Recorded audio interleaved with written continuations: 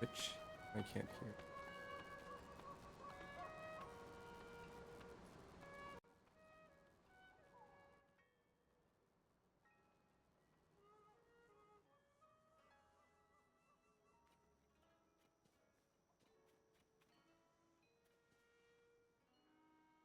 How well res this? Maybe I should be at. Oh, hey Olympus. Morning. Or I don't know what time it is for you, but check, check, check. How's it going, dude? That thing you did yesterday was so cool. Um,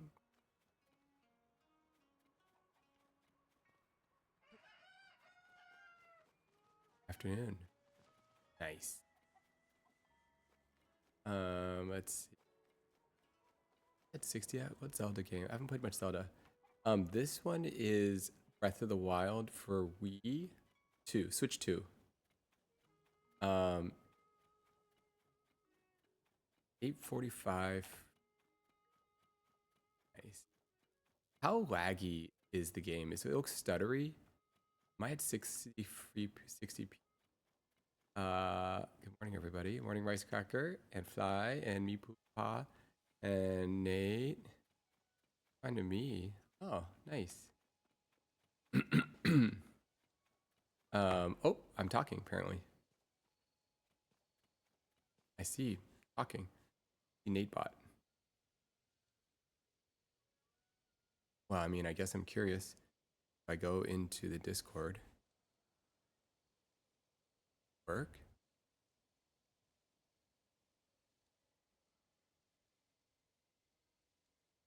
Where is the Discord? That's the real question. How do I even get there? Word. Okay. Yeah, I go to the stream room. Am I there? I don't know. Okay. Whoa. What did I just do? View.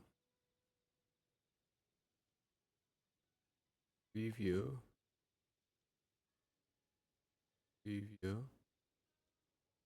Okay. It's way faster now. Good job. What's way faster?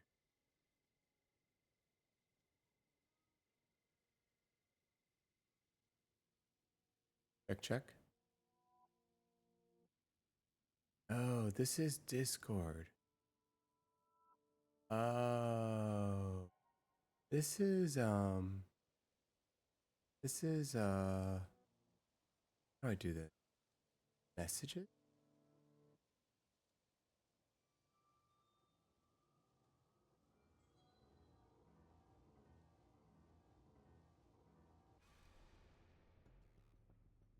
When the glow of the blood-stained moon shines upon the land. Oh. Okay, now we're getting somewhere. Aimless spirits of slain Oh my, monsters. quiet, quiet. I don't care about this game. Okay. Wait.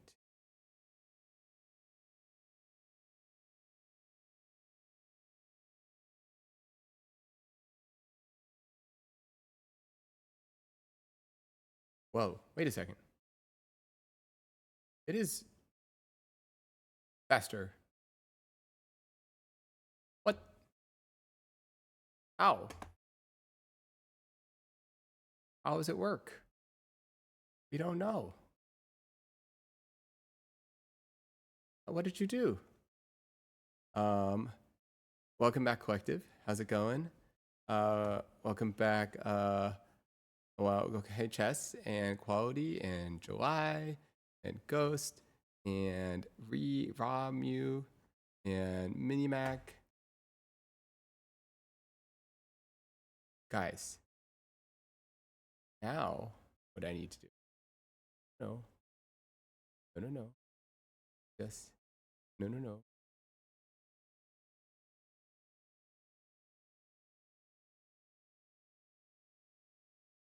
Sorry, I'm just looking at. I'm using a new AI model now. It's not running my laptop.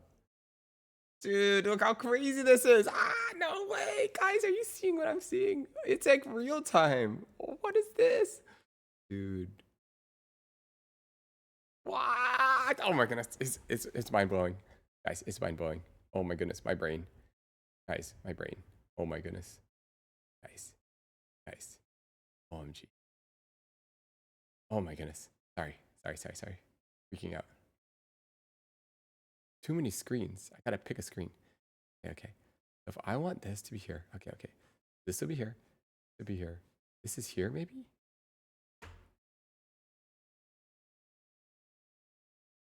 Wow. Wow. Wow. Wow. Wow. Sorry. I'm freaking out. Don't freak out. Stay calm. Stay calm. Stay calm.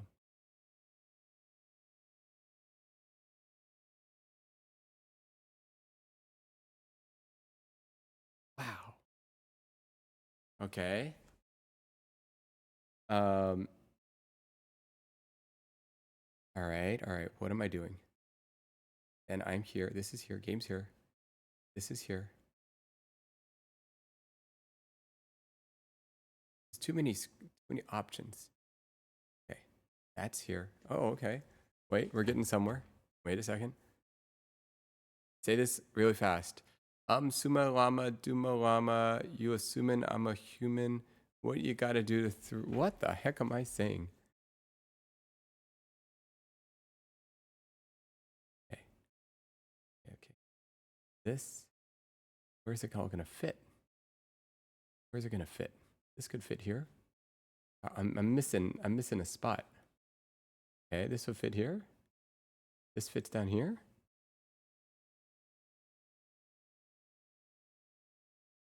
Okay. What about this is here? This is here. This is here. Something's not right. Gameplay bottom left with chat like an overlay on top. Okay.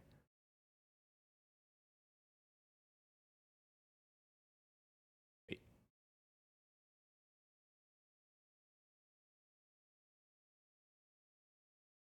Okay.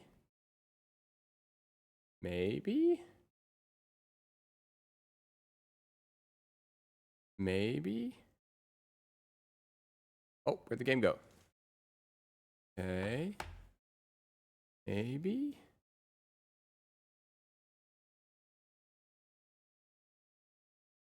Okay. Whoa. Guys, it's in real time. I don't even understand. This is so cool. It's so cool. Oh my goodness. Guys, this is so cool. Sorry. I don't even understand what you did. I don't even understand. Hello. Pew. Test. 1, 2, 3. 1, 2, 3. Do. Pew. Dude, come on. It's kind of cool. Oh my goodness. It's so cool. No, are you guys seeing what I'm seeing? Is anyone...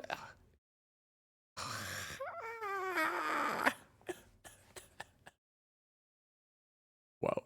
Sorry. Gotta stay calm. Focus. Stay calm.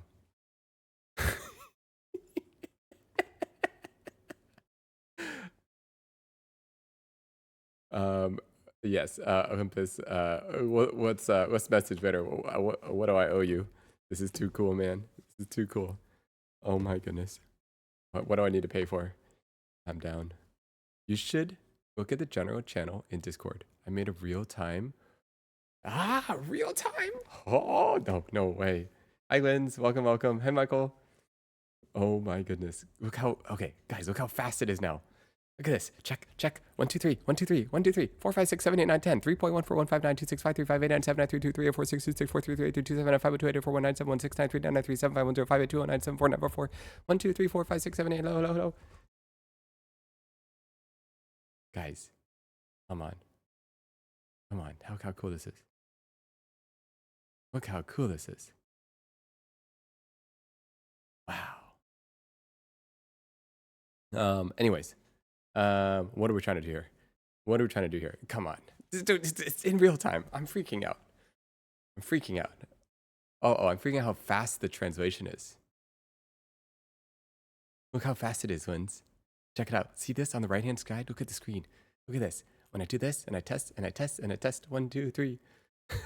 Sorry.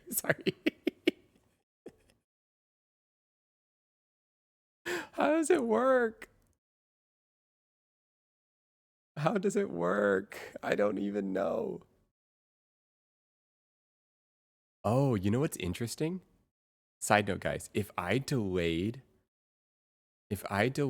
my video and audio by a little bit, it would even come at the exact same time. Do you know what I mean, Olympus? Wouldn't that be cool if I delayed? I don't know what I would do.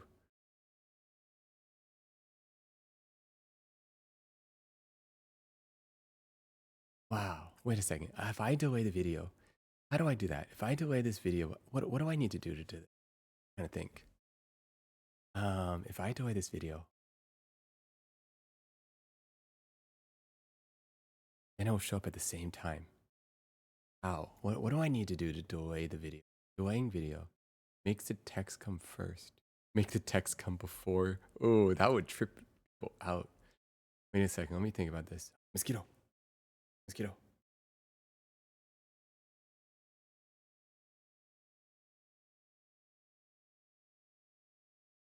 Okay. Wait. Okay. How do I delay the video? You'd have to delay your mic and the video. Yes, I'd have to delay the mic and the video. Okay. Advanced audio properties. Offset. Okay, so I can delay mic. That's possible. Now, what about video? Can I delay this video properties? Can you delay video? Video effects. Delay. Video delay. Whoa, you can. Okay, let's try this. Wait, but then it's gonna trip me out. Whatever, let's just try this. Video delay. Async. Let's go 1 second. 2 seconds? Let's just try 2 seconds. Test. Okay, now audio mic. Test. Wait, need to add. Okay, 1 second. Filters. Filters? No, advanced audio properties. No. Filters. Filters. Advanced audio property. Delay. 2000. Check. 1, 2, 3. All right, now guys, Sims. Sim, thank you for the 3 months. Thank you. Question. You guys see the text and the video showing up? How is the experience? Is it in sync? Perhaps perfect? Is it crazy that it's perfect? Whoa, isn't it cool? Whoa, it's like real time, guys. This is like real time. Wait. Isn't it cool? Check. 1, 2, 3, 1, 2, 3, 3, 2, 1, pew, pew, pew, pew, pew. Come on.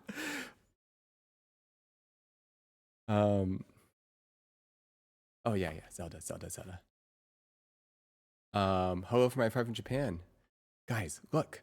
So, all right, guys, this is like the craziest thing. Because now the audio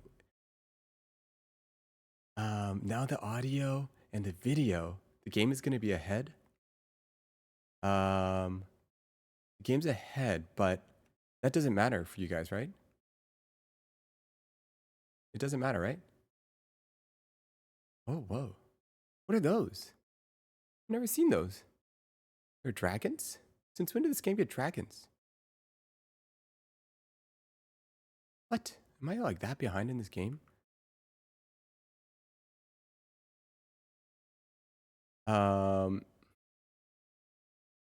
Okay. Ducky. Check this out. Hi, ETL. Check this out. We have real-time translation. Real time. Look at this. And an AI script transcript. Yes, Olympus made something. I don't even know what it is, to be entirely honest. All I know is it's super cool. And what you're seeing is a little bit of a cheat. I'm actually delaying the audio. I'm delaying the audio and video, my webcam, this one, by 2 seconds to make the two sync up perfectly, but it's still really, really close. Whoa, what the heck? Dude, what is going on? Oh my goodness, look at these guys. Dude, they're shooting fires at me. When did this game go be crazy?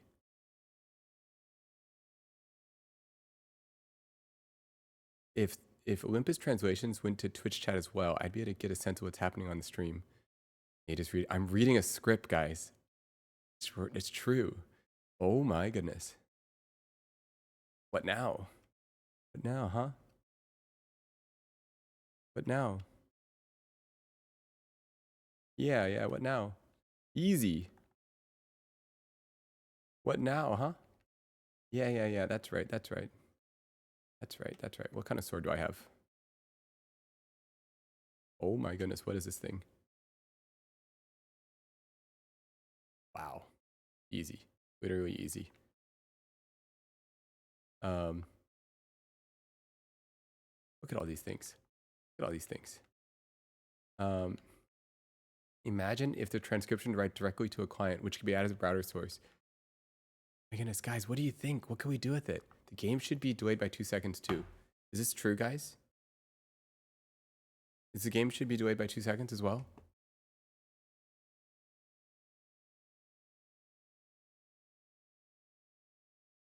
I don't know if I could. Is the game supposed to be delayed by 2 seconds?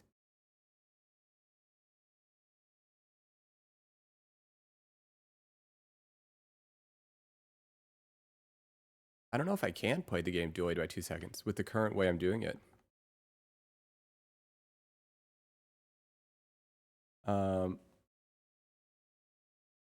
What's happening? Okay, yeah, it would be able to update at a much faster rate. Okay, hold on. What are we saying here? S is asking, I imagine if the transcription writes directly to a client, it could be added as a browser source and appear in Zapier. Yeah, it would be able to update at a much faster rate. Well, for now, we just delay everything. Okay. I also feel like the contrast in the game is like really terrible. Maybe some settings are off.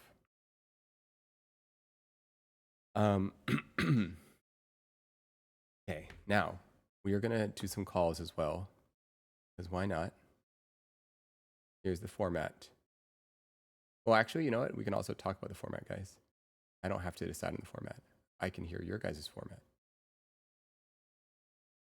NateBot shouldn't be talking. Okay, how do I make NateBot lower on the list of... Nope, can't do that.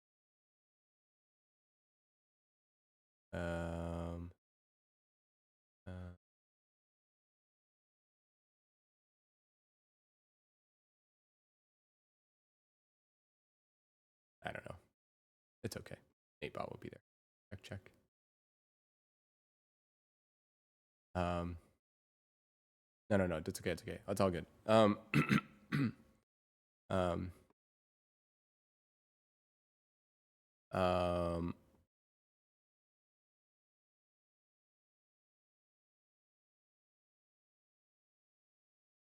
Yes, we'll figure that out. Okay. 1 second. Let me...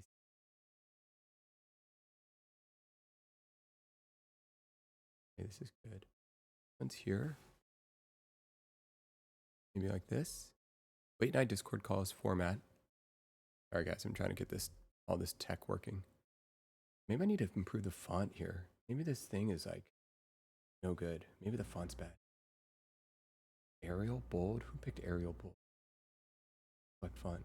Need a fancy font. Need a fancy font.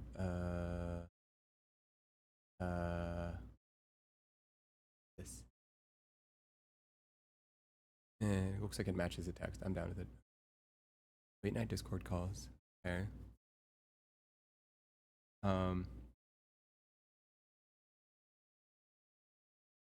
I think it's looking fancy.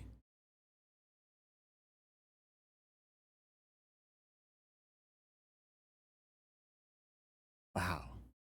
So cool. So cool. Sorry, sorry. I'm still tripping out over this whole thing. I'm still tripping out over it. Okay. So then, wait 1 second. Here. Wait, do I need this whole thing here? I don't know. Um, um,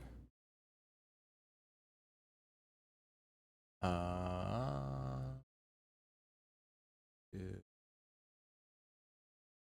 4 hours of deep being impressed with transcription software. Yes. Nate's so yapping so much that he's admiring the spoken word transcribed in real time. It's tripping me out. I'm like reading it and then I like start reading it and then I'm seeing it there and then it's like a loop, you know? I'm like, wow, look at this. And then I'm like, ooh. But guys, it's cool, right? I mean, come on. You're seeing what I'm seeing, right? Isn't it cool? Oh, just me. Okay, just okay. Um um uh Nate, do you have any desire to join us? To join on a call? I really enjoyed our conversation last time. I'm just gonna call people out. Oh yes, easy, easy. Is this equivalent of a vain person that admire themselves in a mirror? Um, oh, maybe for a bit. Okay, well, my whole thing was 1 hour. Um, calling people out, slightly toxic.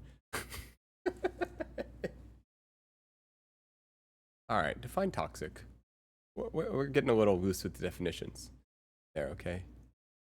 Getting a little loose there.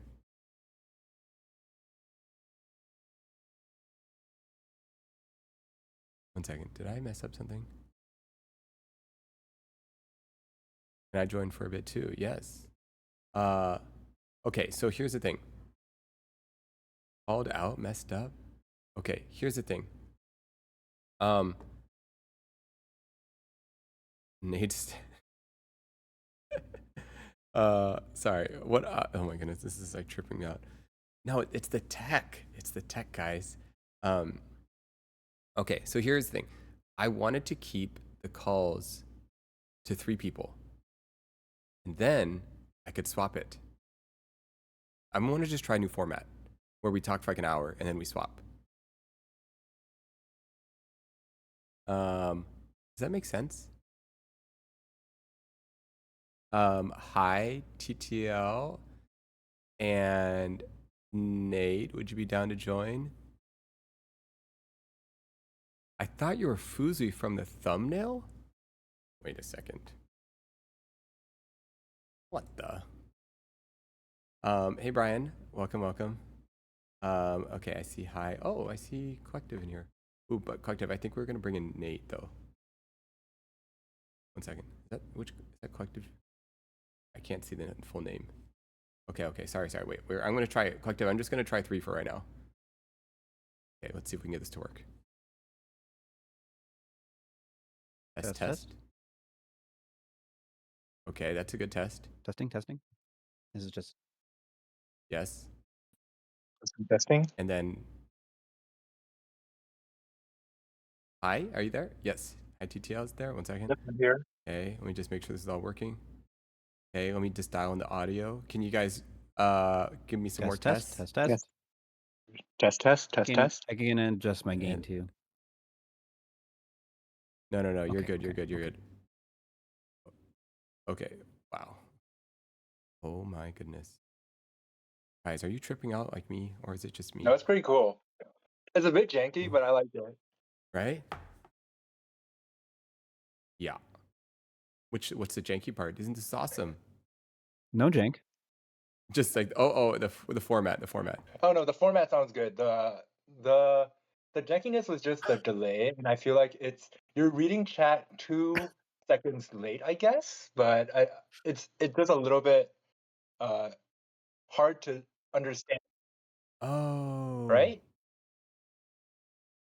Wait, hold on. I'm reading chat 2 Or seconds chat's late. reacting to you from 2 seconds in the past. Right.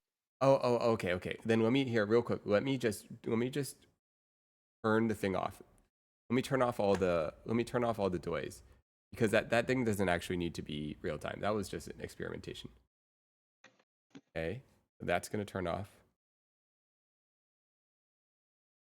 So now it's gonna be delayed. Now the video will be delayed, but you know what?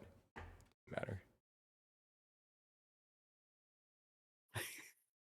Sorry guys, trying to get this to work. Yeah, I think what's happening, I'm not listening to it, but I think what's happening is that the Discord source is not delayed, but your voice is. So we're responding to something that you said. Well, to them, it sounds like we're responding to something that you haven't said yet. Oh, that's so Oh, funny. yeah, I see. Okay, that makes sense. It's thinking. Okay, it's thinking now. But Nate's Transcribing. it's thinking. We're seeing like 8 messages of transcribing. We broke it a little. It's okay. We're testing things. It's all a test. This is just a test. Test. 1, 2, 3. Test. 1, 2, 3. 1, 2, 3. 4, 5, 6. 4, 5, 6. Okay, 789, 789. it's thinking. You know.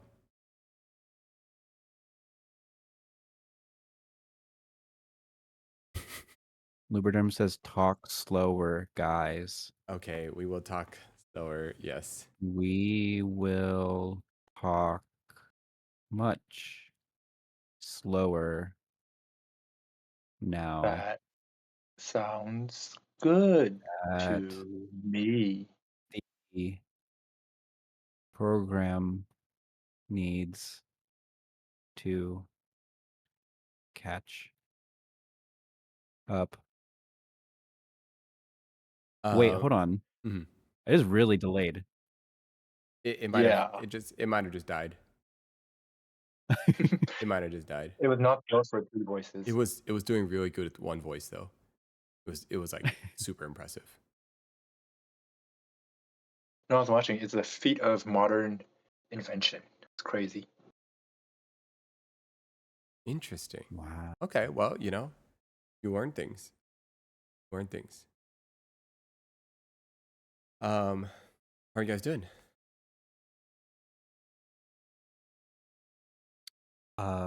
Good. Yeah. What are you up to? Just cleaning, really. Ooh, like Gotta clean. are you like cleaning like as we talk? No, I'm sitting at the Okay. computer. No, I gotta pay attention if I'm talking. Nice. Yeah. I cannot multitask. Yeah. I'm just eating my dinner, but I have to pack soon. I'm flying to Arizona tomorrow. Oh. What for? I have a work offsite, so yeah. I'm gonna do some 2026 planning. Exciting. Wow, we're really close to 2026. Ooh, that's Yeah, I try not to think about it. Yeah, yeah. I just got done planning like my end of year trips. Like every year, me and my friends try to do at least one trip to close out the year, and that really puts into perspective like it's really like time is moving, you know? Things are developing. Things are changing. It's kind of scary, you feel it, huh? you know. What uh is it like you're watching like what do you in what context, like you just like you're watching like in like a big existential way, or like people are getting older, jobs change, like in like what in what way? Well, this group of friends is a group of friends that I've known since I was in some of them in elementary school, some of them more high school, but I've known them since we were kids, right? And in contrast, now we're all 26, or we're all like in our adult lives. We're done with college. We're like adulting, I guess. And I haven't seen a lot of these people for a while now. So it's very much I've known them from when they were little children to now. Uh, the state I've seen them through all of the different stages of life, and it's just interesting to kind of, I don't know, just realize like we're all growing up.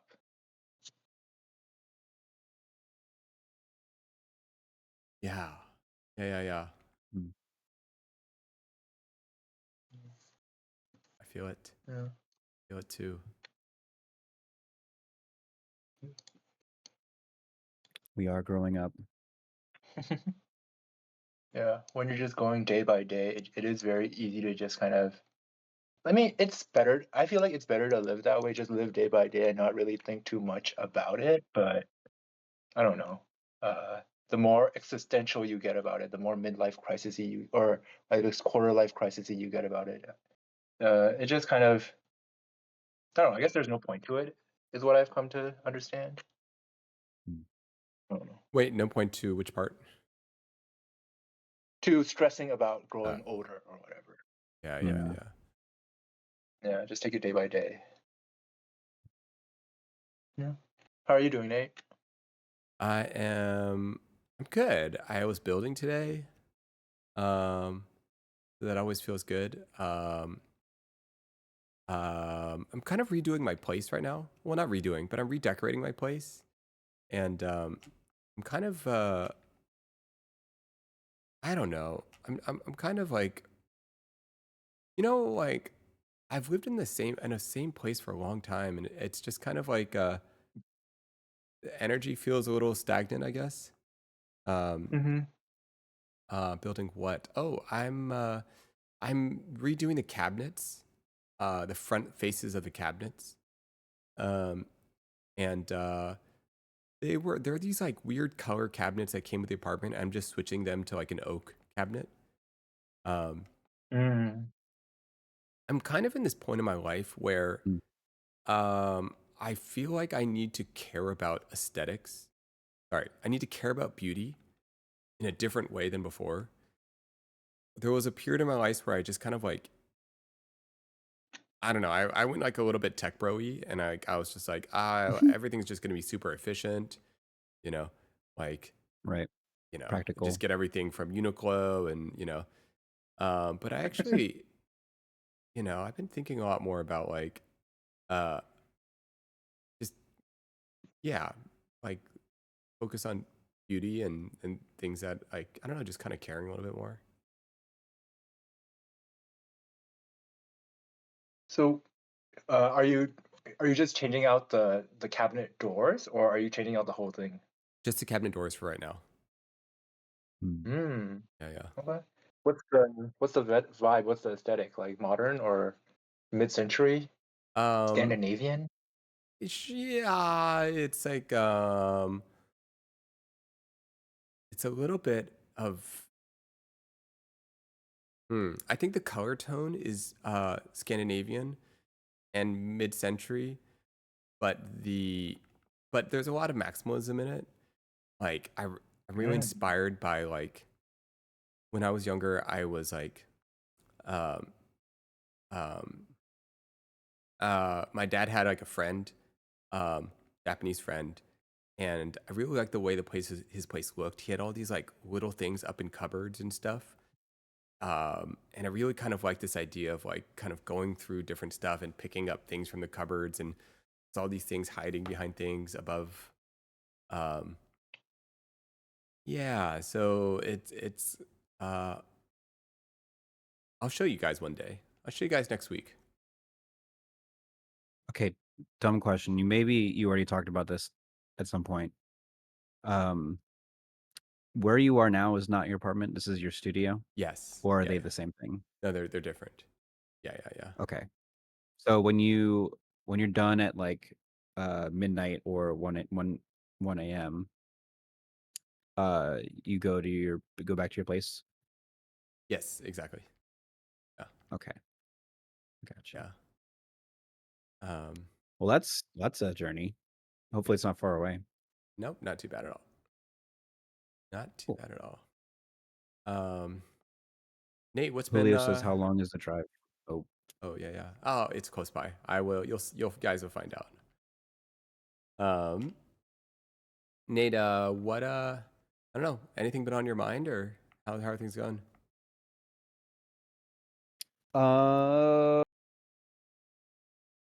man, not not a whole lot. I think most of my time, here. Okay, here's something. Um, a lot of my time recently has been people have been asking me how I'm doing and like what I've been up to, and it's honestly just very boring. Um, where most of my time is just going to work, um, hanging out with my community, and then that's it. You know, That's yeah. like not anything like too exciting. And then I guess just watching streams. But uh I don't know. I thought that I would be I don't know. Not maybe I didn't think that. I just haven't planned anything. I'm not really great at like planning stuff. Usually I have friends who will invite me out to do things, and that's usually how I have activities that I'm doing. But I guess there's not a lot of people have been up to anything lately. So Is it like a seasonal thing? Like in the holidays, like people are a little more like themselves. I think it's a seasonal thing. Um, I mean it like a year ago it was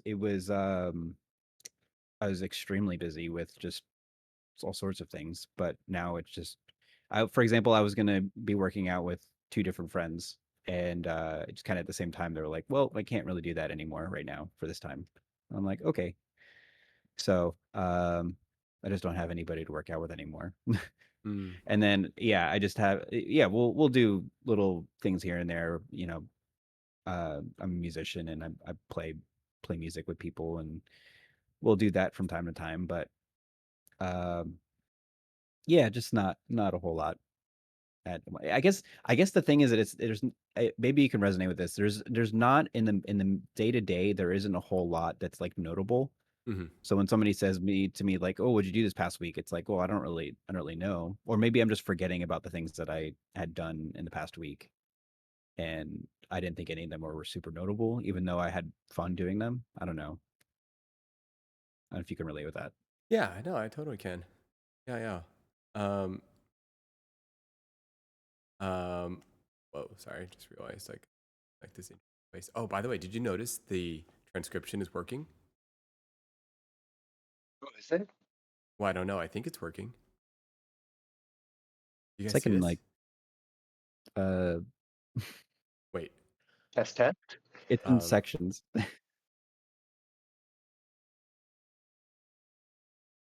maybe not.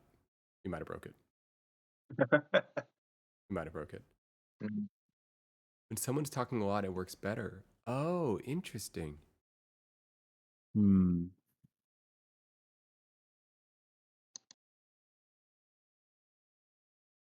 Um, uh, Heart over Blade is It's not. saying, from my own experience, I learned that people aren't necessarily expecting an interesting answer.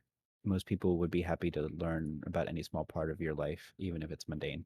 Yeah, yeah. And I think there's like part of it that's like small talk, and I think people have varying opinions on like what small talk is and like how important it is. I think some people, especially Mhm, like very introverted, it's like I cannot do small talk.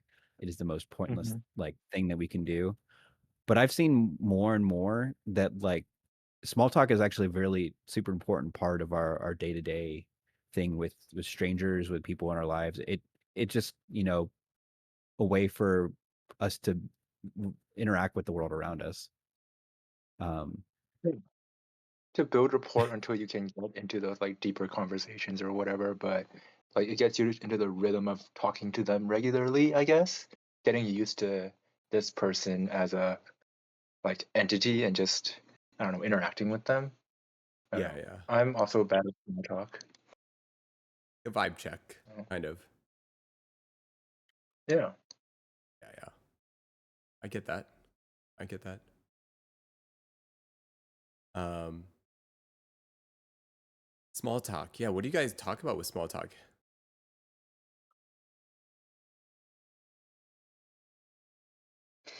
What do I talk Um, about? That's a good question. yeah. I think Uh, I think it just depends on the person. I think when you I see a lot of the same people basically every day, you know, people I go to work with and everything, but and so we have our like little niches about stuff that we're super mhm. interested in. Like my one coworker that I share an office with, like we both really like coffee, and it's like really hard to find people that are just weird coffee people in the same way. And we just kind of resonate really well with each other about the whole thing, and so that's like something that we talk about. But I don't even know if that's small talk though. Hmm. So never mind. Uh, I don't know. I mean, I think that can be small talk, just like checking in, just like seeing how you're feeling about that hobby or whatever on a given day. That counts as, or hmm, I actually don't know. What What do you feel about It's people that talk about TV shows? Where do you fit that in? Hmm. I that's think it's. uh, I think it. Go ahead. Go ahead. I think it's a middle ground. I think it's like it depends on what the conversation is like, but I think it's similar to like people who talk about sports. You know, it's just a shared way to build uh, a shared interest, I guess, that you can both get excited over, but it's not really talking about yourself as a person. Like, I don't know. What were you saying, Nate? Yeah, yeah. It's tricky, especially if like it's a few other people. I mean, yeah, I'd way rather like talk to a person, like get to know them, get to know someone. But um, I don't know. I don't love it, but I get it. In the same way, I kind of get sports. It's like something quick that you guys have both seen and experienced that you guys can relate over, and um, Lynn Especially says with small talk. friends, I wouldn't. Sorry, sorry, you I go. say Lynn says small talk, polite, informal conversation about unimportant topics, typically between people who don't know each other well. Yeah, I when I think of Yeah. small talk, I think the thing that comes to my mind is like, I don't know, you run into the person like at the grocery checkout. Like you're just standing in front of them for, I don't know, 2 to 5 minutes or however long. And you can either just stand there not really do anything, or you can like just say something, uh, Hmm. like talk. I guess I'm really bad at that part, or just like, well, I don't mm, know how to break it. But I think as soon as someone says something though, all of a sudden it's like, okay, I can get a little read on like what the dynamic is with this person, and maybe feel a little bit better about saying something. Like they're not like super grumpy or anything. Maybe a little intimidated. I don't know. yeah, yeah. Go ahead. I don't know. I'm just thinking about TV shows again, because Oh yeah, definitely with TV shows. when I'm talking with friends about TV shows and like there's already that connection and I know them as a person already, I don't feel like that is small talk or whatever because I know like if it's like an interesting movie that they watched and it's like a deeper analysis and like it shows them a little bit more, it shows me a little bit more about how they're thinking, how they're viewing it, and like you can really get deep on it. Like it's like if you're talking about an art form, right? It is talking about an art form. I wouldn't call that small talk, right? I I think in certain contexts it can be. I can think that's a part of small talk where you're maybe 2 3 minutes in, or like if you're at a party or something. I feel like Mm. the TV conversation comes at a party where you don't have anything to talk about. And so you're like, well, you watch television, or Mm. you like movies? And it's like, oh yeah, I love who doesn't like movies? I love movies. Hmm. Have you seen, and then I'll be like, have you seen Parasite? And they're like, I don't know what that movie is. And I'm like, oh, okay. I guess we like different movies. It's like, you know, so Yeah. then it gets a little awkward because it's like, oh, okay, all right. Uh, Yeah, I feel like my default conversation is like lean slightly more towards like like, how'd you end up here, or who do you know here, or how do you know the host, or it kind of Mhm. leans more that way, and then it kind of like there's something about the TV show thing that I just like. We're not really talking about anything. Maybe that's just me Yeah. though. No, when you're starting to get to know someone and you just ask about TV shows, that really tells me nothing about you as a person other than, I guess, what Yeah. content you watch. It's Yeah, yeah. okay. I'm thinking about this. So sorry. Kinderma is saying, why does it make it awkward? And that was a really good question because I couldn't think about why that made it awkward. And then they said you can use that as springboard, what Parasite is and the stuff behind it. And I think that's the conversation that I want to have with someone. Uh, but I think oftentimes the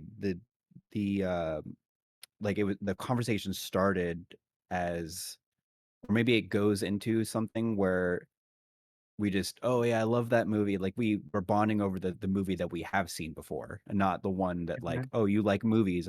Because I don't know if it's just me, but me ever just like if I'm ever describing a movie to someone or a TV show to somebody, it's always me describing something and then they're just like, oh, okay, yeah. It's like when you describe a dream to somebody, like they have no clue Mhm. what your dream is, and it's way more interesting to have experienced the dream than it is to Yeah. hear about the dream. Like it's always boring to hear about dreams, but like you're so tempted to explain them. I don't know. Especially something like Parasite where there's so many like different themes behind it. Like you can never do it justice just by saying what you say, and especially if you don't know the person well, it's very hard to kind of get into that conversation in the middle of a party or whatever. So I completely get where you're saying what you're saying, where it's like it just gets a little awkward, where it's like I kind of don't want to explain it to you, but they're kind of expecting like a follow-up or something. So it's just like it's a weird ground. Hmm. Yeah. Right. Yeah. I do that do the like where how'd you get here or how'd you end up here? What's your kind of like how or like how do you know the host or something Mm. like that? That at least tells you a little bit more. Yeah. What else do it? I remember being in college and the go-to question is like, "Oh, what's your major?" Mm-hmm. Right? And then it's like, "Oh, I'm studying this," and then it's studying that, and it's like, okay, that icebreaker gets really boring really quick. Same thing with uh okay. The other thing I like to do, kind of changing things a little. Go for it. The other thing I like to do is well, not that much. Is I think people like to say, well, like what do you do for work? Or Mm. like what's your job or Mm, something like that. I like to ask like what do you how do you spend your days? Like what do you do with your life? Right? Because yeah. I think that's like a bigger question. And like some people don't work, right? Some people are students or they're stay-at-home parents or something like that. Um which, you know, however you want to talk about that. But like I think just asking like what do you do with your days? Like what's like the thing that you linger on in your mind when you're like not doing something, or like what's like kind of like a hobby or something like that. Yeah. Yeah. I think generally like when it comes like something that brings them excitement or something that brings them joy is like a good way to lean Yeah. towards it. Yeah. Like usually One. when I'm seeing people in like maker spaces or like art like studios or whatever, I usually ask them like what they're working on or like what have they been like working on lately kind of. That usually always makes them like excited to open up or talk, you know? When's the last time you felt Yeah. scared? Oh my goodness. That's an interesting opener. Uh, when's the last time I felt scared? think think you can outrun me? I think you can outrun. Oh my goodness. Yeah, what's your major? Business. Cool. Yeah. All right. Uh, I think usually when you're kind of looking for a me too when it comes to that, like looking for something to connect. But when it's like something you have no, I guess there's always like follow up, like what got you into that or why'd you choose that or something like that. You could get into. Yeah, yeah. I don't know. Hmm. usually it goes along the path of like, "Oh, what classes are you taking?" "Oh, me too." Blah blah blah blah blah. Things like that. But yeah, that's not like I guess that's there's not something like that in adult life that is equivalent. Other than I guess, what do you work? Where do you? How do you? What do you do as a job? What do you like to Mhm. do? I guess. Right. Yeah. I have a friend so good, who's so good at just drawing you out in like just the questions that he asks. Mm. It's actually a little frustrating because he'll ask such great questions and like get me really engaged in conversation. And then I want to like know more about how he's doing too. It's just such good question after question. And and I just can't sneak one in. Like I'm just like frustrated. Just let me ask a question. I can't think of one right now, but just let me just take a second. No, I definitely feel you because I find it really hard when it's like I'm the type of person who needs a moment to think. Like when I'm speaking actively, I find it hard to uh kind of gather my thoughts and kind of like inquire about someone in a meaningful way. And like for me, that's something that has to be very deliberate and very like processed. So it doesn't always come naturally. Like I think that's a Mhm. very hard skill to actually have. Yeah, you got to practice it. Yeah. It's definitely a practiced skill. And I mean, and that comes with, you know, thinking about yourself not a whole lot. Uh, Hmm. just But when being, they're asking such good questions, you have to kind of think. It makes you introspect and think about yourself, right? Oh wait, hold on, yeah. guys. One sec. Let me click on this pie chart thing. Okay, hold up. Oh, sorry. Actually, no. You Oh, guys keep talking. There's a thing here. I got flashbanged. Sorry, did I do something? So how do you like to spend your No, that days, was me. Nate? Say it again. Great question. This Wait. site can't provide a secure connection. Wait, did I do it SSL right? protocol error. 1 second. Is it working for you guys? No. Nope. Um. Fix it. Where's this pie chart? We gotta put the pie chart. Oh, HTTP. Okay. Hold up. Watch Lens still be at 80%. HTTP. Oh. Oh, you're an insecure. Yeah, not a secure one.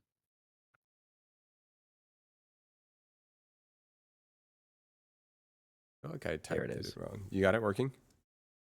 Yeah, I did. Okay, Yeah. great. So So if you now, if I take this and I add this as a browser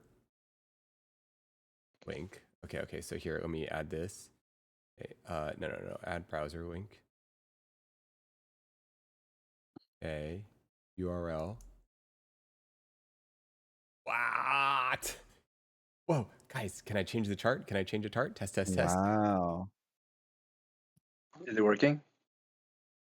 Oh yeah. Have I been talking a lot? Uh, That's crazy. No, this is word. Well, I don't know exactly. I forgot how we do it. No, we're going by Yep, yep, yep, words. yep, yep, yep, yep, yep, yep, yep, yep, yep, yep, Isn't yep, this yep, cool, yep, yep, guys? yep, yep, yep, yep, yep, yep, yep, yep, yep, yep. Where do we put it? I don't know where to put it. It's so good. Um, Put it on Here. your mini map. No, I'm just kidding. Hit this.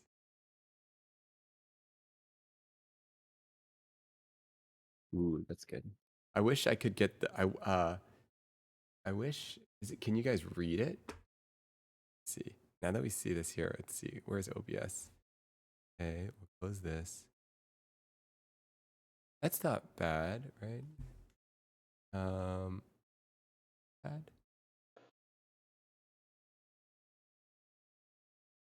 We got to get it even. All right, I need to say some more things. Nate needs to say more things. What do you think? Okay, what are your guys What do you guys think about the idea of this pie chart? I just. What do you guys think about this whole text chat thing? Whatever, all this We're stuff. almost there. We're almost there. We're almost there. Okay, keep talking. Okay, catching up on stuff we were talking about earlier. Um, Oh, okay. You're getting there. I'm just need to say more words. Need some more words. Almost at 33%. You need to say more words. Okay, so maybe we each just say one word at a time. No, I'm just kidding. um, Maybe we can see if we can build a No, no, no, no, story no. one word. say it again. I Um, can't. no, you're fine. You're fine. No, this is. Gonna I think this is the closest we're gonna get. yeah. No, it's interesting, right? I like this. Look, my personal intention is not for it to be equal, but I just think it's intriguing to see. This is not sustainable. We need a lagging histogram. What's that mean exactly? When maybe hold on. What is it? Like a layered line graph histogram? I don't know. Yeah. So like it like where it all equates to like 100%. So basically you're unraveling the pie chart and you're putting it into a line and then it changes over time, right? So you get like 1 minute intervals or 2 minute intervals or however long. But like Oh, you get a slice of what the pie is at that 1 minute and then every minute after that. okay. So you're kind of taking the derivative of the pie. It's like over time. Interesting. Yeah. Yeah. Huh. Okay, the Olympus pie chart. It histogram. makes me very conscious about how much I'm talking, and it kind of makes me want to turn off the stream, Yeah. like when I'm. Fair. That's fair. We thought about the idea that this would make people self conscious. That was definitely some thought in it. Yes, that's a negative consequence of it. Uh, But it's interesting though, right? It's interesting. I don't it's know. cool. It's just interesting. Um It's cool when I'm not here. uh yeah. No, it is, right? Okay. What do you so as a viewer it's interesting to you. Yes. It's thing to look at, Yeah. It is, right? It's just like right? yeah.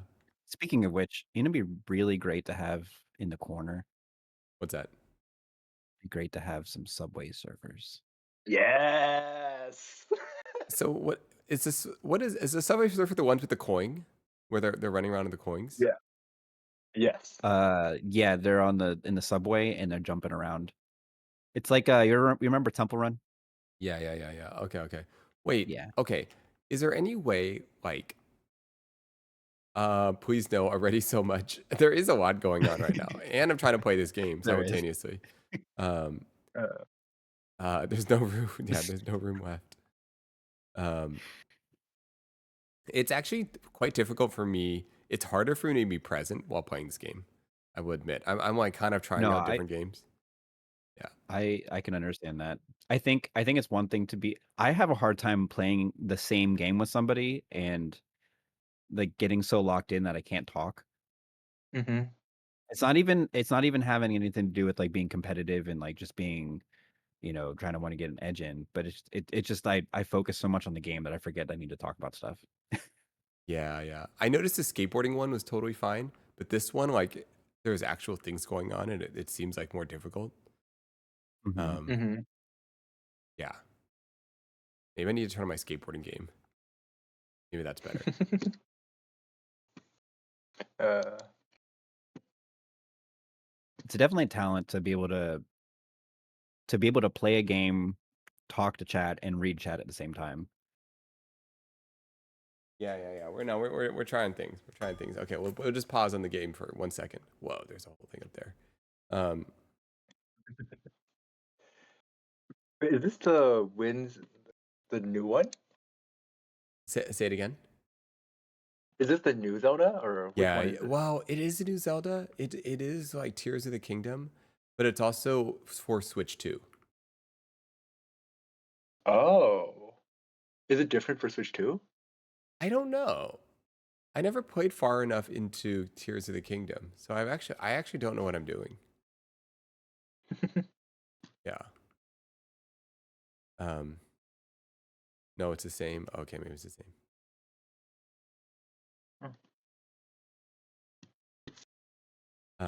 Yeah. Stimulation clicker. There's a game.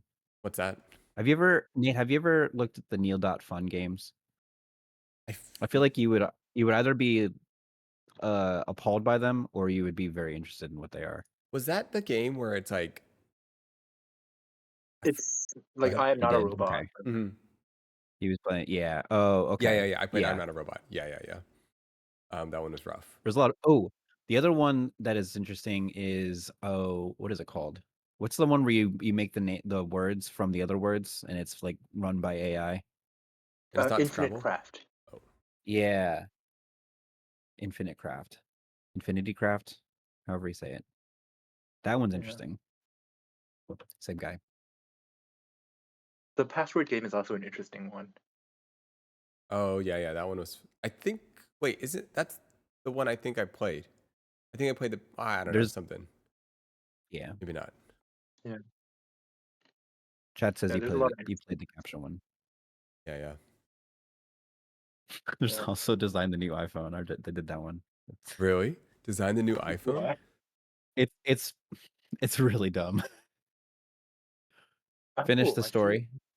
What were we talking about? I don't know. What was the story? What were we talking There was about? a story. I don't know. Does What were anyone we know? talking? What story were we talking about? No memory of a story. Yeah, I don't remember a story. Finish. All right, Brandon. What was the story? Let's go. Oh, maybe the story of the game.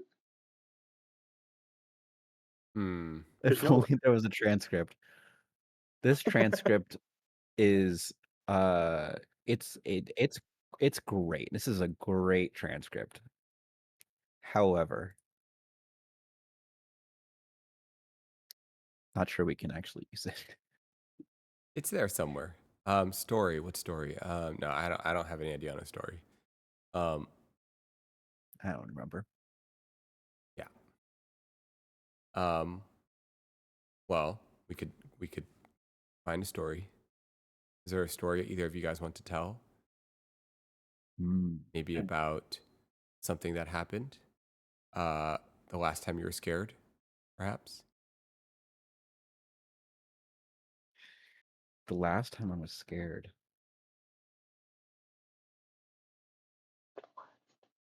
I don't know. I think last time was really when I was driving and something almost happened. But that's I don't know. No, that's always an anxiety-inducing for sure. Yeah. I mean, the last time, it was Halloween recently. I went to a haunted house, but I don't know if that's like, it counts, I guess, but it's not a great story. I went to a haunted house. It was a cool house. Yeah. Yeah, I was actually pretty confused in there because I was filming and a lot of other people were filming, but then they came up to me and one of the actors was like, "Stop filming," and I couldn't tell if they were like being facetious or like trying, because it was kind of like uh, what is it called? Like a meta haunted house. So I couldn't tell if they actually wanted me to stop filming or if they were just trying to psych me out. So I guess that actually like kind of freaked me out a little bit. Like, am I doing something bad by doing that? So it was a weird, scary experience, I guess.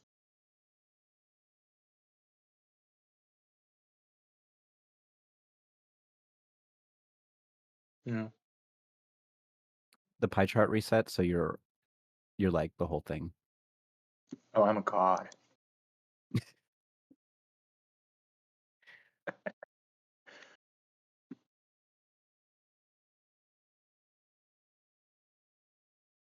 I like Gooder who cannot play this game and talk at the same time.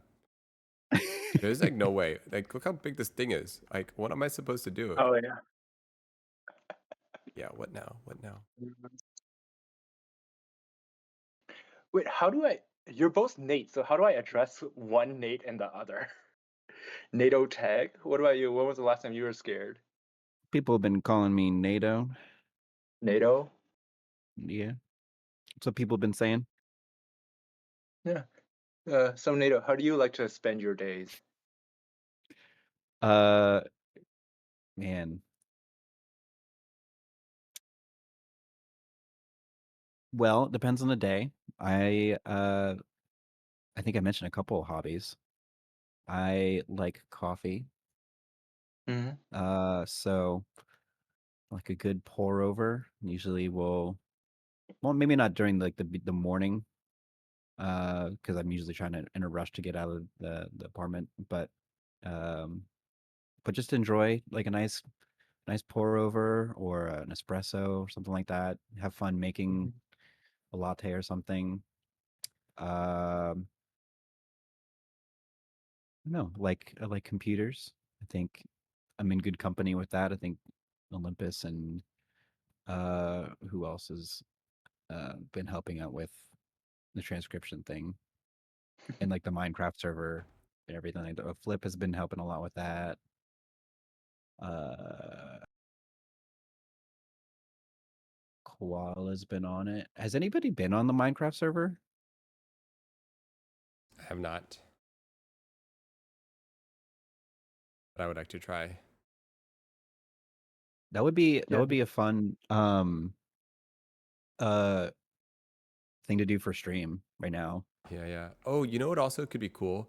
Is there any way where I can stream, like the chat can be playing the game instead of me? You know, like what if Yes. I'm not playing even? What if someone else is playing? Hmm. So you Um would hire someone to play the game for you, or have someone play the game while you chat? Yeah.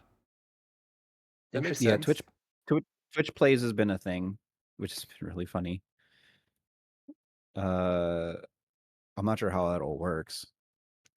I think Olympus could make it happen. Yeah, it's like they put commands into the chat and it transcribes to like button click. So if they type W, you click W or up on the game. Yeah. It's interesting. Up, down, left, right, A, B. Hmm. Yeah. Yeah, yeah, yeah. And then you could do like a Kahoot or A Kahoot. Among Us or um Among Us would be fun, except for the fact that it's a lot of the entertainment out of it comes from being on like a Discord call. Someone Ah, said Sorry, bomb in what party. regard? Like Right. Go ahead. like as in to play while having chat calls, or just in general to play, or like Um Twitch plays.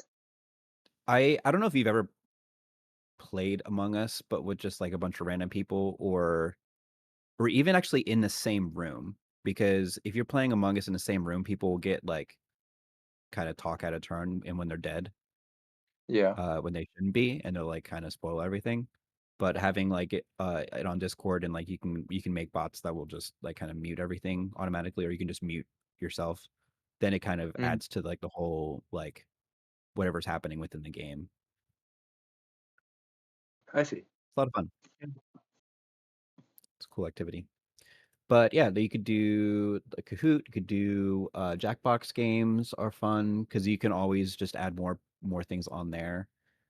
So like you can have like 8 players, and they've actually they have more on the newer boxes, Jackbox editions. They actually have um, moderation on it. So if you have like a bunch of people for it, then you can kind of make sure things don't get too crazy. Um, Minecraft would be one where if like the server was like strong enough, then you could get a lot of people on there and actually play it. Mhm. Yeah, it seems like community Minecraft server is the most like it's accessible to everyone. It seems. Mm-hmm. I don't know. Yeah, yeah, yeah. It does seem. Yeah, I agree. Yeah, yeah. You know?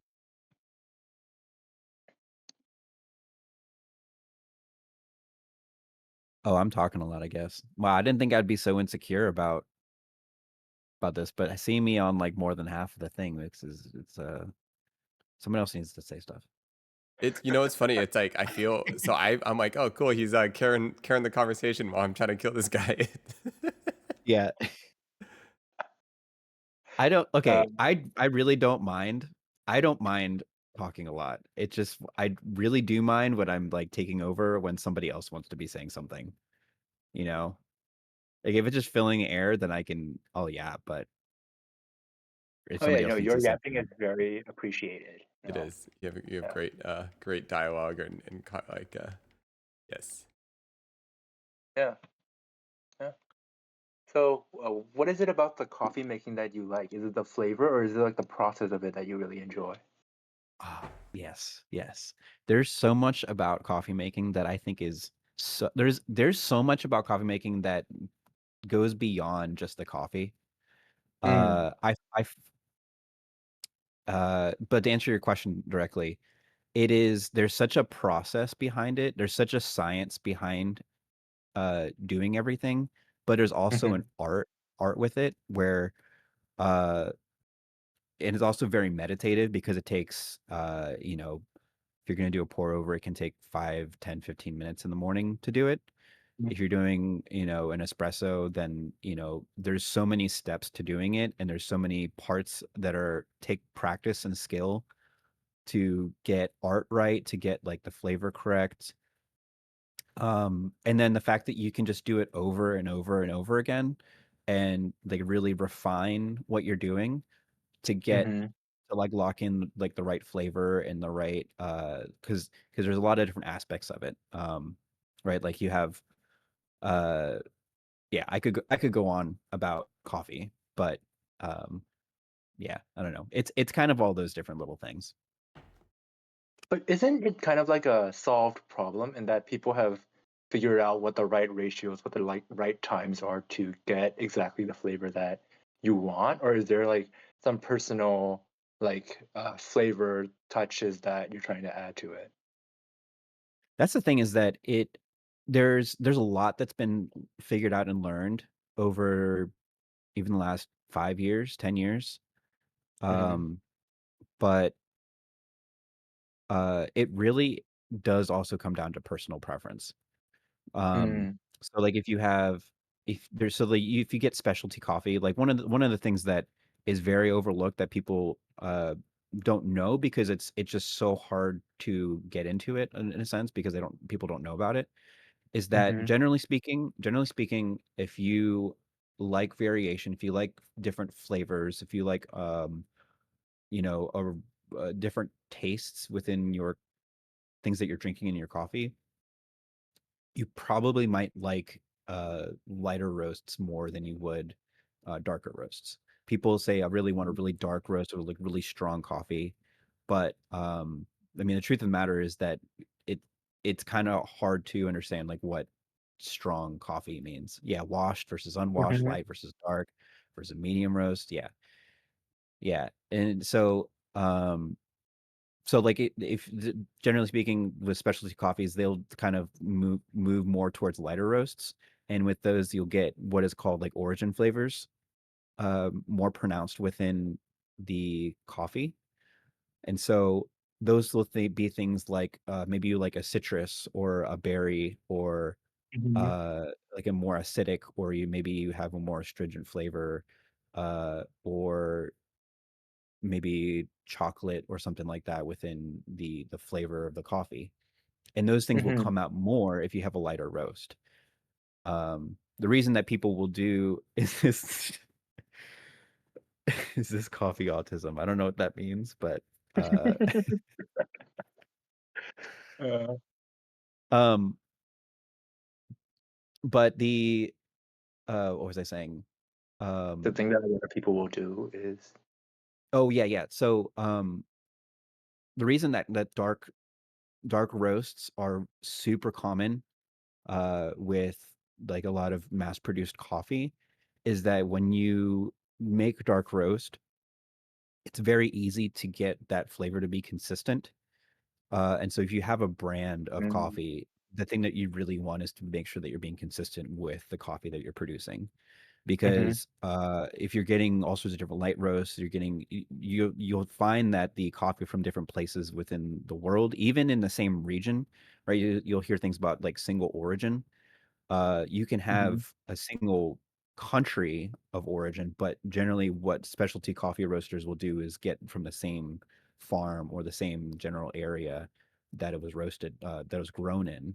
And so, if there's so much variation from what the coffee you can get is, and so um, generally, people like larger coffee companies will get um, uh, just kind of whatever coffee, roast the heck out of it, and then it basically all tastes the same anyway. So that's generally why they tend that way, and people just kind of get used to it, and they try to, you know, find Starbucks or Dunkin' Donuts or Tim Hortons or even ones a little lesser than that. Like if a lot of the people who are putting out their own quote unquote like coffee brands like are generally getting coffee from the same place, but just like a white label sort of thing. Yes. No, And that is that's my super TED talk interesting. on coffee. Okay. Question. Yeah, because Oh, go ahead. No, go ahead. I've been getting really into making tea recently, and like a lot of the things that you say, I get I get the parallels. I get the parallels. It's a very Right. similar, Yeah. yeah, yeah. But Nate, please go. Um. Okay. So questions. Um. Questions. Coffee. Yes. So okay. What were we talking about? Coffee. Sorry. I beat that guy, by the way. The big one. Yeah, you did. Good job. You got um, him. I forgot how to Um, play for a I see. bit. I forgot like how to use a sword and like a bow and arrow. So I kind of got to figure it out. No, I agree. I think I really enjoy the process of coffee as well. Um, Mm-hmm. and um, it, I think like I think the thing that for me that makes coffee so interesting is how dramatically different it can taste. Okay, I think there's generally speaking a this profound experience with when you realize how time and temperature can change Mm-hmm. Mm-hmm. anything. It can change coffee, it can change bread, it can change tea, and then you kind of Mm-hmm. realize like how all the ingredients can be the same, but the simple technique Mm-hmm. completely changes everything. I think is like really fun. Um, and so it's like and it's also just like fun to get better at Mm-hmm. because it's Yeah. like, I don't know, Mm-hmm. it's just like something you do every morning. Um, Yeah, it's such a cool thing that people can have such wide understanding and uh history and experience with coffee, and just universally people just like coffee.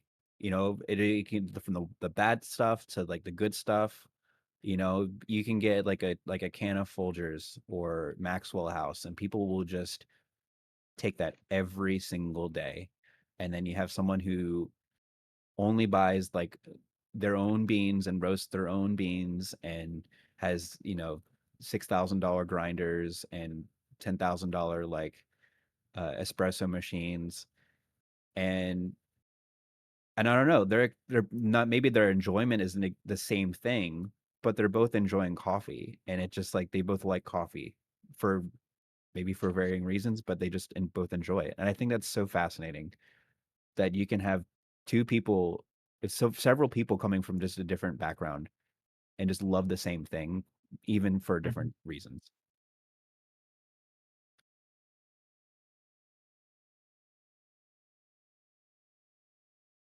yeah. Uh, yeah. No, coffee's great. Like, I personally am on the side of like know very little about coffee, but I just enjoy the flavor. I've never. Oh, Olympus went down. oh. Uh, I've never really figured out how to brew it, but I think I've been feeling a very similar feeling of just like figuring out what the best blend of tea to use is, and just like figuring out the heat, the time, the how that impacts it is like a little science experiment of just like change one variable, see what changes, see what brings out the malt, what brings out the bitterness, and what you can add to it to kind of change the subtle flavors in it. It's a very rewarding process when you get the flavors you're looking for. So yeah, I get, yeah. Yeah. Have you, Nate? Have you had transformative moments within coffee at places you visited, or, uh, yeah, you know, have you had like moments when I don't know? Yeah. Yeah, I think the um hmm, hmm. I think the biggest experience that I've had, so with espresso, I'll finish this and then actually I'll just say it. I think Collective Bard's Tale has been in the waiting area for a little bit, and they said they'd come into chat so they can explain easier. Oh, okay. Uh, but yeah, but anyway, um, the thing I've had most experience with, like the transformative thing lately, has been uh, I have so okay, espresso requires you to have a really, really, really fine grind on it, and a lot of grinders that you can get them some that are made for espresso and they'll work, but they're not super consistent and you may not get the best flavor out of it. Um, or you might get good flavor, but it's just your shots are going to pull inconsistently, and it's not going to be a good experience. Um, but if you get a decent one, they cost a little bit more, and but they will actually grind it consistently at the fine enough grind. And for the longest time, I didn't have the right grinder to do that, but I had the ability to like pull a shot of espresso.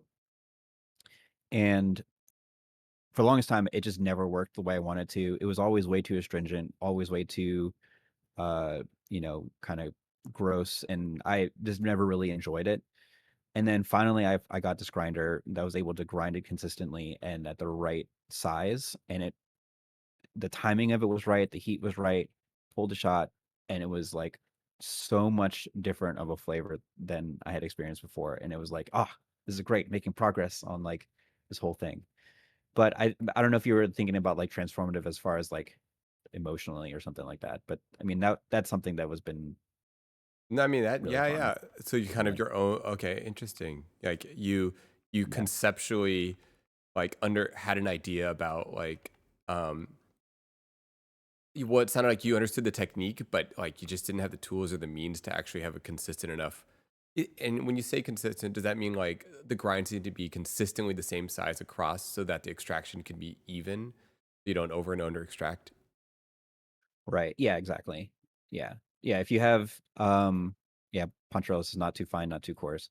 And it's in yeah, not too fine, not too coarse, but also consistent as in if you get like a blade grinder, Hmm. the problem with those is that it will basically create a lot of what you would call fines, like Hmm. really, really, Yeah, yeah, really tiny particles, yeah, yeah. like the dust that you get all up in your grinder, Hmm. but then also a lot of big larger chunks.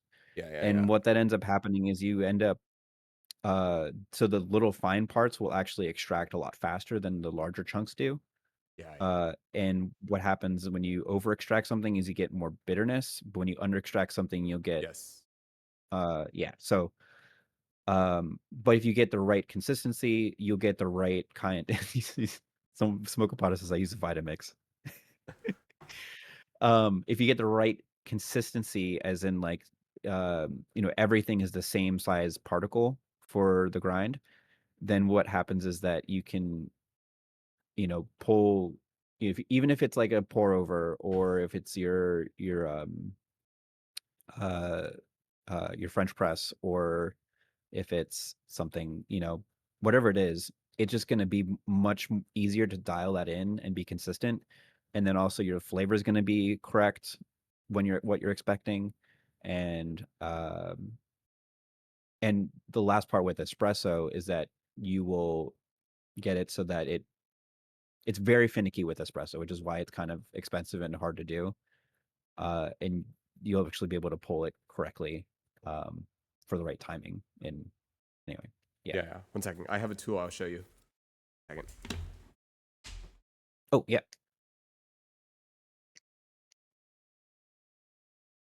All right, chat. How's it going? It's just us. You're a natural at reading chat. I have not been paying attention. You know this guy? Probably know this guy. Oh, wait, what? What is that? Oh, is that what is that? What is that? Wait. It's the 2200 fellow particle size filter thing. Oh, You know what I'm talking about? I know fellow, but I don't know they made a. It's to get rid of the ultra fine grinds. So that's for those really over cool. extraction. Oh. Yeah. And That's then interesting. It'll leave. It's like to help basically exactly what you're saying, like get rid of any of the over extraction particle sizes. Mm-hmm. Yeah. Um, Yeah, it really helps for your pour overs and that, because Yeah. another thing that will happen with if you get too fine of a grind is it will actually slow down the water. It'll actually clog up your filter, and then you get your process is too long, like your pour is too long, and then Mhm. that makes it over extracted for everything else. So getting rid of those really fine particles actually helps a lot with pour overs too. That's really cool. I like that.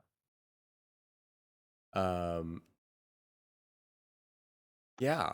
Do you no, I mean I think that's sorry.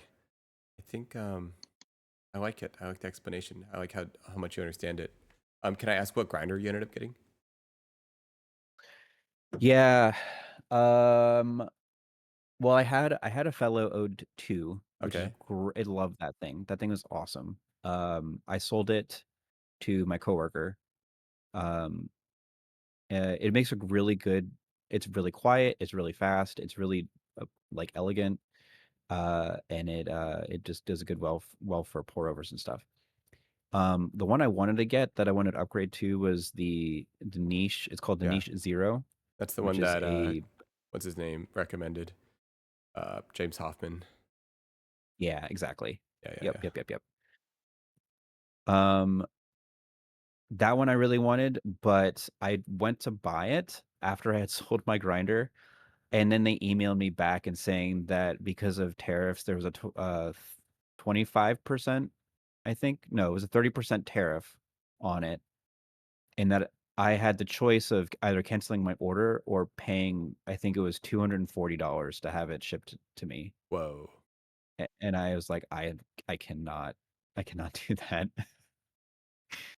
It's- Yeah, so I went with the it's called the Breville SETI 270, which is a lot louder. mhm. But it's actually pretty decent. It's not I actually like it a lot. So Did you do um the got it. Did you do the burr upgrade on any of them? I did not, no. Because I know you could do the SSP burrs for the Yeah. O2. I Yeah, think I I have didn't do that. those. I think. Oh, do you have it?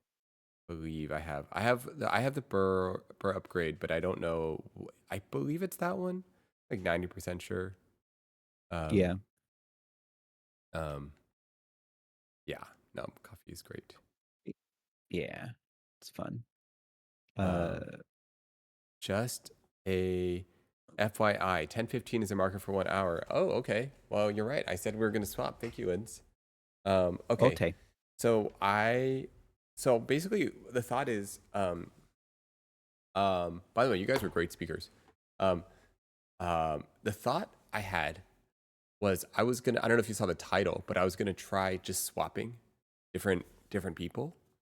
Mm. Because I don't know, I think it's kind of fun. Um, and I think I'm kind of in this very early phase where I'm just like trying as many different things as possible. And one of them is like trying to figure out formats for conversation, And yeah, I was gonna try an hour format, or I was gonna try different things. But I don't know. What do you guys think? Did you have any feedback for this one, or did you have any thoughts or any other things that you wanted to talk about? I think an hour is a good amount of time, and 3 people feels like the happy medium. But whenever there's too many people, it starts to get a little chaotic, is what I found. Totally. Yeah, people can get a little shoved to Mhm. the And it's hard to follow bottom of the along. conversation. You know, it's hard to be present for like 6 people because you're trying to like pay attention to what everyone's saying, and you could do it, you know, but it's just not. It's not as easy. Mm-hmm. Yeah, yeah. Yeah. Um, Yeah, no, an hour is good. nice. It does. I do have other things to do as well, so it's very convenient to be able to hop off and have. Perfect. I'm Yeah. very bad. I'm very bad at saying like, okay, I'm done. Mm, You know, yeah, yeah. I am that Uh, guy who like stays after everybody leaves and is like, well, mm. guess we're getting the party started now. Yeah. So Well, Yeah. NATO is great. I know in the past in our conversations, you've just been such a great active listener. So it's also really good to just hear more of your thoughts in general. It's fun to hear your thoughts about coffee, about just different things, observations, and how we only talked briefly that one time, I believe. But I really yeah, also appreciated your ability to navigate multiple perspectives, and yeah, I'd love to talk to you guys more in the future. Yeah. Thanks for appreciate having me. appreciate Yes, Yeah. that. Thank you. yeah, absolutely. Yeah. Yeah, And any hi, did love you have any chatting. other thoughts too? Hi. Not really. No. Yeah. This has been cool. It's been fun. I honestly have not been able to watch too much more just because I've been busy with work. But it's That's cool to cool. see you experimenting. It's great. Thank you. Yeah, it's all experiments, and no pressure at all ever. It's all just experiments, and I will tinker around, and you can come in and out whenever you want. And yeah, I appreciate you contributing in this way. Yeah. It's really cool. Fun. Have Okay, a good night, Good, though. sounds good. good I fun. will. Goodbye. Okay, hopefully I will talk to you guys soon. Yeah, Yeah. talk to you. Okay. Okay, so next, how do I do this? Boom. Check, check. Test, test, test. Test, test, test. Good check. Good check. Roger. 1, 2, 3. How's it going? 10-4. Been a little while. Yeah, it's been a while. Sorry, I'm in ads right now, so let me come back. Sorry. My bad. I honestly, if I could get rid of them, I would.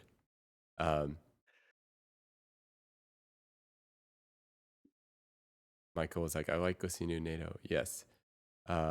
Anyone else going with Bard? I do think 3 is a great number, by the way.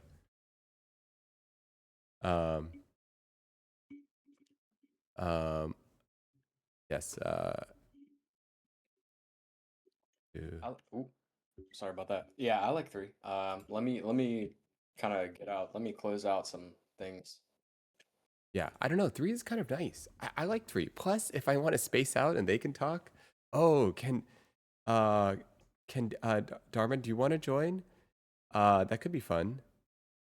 Oh, Michael, I see you there as well. Maybe you can join in the next session, next one. I'm definitely I'm one of those people who I love having as many people as possible, but then again, I'm a little bit more of like a neutral, chaotic type. I can't see what the S one is. I see Candima. What does S stand? S. S. S. I wish I could see because the streamer mode I can't see like their name. Uh,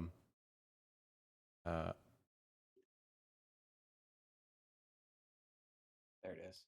Optimus. Okay. I'm gonna do Candima because I think 3. I'm gonna try to stick with 3 for now, and I think 3 is a great. I don't know. I think it's a great number. Hello. Check, check. Check. Hello, hello. Hello, how's it going? It's going all right. How are you doing? Doing good. Thank you for joining. Not Okay, a problem. I so just have to at give you Candema, right? Kenderma. And Derma. Oh my goodness, every time. You're good. It's not in English. Oh, what is it? Turkish. Oh, What side of Turkey? I am not from Turkey. I hijacked the name when I was playing MMOs a long time ago, and then drew a connection to it through a song by Manga, who is a Turkish punk band. A song specifically about convincing and deceiving yourself into believing things. Heard. Huh. Very real. yeah. Very real. Wait, Collective, were you the one that possibly had a note about the chat? Was that something yours? Was that you? What do you mean? Someone was trying to talk to Olympus about the chat. Oh, yeah. Kandirma and how do you say your name? Kandirma? Is that right? Kenderma. Sorry, Kandirma. No, you're all good. No, they popped in, they cleared it out. It was my mistake. It was a Discord noise, not a stream noise, so cleared it out real quick. Oh, got it. That Okay, was good. my mistake, my embarrassment. Yeah. No. You're good. Isn't this thing cool, by the way? I don't know if the thing is working, but isn't this okay? When it does work, it's pretty cool. I do. I What do you mean by actually the have it thing? up right now to be able to Oh see. wow! No, I can the see myself on transcription. stream now. Holy hell! Right? Sorry, I got excited. Right? It's trippy, right? It is a little bit weird. A little bit strange. I love that. That is so sick. I know. That's what I was saying. I'm just gonna pretend like it's not there, and I'll keep Chatterino up, and I'll pretend like that's all that exists. Fair. Y'all in Chatterino. Yes. But can I ask you a question, Nate? Yeah, go for it. About when you were talking earlier about what was it? A scared situation and Oh, recently. yeah. Do you find it happening more frequently as you're doing the whole IRL live streaming thing that it like you just are not comfortable or not confident about where it is or is not okay to stream, or like what that whole process is like for you? Yeah. Do you feel more dark feelings? Interesting. No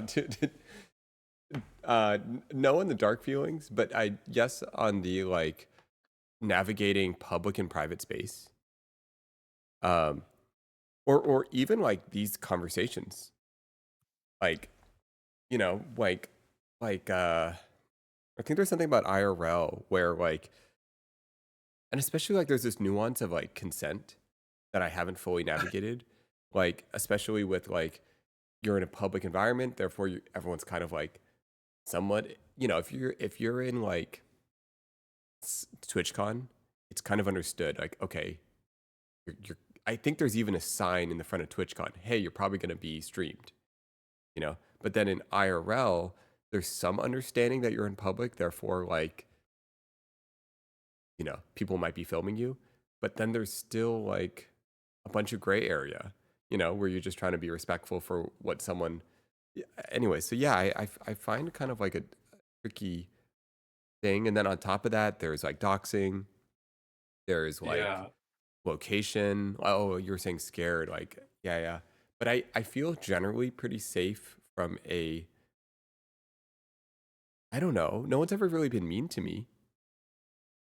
I think that's good. I guess it's the reason why it's particularly interesting for me is you're, I think, kind of in that prime age group for when Facebook and social media first started really blowing up and everybody just first started taking pictures and oversharing everything online.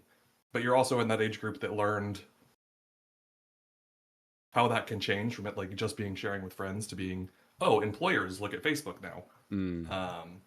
And suddenly people stopped sharing as much, and like now I know when I go to parties there's a big I've been to a lot of parties where it's like no phones to get back to that point. So that's why I was interested in kind of what your experiences have been with it and how you're navigating that. Yeah, yeah, yeah. Oh my goodness, sorry. This like thing is like insane looking. Whatever I'm fighting, it's just It like looks what like is. you're getting attacked by Yeah, yeah, yeah. it's Oh my goodness, dude. I am got not a good. turret on you. I know I'm not good enough at this game to even know what I'm doing. Um, yeah, I do know what you mean. With our generation, I guess. Um, it was so like not understood, like what's okay, what's not. Yeah, it was just like um. Okay, okay, I almost killed these things. Almost. You're all good. Die. Oh my goodness, I'm dead. Okay. Sorry. Let me be present. Um.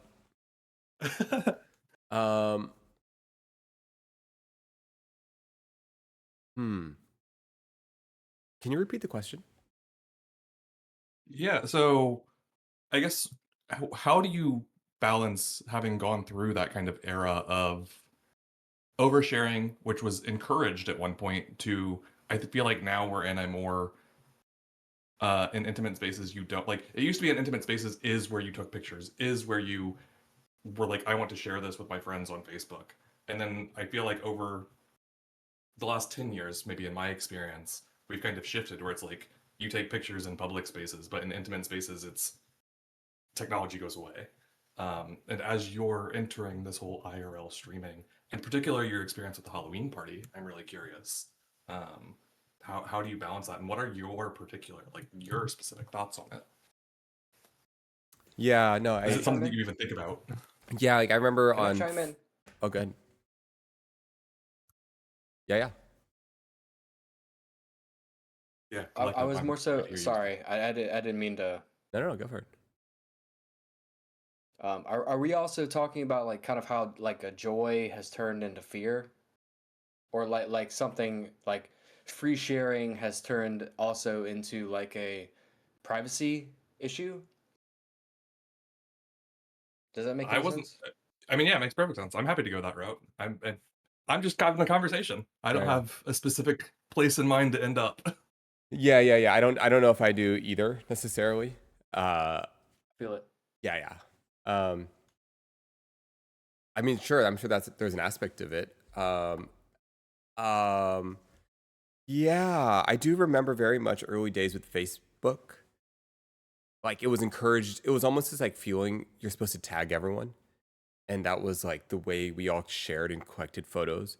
And I think what kind of happened is it started out as like your private friend group on Facebook. You had to add someone as a friend, and so inherently the space was very private, and you had to, Yeah, it, and so uh, it was more like sharing a photo was almost more like sending a photo to your friend. That was kind of like the feeling, like tagging, like, oh, I'll tag you on Facebook afterwards. And then it was almost like DMing someone. And then like Instagram shifted the energy. Instagram was like public, you know, and then it became like status updates, like, oh, this is where you're I'm at. I'm in this place. Um, you know what I mean? And that kind of like changed it. And then I don't know, it kind of like it really changed the energy of it. And it was no longer like a very personal thing, but it became a very like, this is my public identity thing. yeah.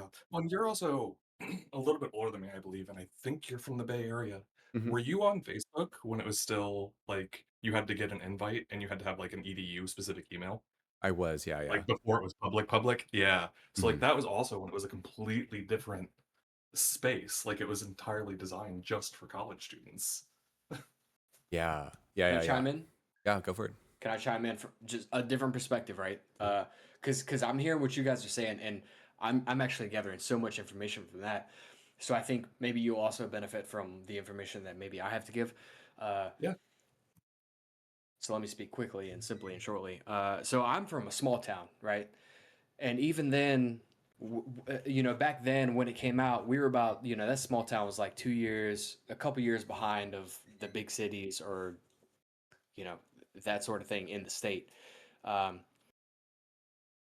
and so like they still like in the small towns, like my family that I, they still believe that everything that you have to figure out today that even exists is going to be on their Facebook.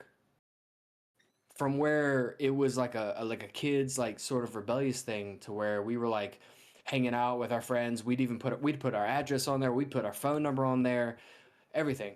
We'd update our status, and everybody in that small town would understand and know what we're going through at that time. That could be good, that could be bad, it could be neutral, it could be whatever, chaotic, it could be lawful, it could be everything. That would exist in that little space because we were such a small town, and everything that anybody had to say or know about was going to happen on that space as soon as it got figured out. And the time that it got figured out was several years later than it got figured out in the big city. So if you ever talk to somebody from a big city in the state or a small, and this is East Coast, by the way.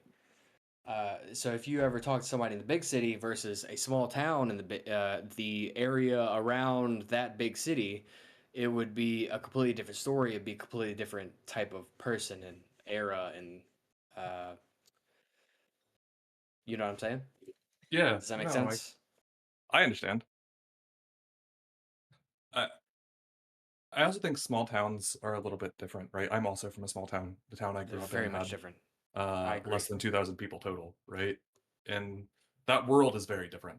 Um, Whereas I think that the privacy isn't really as understood or appreciated as much, just because like everybody knows everybody anyways, right? Like in the town I grew up in, everybody was in your business, whether they wanted to be or not. News made it around the town. That isn't necessarily a thing in once you have a denser population, right? Like not everybody can know everything, and it's not as permanent if people do because there's so much going on. And I think that's where the privacy really starts to play a different role. Understood and agreed. Yeah. I never really thought about that. That's kind of an interesting, the small town thing. No one. Hmm. Yeah, I mean, how did that Like if affect? you go to your Yeah. local Walmart, Uh-huh.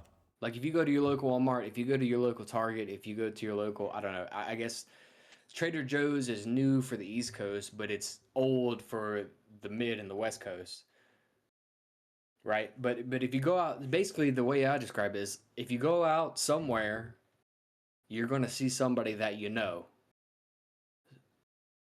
And that's kind of like just the way that to think about it. It's like you're going to see somebody that you know.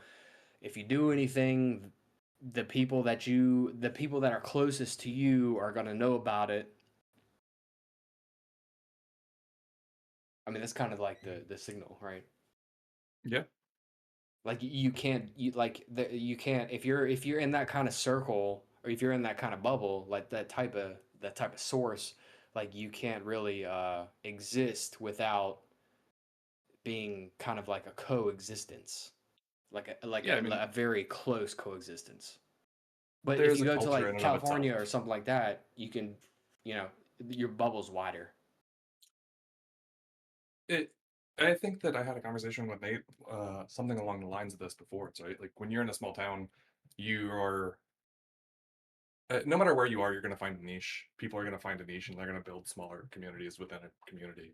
But when you're in a city of 10 million, you can build a sub niche of a sub niche, right? In a small town Mhm. school, you might have jocks, you might have preps, you might have, emo or whatever. But like then you start getting into super hyper specific genres if you're in a much larger city of like, cheerleader crew versus dance versus, whatever sport, and they're just completely their own clique instead of one monolith. You got like more of a variety that you could potentially connect with. Yeah. Yeah. And then sometimes how you present or what you want to does anybody use LinkedIn chat? Icelandic, what do you use LinkedIn chat for? Are you using LinkedIn for dating, Icelandic? That's the only thing you should use LinkedIn for is dating. Good lord. Wait, is that a serious comment or is that sarcastic? I cannot tell. I mean, Have you gone on a I'm date? sorry, chat. I have a Carnima. Have you been on a LinkedIn date before? Um, That'd be kind of amazing if if you have. no. Okay, you definitely Um, have. Nice, nice. Tell us about this LinkedIn date. I mean, no. I don't date in general. No, seriously, tell us about this LinkedIn date, please. Inquiring I- minds do want to know. What define dates? I don't. Oh, date. okay. I- Yeah. I would ask you Avoidant. to I see. define it, Okay. please. You don't want to commit to any. Okay. I see. Please define it for us, Kadirma. Kadirma? I think a date is anytime you're intentionally meeting with somebody to build and deepen an emotional or physical relationship. I don't think that necessarily has to be romantic. Oh, okay. Fair. You can know someone, and Does- you have some intention. Is Does an that interview a date? include or disinclude spiritual? That's a good question. I mean, I think that spirituality can encompass a lot of things. I think that spirituality can certainly encompass emotionality. Oh, Lynn says that I will. Oh, yeah, no, I'll agree with that. I'll tell you whatever you want to hear, Nate. I'll tell you any story of my own, but you have to tell us your dating stories first. Dating stories. Yeah, seriously. Uh-oh. Dating stories. What the? Yeah, how do you approach somebody, Nate? How do I approach someone? I just ask them out. What do I do? What do I do? I'm about to kill this guy. That's what I'm gonna do. I'm about to win. Sorry. Oh, okay, Watch so he's like, this. oh, hey, how's it going? Also, I will say, I'm being consistent. I did say yesterday that I've only ever been asked out. I've never done the asking out, so it just doesn't make sense to me, Okay, right? Like, Kadirma, okay, all right, it's all right. Be I- cute and shit. It's okay, it's fine. oh, you think I'm cute? Well, hold on, Shit, let I'm me on read stream. chat first. I'm on stream. Oh shit.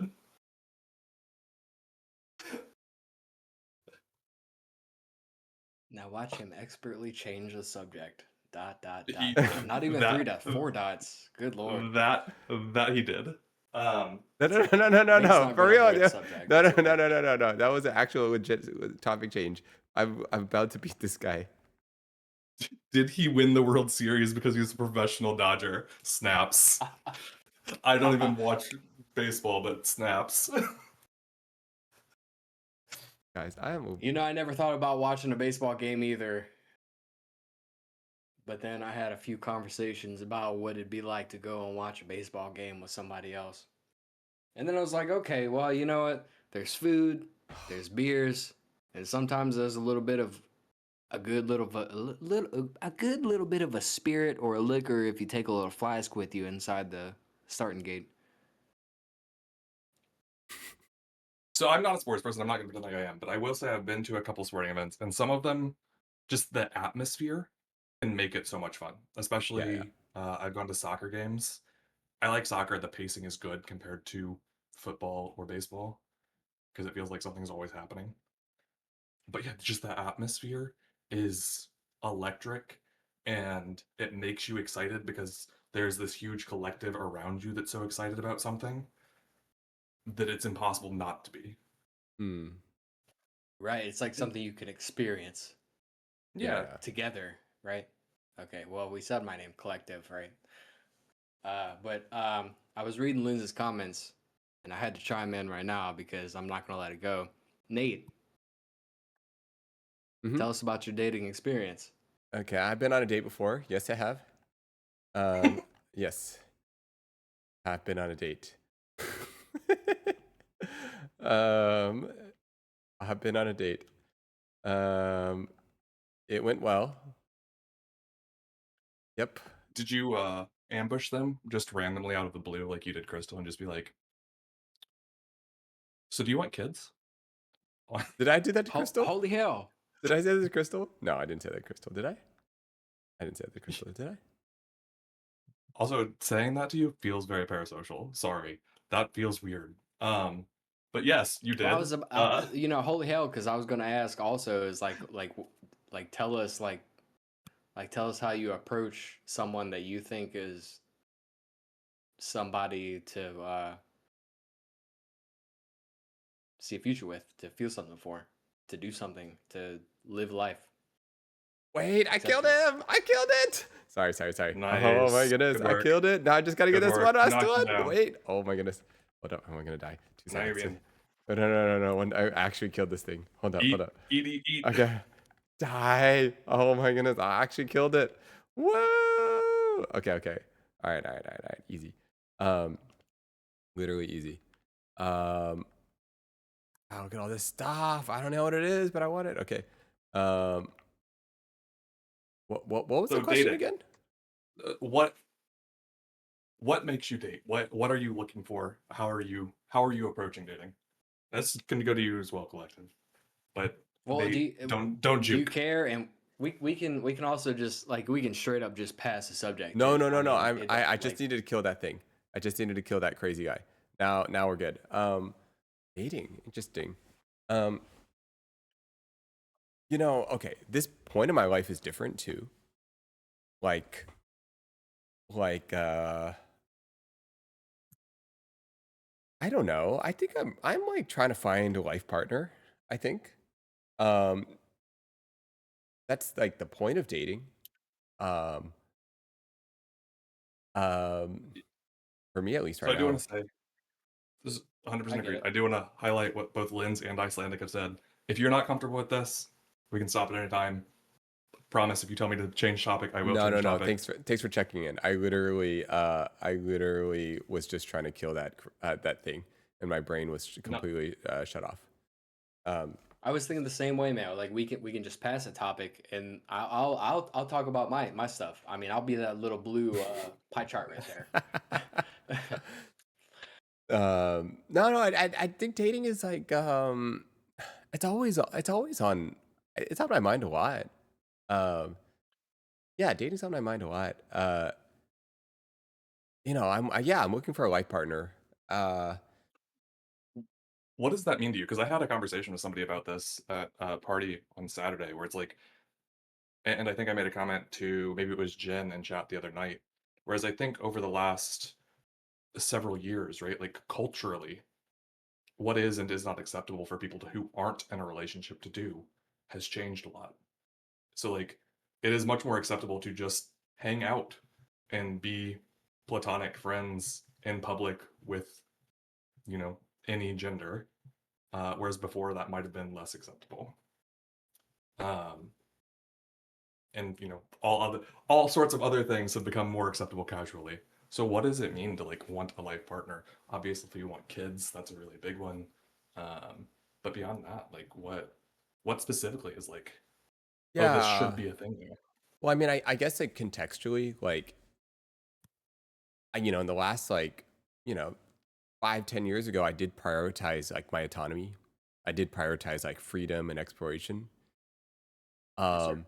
And I think at this point in my life, it started with the feeling of wanting deeper roots, wanting to build something more long term, wanting to build something. I don't need to travel to every country. I don't need to like learn every hobby anymore. Like I've spent a lot of time doing those things, and I think like I want to have like deeper roots in things. You've heard me talk a lot about a village. Like Yeah. what is that village I want to build? Like both friends, for me a wife, kids, um, a home. Yeah, I don't know. It's weird because I never really thought about these things, like even just like 5 years ago. But I think it was also spurred on by like, you watch like people get older, you watch people get sick, you watch yourself like go through different things, and you're like, man, like, um, is it flickering?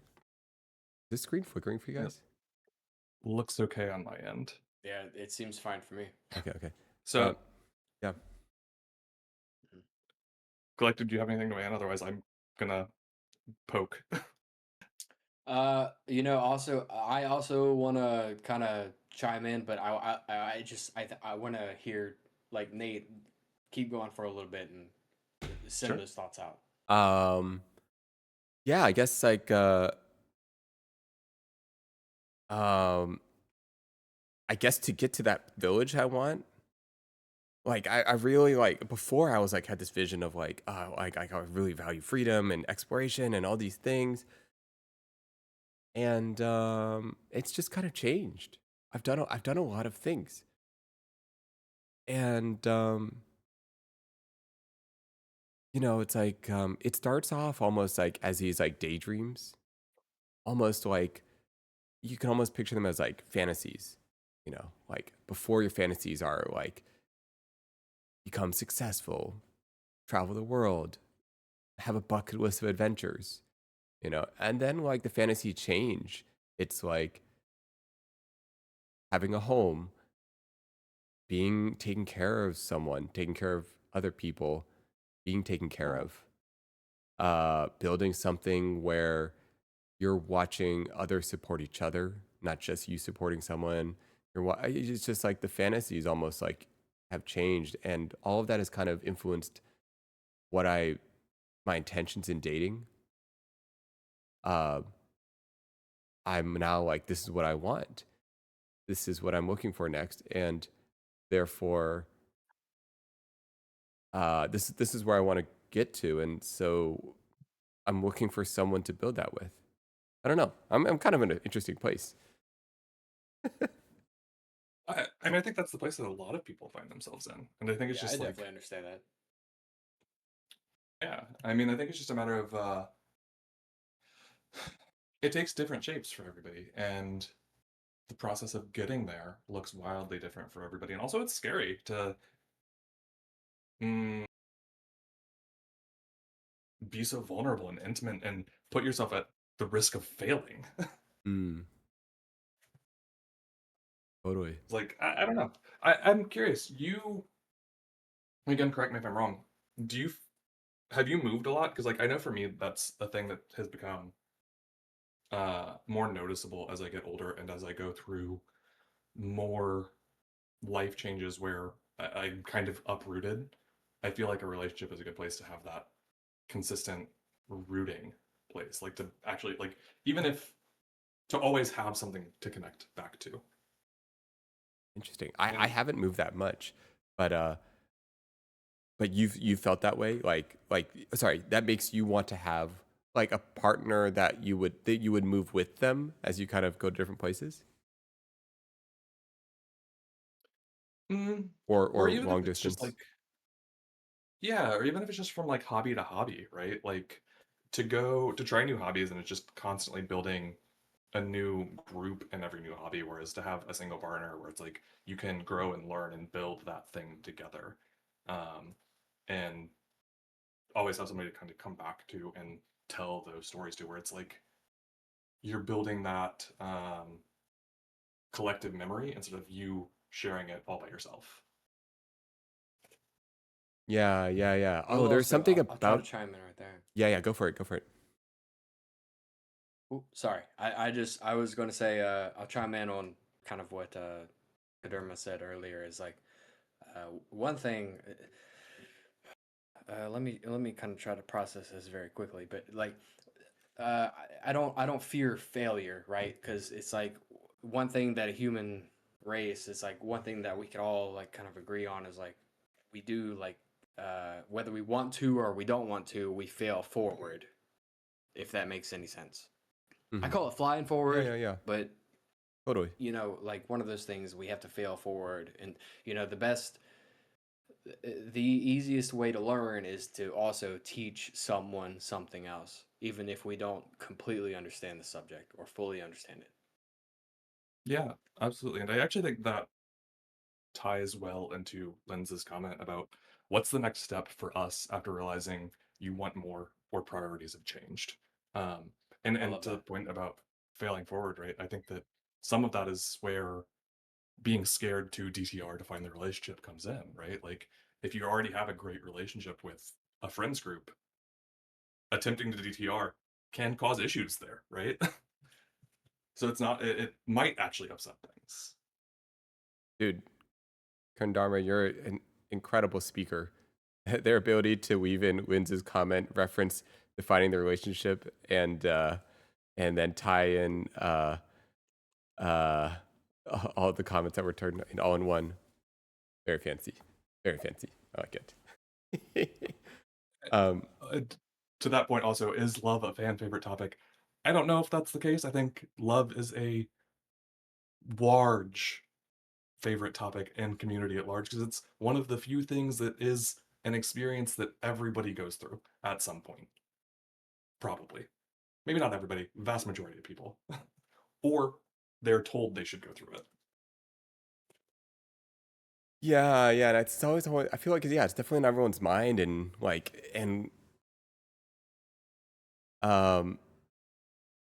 we see it's like so visible. We see people in love. We see it's reflected in our own life. We, even in the last conversation, everyone had such a different definition of love, all the way from sacrifice to affection. Yeah, I think it is also this pressure to find love. Are we supposed to end up with a partner? Do we have to end up with a partner? What does it mean to love ourselves first? I don't know. It's like all these like variations of it, but yeah, I do think it's universally felt, in all its permutations. Yeah, I was thinking absolutely. about this on the way home today, and I'm scrolling back to try and connect it to maybe one of Linz's thought, but my thought when I was coming home today was like, okay, there's love, but there's also connection. Like some places in the world, there's there's forced marriage, right? So it's like,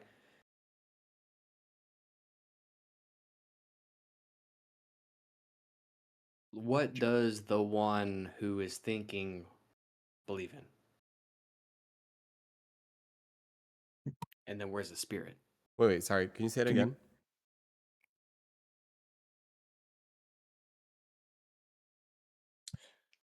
Well, I can actually read it if we go up. It's like, what does the one who is thinking believe in? And then where's the spirit? I love this little AI tool where I can just read what I say in the back. I seriously do. I want a copy of it. That'd be awesome. I love this little tool. I don't know was it Olympus who developed it? Dude, Olympus, man. I love Olympus I just love it. making up crazy stuff on the fly.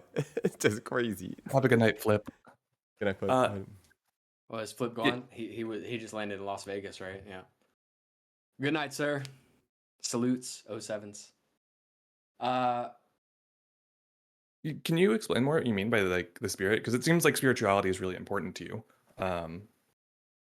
So, well, not necessarily. It's like we can get into another topic or a topic of beliefs and stuff another night. But as far as like the body and the mind and the spirit go, it's like, maybe one day I'm waking up, my body's tired.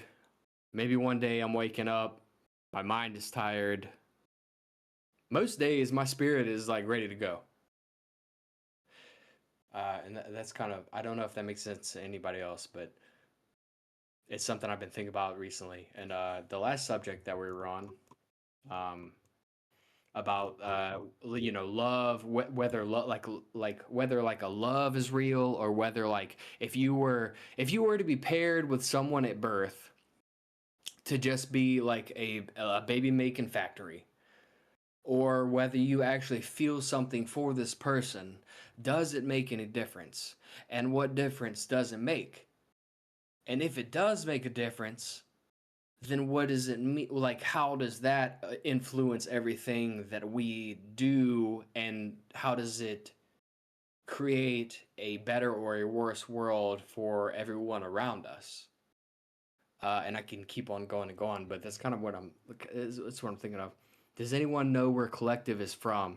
Linz, I've been here since the beginning. I've been gone away for a while just because, I've had work and I've got several different businesses and life is I think she very more complicated. meant But, like where about geographically are you located? like Like what state?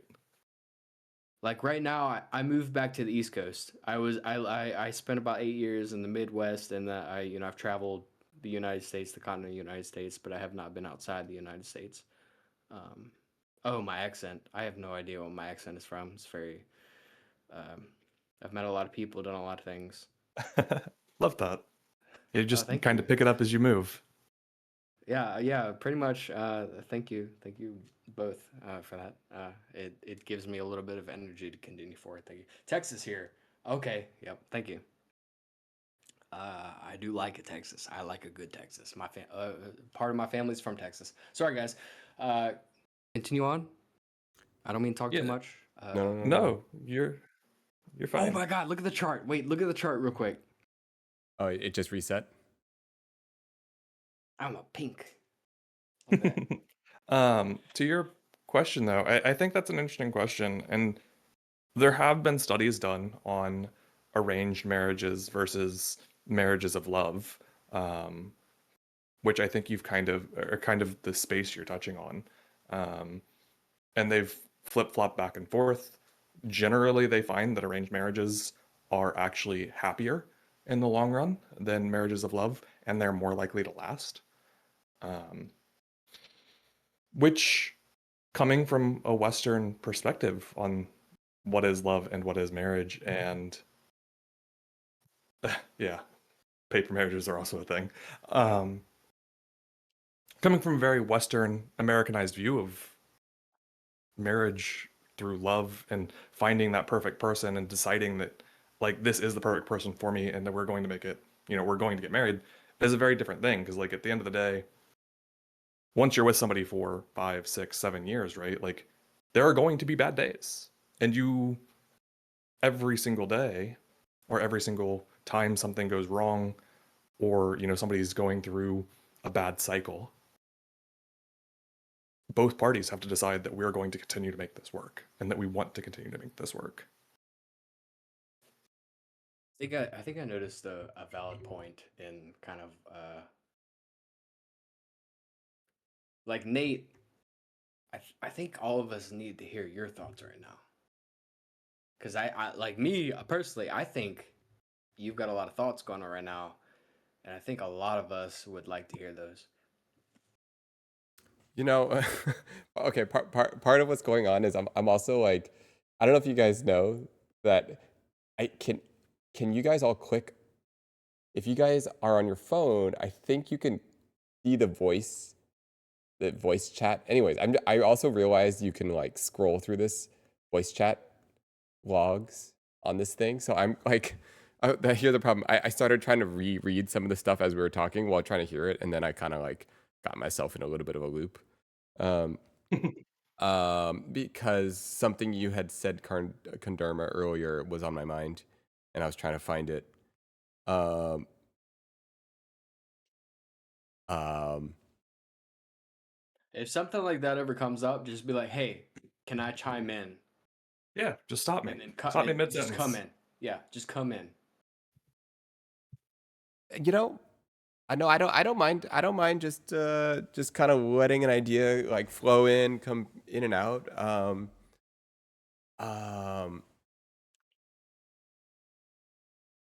yeah.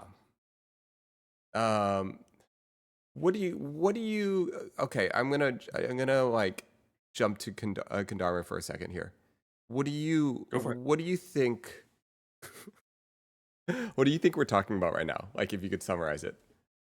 Or what do you think is the essence of like what we're discussing? I think we're trying to define what it means to be in a relationship and to have a relationship. What it means to make mm, elevate an individual above all other individuals. Because ultimately, I think that once you start talking about like a life partner, that's what you're talking about, right? Like you're talking about out of all 7 billion people, I'm going to elevate this one person um, and make them maybe not the most important person, but pretty darn close. And what does that process look like? What is before you do it, once you do it, as you're deciding whether you should or should not. Mm-hmm. Yeah, yeah. You know, and I've oftentimes used this analogy, but you'll hear me use it a million times over.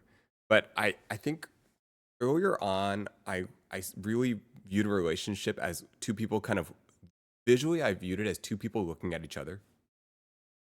That's how I pictured my head, and I now visualize it more of two people looking out at the world. That's kind of the visual that comes to mind. So when I picture a relationship, the visual is different. It's not so much at each other, but towards the world. And it's like two people that have agreed to face the world together, two people that will go through challenges of the world together, that will work together. And I'm just a very visual person, and I think that visual really changed maybe the expectations of like what I thought about a relationship, rather than them filling an empty part of my life or them being like this thing that I must have.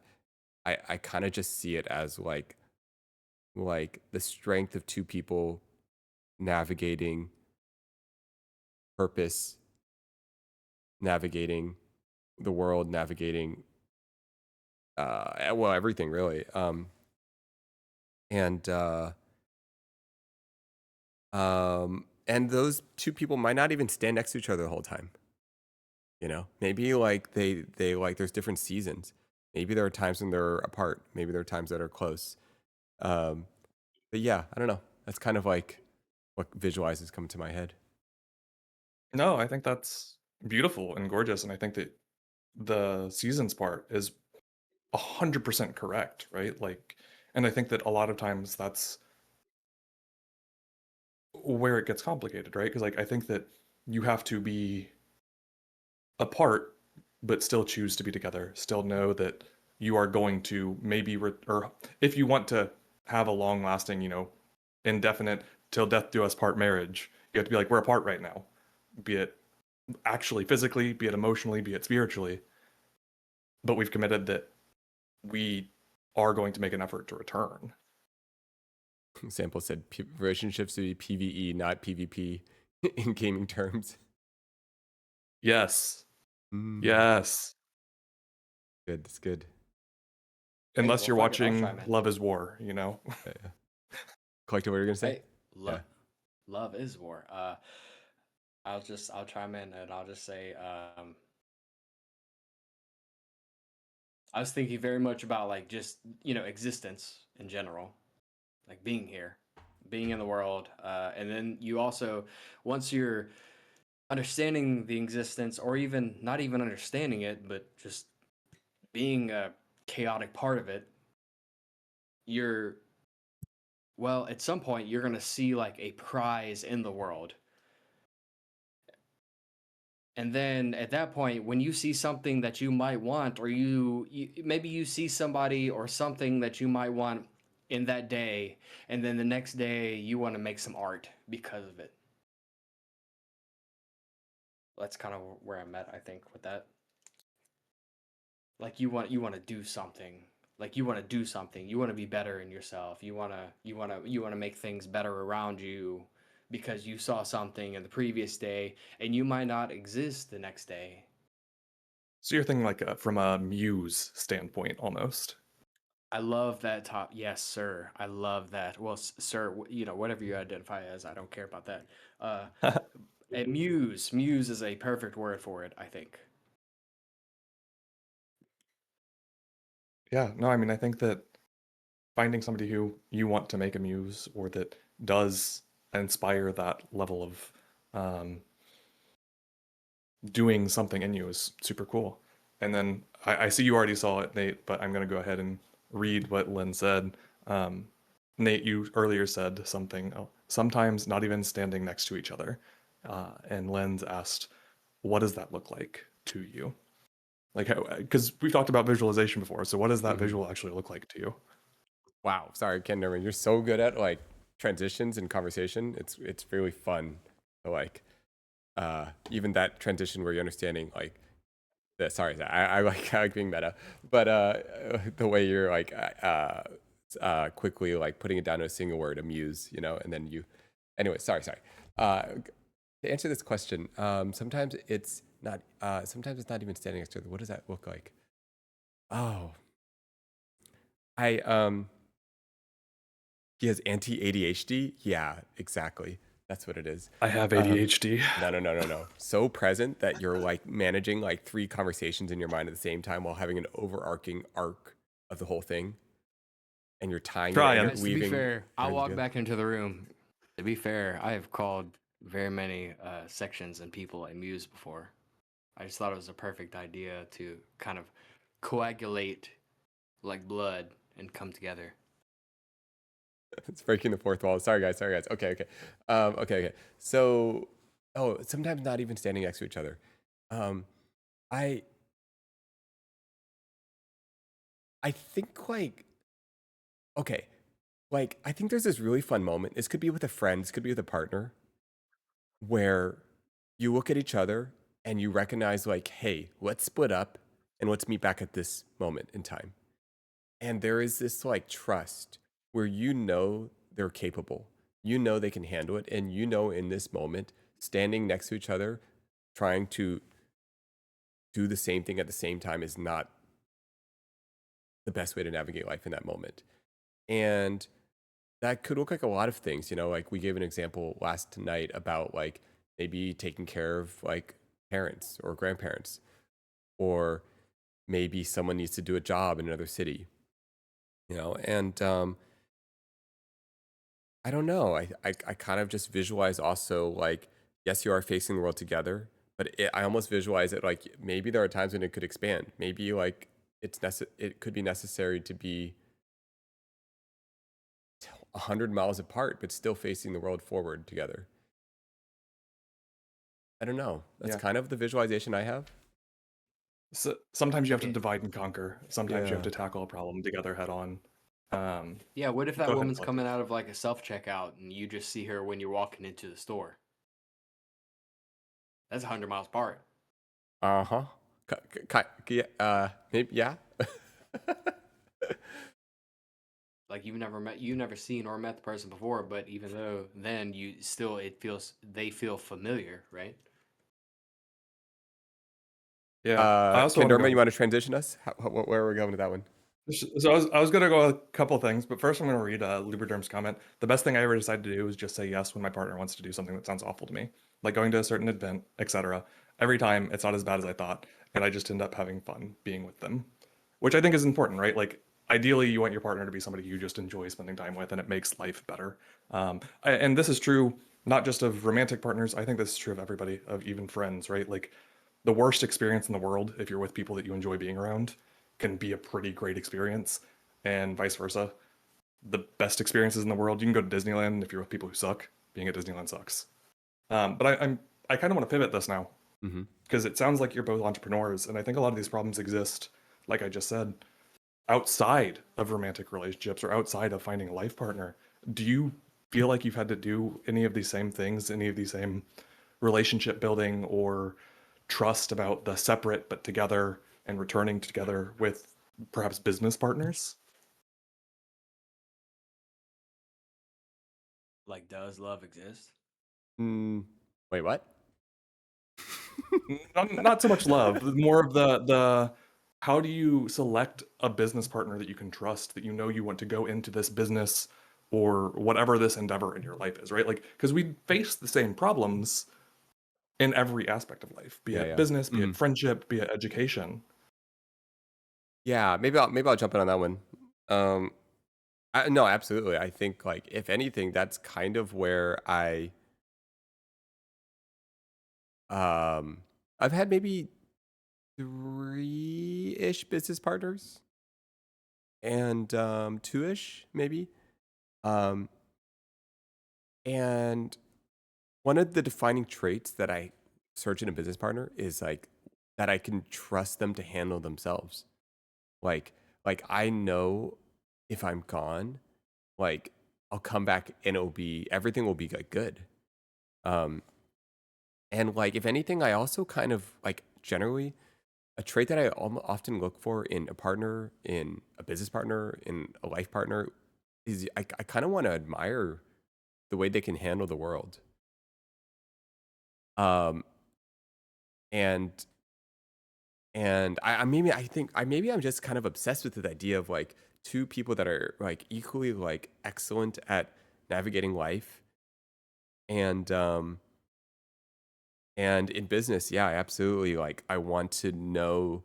And the other thing that's come up for me is it's such a good feeling if I have a business partner and they're like, "Hey, I'm not in a good place right now. Like I may have to like slow down a little bit." And it feels really good for me to be able to step up and be like, "Hey, don't worry, I got this. Like take as long as you need. Figure out your stuff. I'll be here. I'll run stuff." Or vice versa. You know, if there's a period where I'm like, "Hey, whoa, I'm all over the place. I'm not present. I'm out of it." They're like, "Oh, no problem. Like we got this," you know. And like that's such a good feeling for me. Um just knowing that each person is like there, you know, or both of us might be in a bad spot, you know. Yeah, finding out how to best support. You have a mutual goal, right? You Mm-hmm. have the mutual goal of making the business succeed. And regardless of either one of you fail, you know you've agreed going into the partnership that you have to make your baby, the child that is the business, succeed. Um, and that's why I thought it was a really good, at least in my mind, apt comparison, right? Because you do face a lot of the same problems of like, how do you select who is a good business partner? How do you select when you need to exit that? And I'd really love to hear your input too, Collective, since it sounded earlier like you were an entrepreneur. Uh, sorry, can you hear me? All Mm-hmm. right. Yeah, yeah. Uh, Yep. one of my first thoughts is, well, I don't know if it's a thought, but it's more of like philosophy. It's the just the ability to communicate and also compromise on differences. Does that make any sense? Yeah, communication is hella important. But can you go into more details about specifically what you mean? Yeah, I mean, Like give uh, examples. so communication and compromising on differences. I guess it depends on what kind of business you are like running. Um,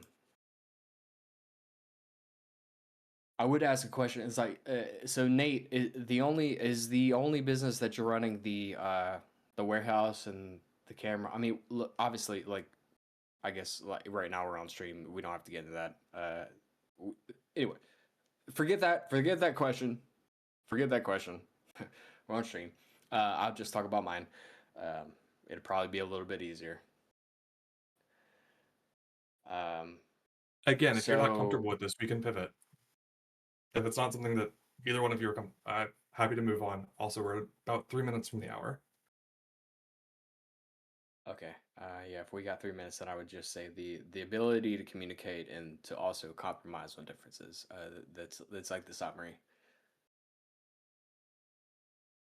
Can I ask can Dharma, can I ask you a question? Absolutely. And a total pivot total change. Um um can you talk to me about your thought process about conversation? Like you know, like it's like I mean I love the way you interweave like an overarching story or an overarching idea and you're bringing in the chat and these different things. What's going through your head? Like what do you hope to what do you think makes a good conversation or what you know or maybe it's not necessarily a particular question, but is there any thought that come or that arise with the way you yeah maybe even have approached this call or conversations in general?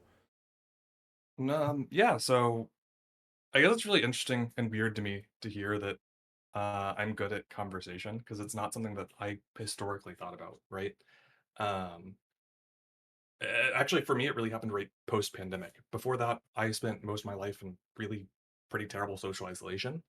Um, but then right after the pandemic, when the world started returning to normal, it was really fun to go out and just nobody knew how to interact anymore.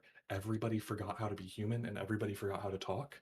So, but another thing that happened during the pandemic is everybody picked up a million hobbies that they just did on their own, and they just really wanted social connection. So I would go out super regularly, 2 or 3 nights a week. I would go out and just chat. I would go out, get bubble tea, Mm. and it started out as a small group of like 2 or 3 people, and it ended up being a group of regularly like 30 people would descend on a bubble tea shop and stay there from like 7 until 1 in the morning, just talking. And for me, what was important was like, nobody knows what we're doing here. Nobody knows how to talk anymore. It was just finding the way to get people to talk, finding the way to get people to reconnect and be like, tell me about whatever you've been doing during the pandemic. What was your hobby? What did you pick up that was new or what was exciting, right? Like you couldn't do the old things that you used to do.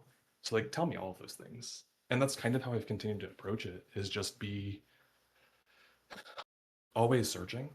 Because I think earlier we were talking, in the chat and otherwise people were talking about how it feels awkward. But everybody has something that they are an expert in. And it's just and that they want to talk about. And it's just a matter of finding what is the path to do that, right? It's kind of like, I don't know if you've ever played like the Wikipedia races, right? Where it's like click through, like start at this page, start at a random page and click through until you can get to this page. And Yeah, it's yeah, just yeah. doing that but with humans. Mm-hmm. It's like here's the easy high level thing we can talk about. So like, for example, with you, Nate, if I met you at a party, I'd be like, oh cool, how do you know the host? Mm-hmm. And then you'd maybe tell me about how you knew the host, and then I could ask you about the hobby or whatever it was that you met the host through. And maybe we'd eventually get to you're not native to the area, and I could talk to you about, oh, why did you move to the area, or what do you really like about this area compared to where you moved from? Are there any things that you miss, or are there any things that you are really glad that you don't have to deal with anymore? Um, yeah, I don't know Mm-hmm. if I answered your question or if Yeah. I just blabbed. No. You did. And no, I guess like what is I'm guess what I'm feeling and observing is, um, a lot of people that are in conversation, they're thinking about just talking. They're just like, I wanna say things that are in my head, right? But it's very apparent that you're thinking about conversation from both a overall experience point of view, from a curious point of view, and from like an empathic point of view. How is this person feeling? What is their experience in this conversation like? And you're uh you're it's interesting to watch you navigate conversation because it's a very active state of like nurturing the experience, almost like hosting. I'm guessing you're probably a really good host. um it's like It terrifies me. I could never do it. really interesting. I feel like you'd be great at it. But just like it's interesting to just watch like the way you process. Uh, I don't know. It's just I don't know. I like it. I'm into it. So I just wanted to share that with you because it was very noticeable, and in, I was I don't know. That's just Yeah, came to mind. I mean, I think so. So I will answer, and then I'll go ahead and Mhm. jump so that you can get a couple of other people in here to chat with. Yeah. I do think it does stem somewhat from being an engineer and like and the situation where how I'm meeting people, right? So like if I'm going to a social event that is a social event, like it is a social networking event, it's very, very easy for me. Like we are all there, and I know that the problem that everybody in that room is trying to solve is social connection. Same with this chat, right? The problem that everybody here is trying to solve is somehow being connected to other people. We're coming in to talk. And the social events that I went to are the same way. If I go to something like a board game night or a bowling night, I have a very, very hard time talking to people because I don't feel like the point of being in that space is to socialize. Like you might be there to do an activity, but it's not to socialize. And like my job is to solve problems. So I just go in and I talk to people. I don't want to say that they're a problem or that they have a problem, but like the conversation is about doing that discovery process that you would do in an engineering field, right? And I'm sure you do it in photography as well, trying to understand what is the look that you want to get, what is the feel, what is the vibe that you want to get. And you're very comfortable asking questions from an artistic direction standpoint. I'm just kind of translating that same process of discovery into a more open-ended, generic conversation. Wow, I love it. Well, Anyways, it's yeah. been a pleasure chatting. I'm gonna go Yeah. get food, and Okay, do your I thing. look forward to hearing whoever talks next. Yes, yes. Alrighty. Connor, you got any last thoughts too? Check.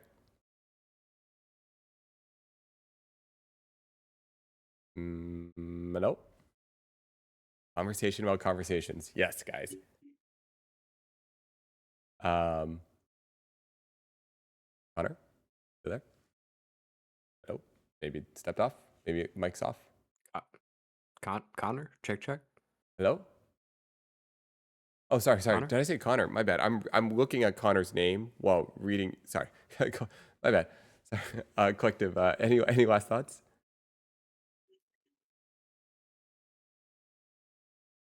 Well, yeah, I have a lot of last thoughts, but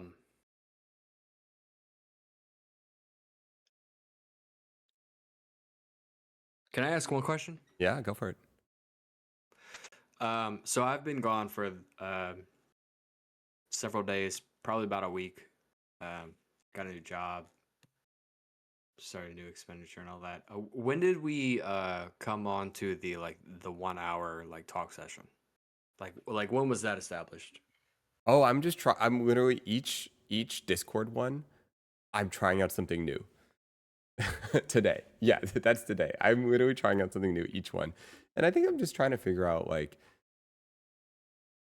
what I'm exploring different formats because I don't know, and I think conversation is like an interesting.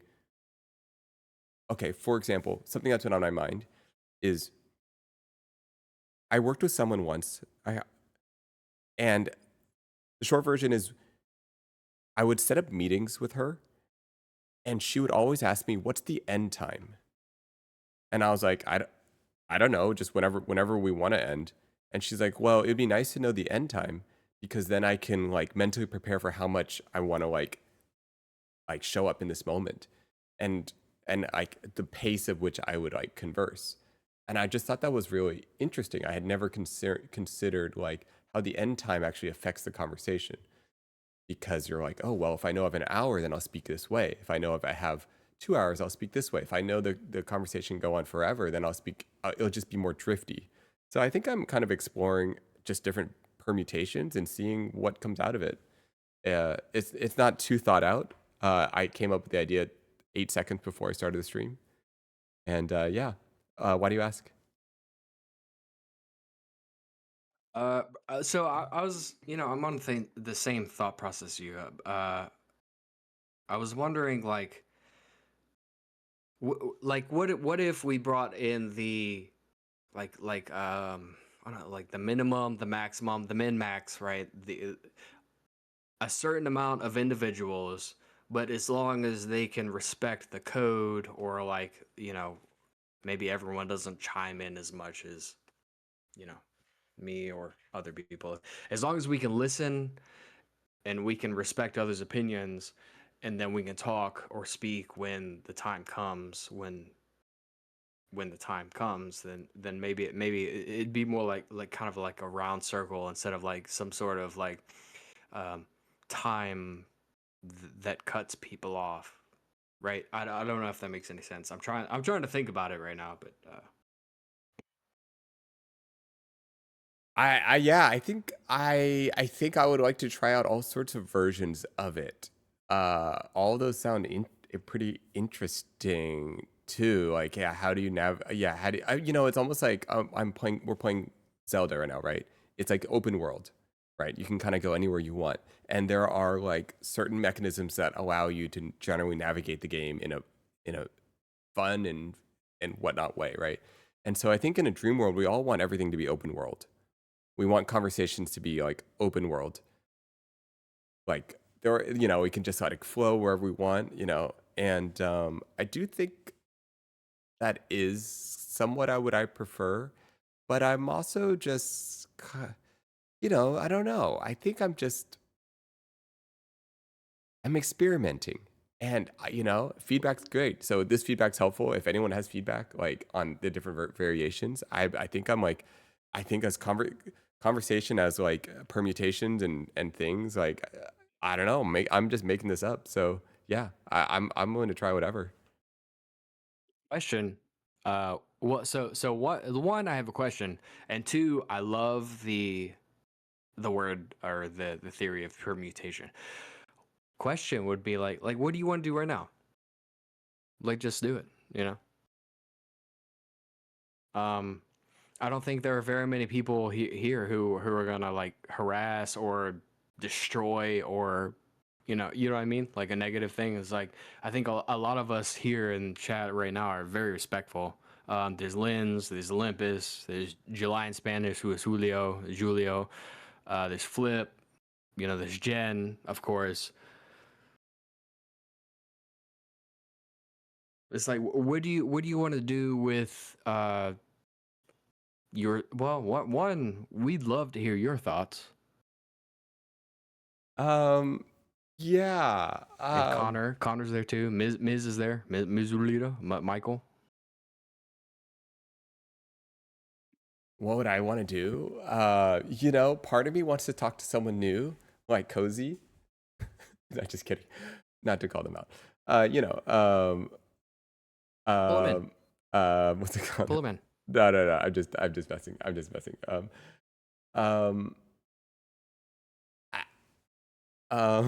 Sorry. Just And Chess. yeah. Chess Fabregas. But hey, look, Nate, pull them all in. Pull them all in. Let's talk. I'm never afraid to talk, man. If you ever need me, I'll be here. You just. Fair enough. There are things that I want, obviously, and then there are people that like I feel like I know better, if that makes I know well. Like I've talked to Lynn a lot, and so there's like a comfort in talking to Lynn, if that makes sense. Yes, sir. There is, I don't know. There's all these different things, Um, I don't know. I Do don't you have know. anything specifically that you want to talk about? I mean, like, we could talk about life, we could talk about death, we could talk about existence, we could talk about the lights in the background, we could talk about the camera angles, we could talk about the type of lens that the camera is using right now, we could talk about what camera you're using, we could talk about, are you still using that Mac? And then we could also talk about, like, what are you trying to do in the future? What do you want with streaming? I won't know what I talk about until I won't know what I want to talk about until I'm in that conversation. Like yes, there are like topics that come to mind, but I do love, like, for example, we were talking to Konderma earlier, and we were talking to Konderma, so now with Konderma, I want to talk about like the way he talks about conversation. Like, and that's a topic that appears from talking to Konderma, And so I don't know. I kind of just like riffing off people's energy is really fun. Like what kind of comes out. Lynn's okay. Not to be that person.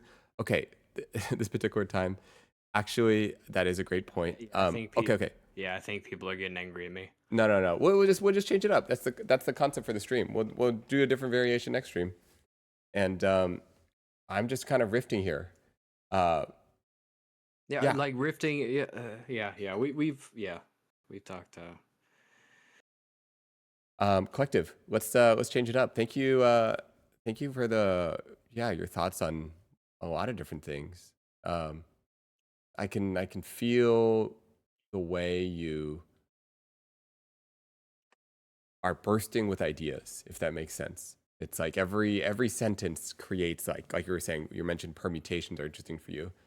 I think like the way you think about, or you mentioned this, I muse. It's like you're reactive. You have a very reactive energy, and it's contagious, and I can feel all the thoughts that kind of come from things. So yeah, I appreciate like you sharing those thoughts.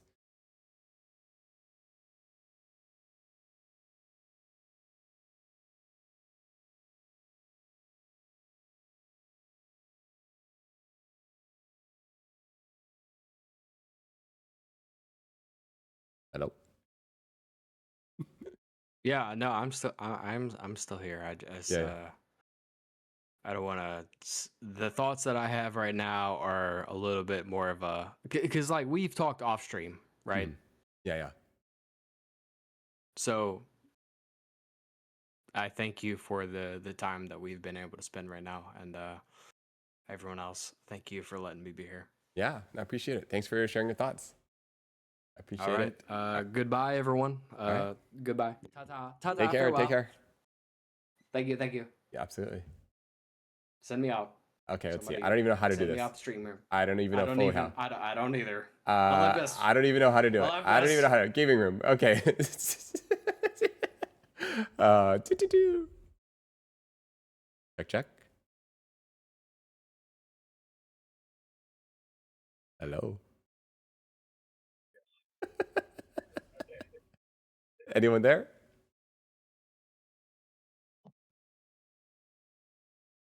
Test, test, test. 1, 2, 3. Check, check, check. Hello. Hey, how's it going? Hello. Hi. Can you hear me? Yeah, absolutely.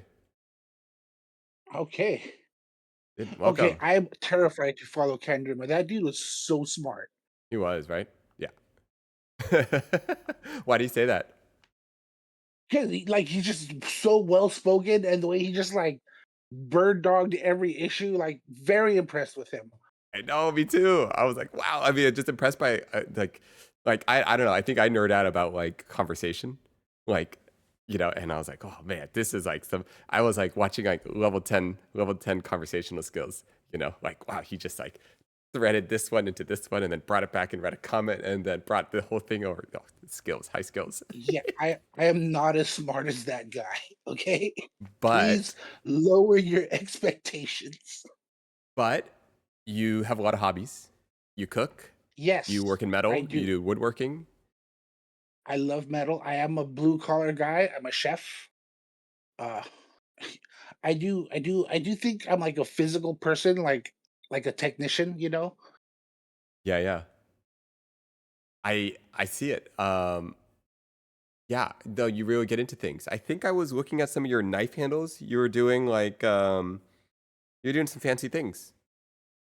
Oh, the one knife I did upload was like it's like my salesman sample knife. I put like 6 different materials in that handle. Hmm. The one that I uploaded. Yeah, so that's like a hey, you could have like this or this or this. Like I got into metalworking during the pandemic, like so many other people, that's what I picked up the hobby too. Yeah, yeah. Um, and you cook. You do a lot of things. You, you do a lot of things. I'm a chef by trade. I've been a chef for almost 20 years now. Wow. Actually, no, 21 years. 21 years. Let's talk So about I'm food. old. Oh yeah. Oh, I wanted to talk about coffee with the guy. Like, Oh, oh, I that was know. such a good one. I know. I know. Like, because a lot of the stuff he describes and stuff, like I kind of MacGyver, Hmm. like I do use a Vitamix to grind my coffee. Yeah, yeah, yeah. But the issue he says with the fine granules, that's the real thing. So Hmm. I hit it, I pass it through a chinois, which basically Hmm. everything smaller than like, I don't know, 900 microns gets sifted out. So I have like a consistent grain like that. It's a little wasteful, but I get to use the tools I have. I don't like tools that do only one job. I like tools that do many jobs. Space is an issue. So unitaskers are a big no-no in my world. You know? Agreed. No, no, no. Same. In fact, I also love using a tool in the way it's not supposed to be used. If that makes sense. There's something like Oh satisfying yeah. about like making something a multi-purpose tool that's not a multi-purpose tool. Yeah. Oh well. Like for All they example, have. those Yes. aluminum trays that people use in like for baking. I'm like Yeah, looking at it, I'm sheet like, pans. this thing looks like a pan to me. This thing could be a pan. Let's just cook on this thing. Yeah. Well, I mean, sheet pans are for cooking. You could Yeah, totally use them for like. Yes, yeah, absolutely. yeah. What how are you feeling about cooking right now? You said you've been doing this for like 20 years. Yes. Are you? Yeah, I mean, you're Well, still sharing some things. You're still. It seems. Yeah. Where are you at with cooking? I work for myself, but I'm also like I still have my corporate job, but it's kind of limited, like they gave me a position that I only go into the office 3 days a week, and I execute large events only and stuff like that. I'm kind of disconnected. I do also like my own private catering business, which is about 50% of my income. And then, I kind of have a lot of time. Hmm. By the way, are you experiencing this chat, by the way, where you can see itself text coming up? Are you able to Yes, see it? but I'm on mobile, so I'm pretty sure it's kind of scuffed. Oh, got it, got it. No, no, I mean, it looks good, but it's cool. Yeah, yeah. Um, one second. Sorry. I'm spacing out. What were you saying? Okay. I like how the corporate job. Sorry. I'm rereading what you just said. Ow. Office 3 days a week. I largely execute events only. Okay. So you mainly do large events. Yeah. Private catering business, about 50% income. What's still your corporate job? What's the Okay. corporate job? Or you don't have to share it, but I'm curious. Well, I work for one of the larger companies in Los Angeles. Hmm. We do mostly like stadiums, stuff like that, Yeah, but yeah. we have venues all over town, and also a very large catering company that's like very very large. Like people. I don't want to give away too many clues because Yeah, people yeah, know yeah. me. Got it. Do your thing. Yeah. Don't give away clues. One second. Hold up. Someone, Olympus just updated me with something, and I'm going to uh do something with it. Okay. Okay, one second. One moment. What? There's no way. Real time?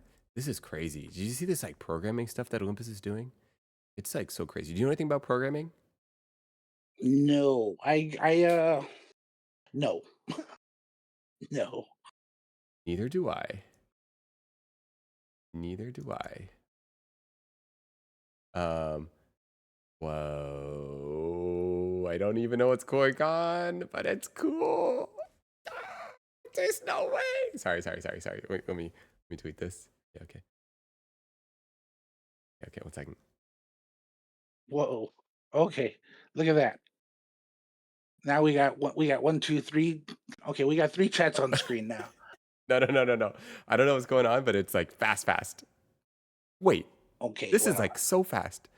It's like fast. Wait, okay, this is like real time. What's this? that is really fast. Look at it go. My goodness. Okay, Oh my goodness. Wait, it's like instantaneous. Like, oh, it's, hello? 1, 2, 3. It's like instant. Like 1, 2, 3. let's. So I came to your stream because of the melted aluminum. I think you were the Ah. first person on Twitch to do that, and like I love metal. Like metal is like I think it's just the bee's knees. Like that's my hobby. I chose it because it's like the opposite of food.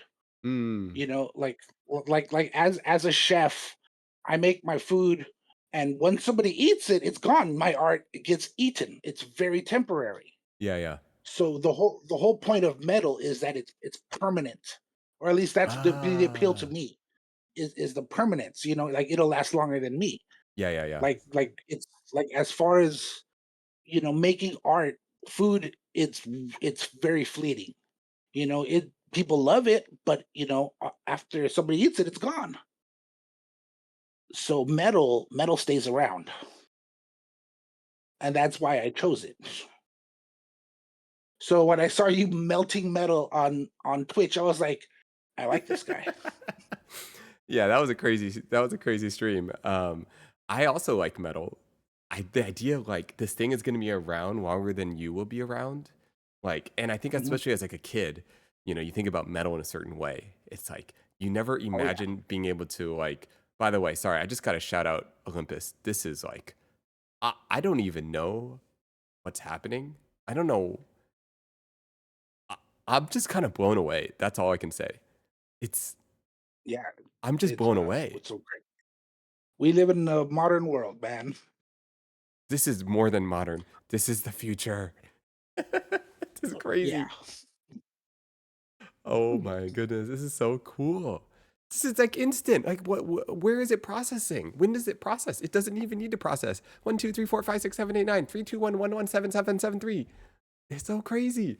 Like, look how fast that is. Oh my goodness. Beep, beep, beep, beep, beep. It's not even delayed. Like, if I made this delayed, it would almost show up before I even talk. In fact, Yeah. wait, let me try this, guys. 1 second. Let me try this. Watch this, watch this. I'm gonna create a sorry. I'm just gonna do like a very small no, I'm not even. It's gonna hurt your brain if it shows up before I even talk. sorry. I just nerd out about these things. No, you seem like you're having fun, man. Don't let me stop you. Oh my goodness. No, I know. I appreciate that you. Uh, so wait, I'm kind of curious. Like, did you watch Twitch in general, or like, Yes. what? No, What? no. Again, the pandemic. I think that's kind of when I learned about Twitch because I just had so much. Like everybody had time on my hands, you know. Yeah. But before that, I didn't even know like streaming, like that's like a foreign language to me. Even to this day, it's still kind of like not. I usually leave it in the background and I while I work or something, just so it feels like there's people in the room. Mm-hmm. But it's not something I'm like super into. Although I do like some of your sister's stuff. It's very funny. Uh, Yeah, she's Um, great. I've been playing Grand Theft Auto for 15 years, so like that's where I came from. I came from, which is actually like the most trash community on all of Twitch is the RP community. It is a trash community, and it took me a while to learn how to just behave in chats. And this account might be a suspicious account to this day, and you know that it is what it is. Yeah. I haven't experienced it. What do you mean by that? I guess I'm kind of curious. Well, it's the RP community is dog shit. It's not a good community. Mm. So that's kind of how you were, and you also. I'm guessing you play Grand Theft Auto too. Yes, I do. Oh, yeah. Interesting. Um, yeah. I don't know. It's just I mean, okay. Here's the thought process that goes through my mind is someone that I don't know that's in your profession that you're cooking all the time, you're making things. It almost seems like uncommon to also to watch streams. Well, And I got tired of like regular TV it's kind of not that good. mm, Like and like Netflix, Hulu, all that stuff. There's only so much you could like watch before you just kind of like get turned off by it. mm-hmm, And I don't like the news because it's just all political trash. mm-hmm, Like so really I feel like RP is like one of the last bastions of like untouched entertainment, where people still and it's not anymore even. It's not anymore. But it was I liked RP for just kind of how like the Wild West, not RP, I'm sorry, like streaming. mm-hmm. Just because how it was kind of just, people doing whatever they wanted and just kind of having fun and it not being very produced, like I like just kind of the vibe of people just hanging out, like I like that. Yeah. That's what we're doing right now. And then you can end up on the stream. It's like you just never know. Um, Yeah, yeah. I never thought for the life of me I would be talking on Discord on somebody's stream, but I'm a and here fan. we are. Here we are. Yeah, no, I do think like the medium is really interesting. I didn't I, I didn't think it was gonna be. I don't know. I like it. I especially like and I mean I don't know. Have you ever streamed yourself? Like as the experience as this, it's almost weird. I've actually have more experience streaming than watching streams. I have not that much experience watching streams, so my entire experience is just like streaming itself. But yeah, talk about like an engaging experience. Just like sitting there and it's like a dynamic. This is I don't know. That sounds terrifying to me, like to stream. Like I think I could probably have content, but I don't think I'm that interesting as a person.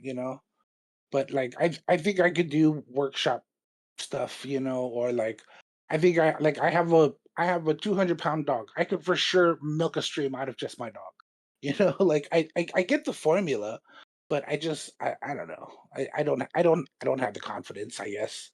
Mm. Lynn was asking if you have RP'd as well. Oh yes, I have on some of the public servers once or twice, but you know, to be honest, it kind of fries my computer. What character do you play, or what's the role you Uh, play?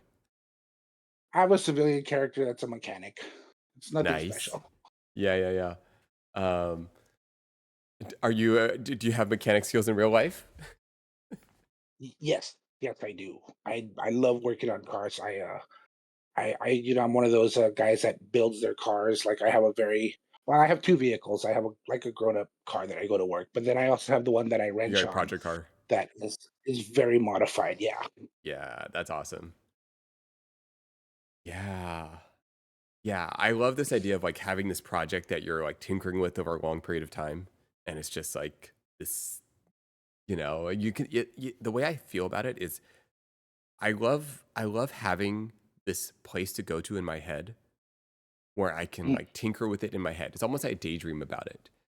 For example, an example for me was like my warehouse. I'm like, or maybe like hosting a concept, a dinner. Like, oh, I'm gonna do this Japanese dinner, and then you just like kind of play with it in your mind, and you like reorder it and move it around, and you like get inspired by what you see. But yeah, I love these like long term projects. mm. I lately I've been getting into like picking. You know, like I go to like secondhand stores and stuff like that, and I specifically hunt for silver because I don't know if you know the silver market is going crazy right now. I've And heard, I've heard, yeah, you know, gold as well. yeah, so like oh yeah, but I like just it's easy to buy secondhand silver if you know what you're looking for. You Ooh, know, like they made, you know, fancy silverware for, you know, hundreds of years. yeah. So if like spoons and forks, a lot of them are plated, but if you know what to look for, the butter knives specifically, the handles, the way they made them, they're all sterling, and the blades were stainless, and they were set in with glue. So even like the lower quality sterling silver dinnerware, like the spoons and forks will all be, you know, plated kind of like trash silver, but every single butter knife is a guaranteed at least 20 grams of sterling. You know, so if you know what to pick for, you're buying 20 grams of sterling for like 5, $6 at a time. And it, How you how know, how much is I think 20 I might grams? accidentally Yeah. 20 grams of sterling right now is about $35. Oh, okay. So, you know, and then like you know, metal, and I do like melting it. I want to get into refining it because that's actually a good way to make like that's the way to make the hobby start paying. But I haven't got that far yet. But Yeah. my pile of sterling is getting pretty heavy. Yeah. You're going to like St. Vincent's? Where you going? Where were you? I do Where? go to St. Vincent's. Yes. Okay. Nice. When you go to St. Vincent's, the one in our neighborhood, shh, okay, like off to the left, like when you immediately walk in, there's a bin. It's a white bin. They keep it on. They keep it on the counter right there. There's silverware in there. Hunt for specifically the butter knives and all the handles, even if they're like the lower level plate, like not actual sterling sets. The handles will be guaranteed sterling. And there's my Nice. little silver. You just There's gave my away little your silver thing. Now secret there's tip. not going to be any things there. I pick it clean every week. Nice. Um, They're gonna that's have to. fun. I know when they restock it. Yeah. Oh, okay. You got the inside info. Okay. Oh, Fair. I'm there with bells on. Okay. Can you tell me? Can I transition? Can Yeah, sure. Can you tell me you said the word stock it, so I thought about like food stuff. Like you know about like the fish markets? Do you know about like the food suppliers? Like Oh where yeah. you getting your stuff? Oh well. For the most part, I have vendors that show up because it's corporate where I work, and Uh-huh. these are very large vendors that show up. But when I do my private stuff, I do go to LA Fish Market at five Yeah. o'clock in the morning to buy the nice fish. Yep. You know, and it's right there. You know, in LA Fish downtown. Co. Yeah, Yep. and you know, besides that, I a lot of Restaurant Depot. Okay. Yeah. Fair. You ever been to IMP? or Lux IMP. International Marine Product? I've ordered from them. I've never been there. Mm. Yeah. And like they like they're one of those suppliers that like when I order from like Cisco or something, like they will have IMP products. So like it's I like see. more like a like I don't actually buy directly from them, but I have bought their products. Hey guys, if you guys are curious, IMP is like a fancy fish distribution center. They like if you want to get a little bit fancier, you know, you go somewhere there and they can get you stuff from like Japan or whatever you want really. Um, Santa IMP. Monica Seafood is like my Yeah. go-to.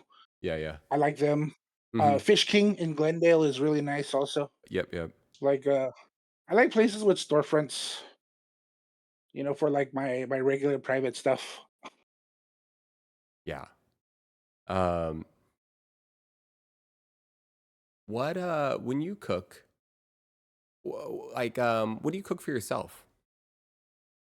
What do you like to eat? Mm, what do I like to eat? Honestly, my favorite food is anything I didn't make myself. Oh, yeah. Okay. What? I mean, because okay, my own food, even if I make it and it's, executed perfectly and it tastes good, to me, while I eat it, I'm thinking about the work it took to make that food. And I'm also critiquing my own food. So even if it's, you know, technically good food, to me it tastes like work. Whereas That's such a good whereas comment. if Tastes somebody like work.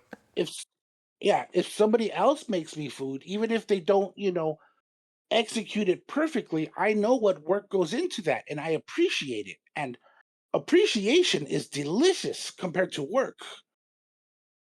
Work You know, I flavored. I yeah, so I appreciate it when other people do that work for me. And so like I my favorite stuff to eat is anything I didn't make myself.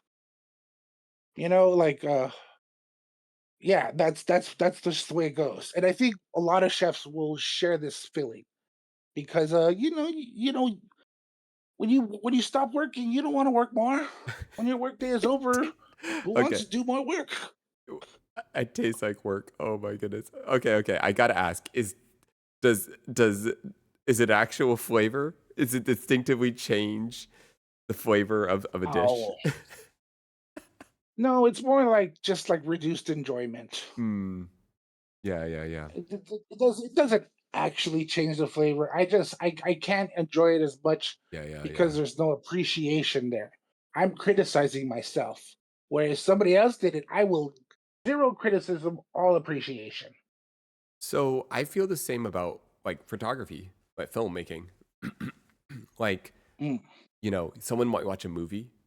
Someone might watch. I see work. Like I see, um, and so in some way, I feel like I've gotten disconnected and I've lost my ability to Oh, like because you're thinking about like angles and light and everything when you should be watching the plot. yeah, exactly. Like you don't get to Oh, totally the same thing. And I'm oh. sure like, you're looking at a dish, I'm sure it's hard to turn off your brain on like how it's constructed. Um, and Well, if like somebody made it for me, or if I paid money for, like, if I paid money for it at a restaurant, I am very critical. Or if like I don't know, one of my chef friends made it for me at work, I'm gonna rip it apart. yeah. But if like I don't know, my mother made it for me, I will absolutely not. What if one of your chef friends made it for you? You're gonna rip it apart. Oh, it's so good. Oh yeah, very much so. Yes, I get it. That's what I was trying to explain to the chat a little. Like roasting is in the culture of like, if you're an artist, you're gonna roast your friends. You're gonna roast Well, them. yeah, I mean, I'm happy for their success, but not that happy. Explain. What do you mean by that? I don't know. It's just like I'm human. Yeah. I definitely do not wish failure on anybody, but to say that I don't feel jealousy, that's not true at all. Oh, okay, You okay, know? okay. Yeah. Interesting. But that's like a small percentage.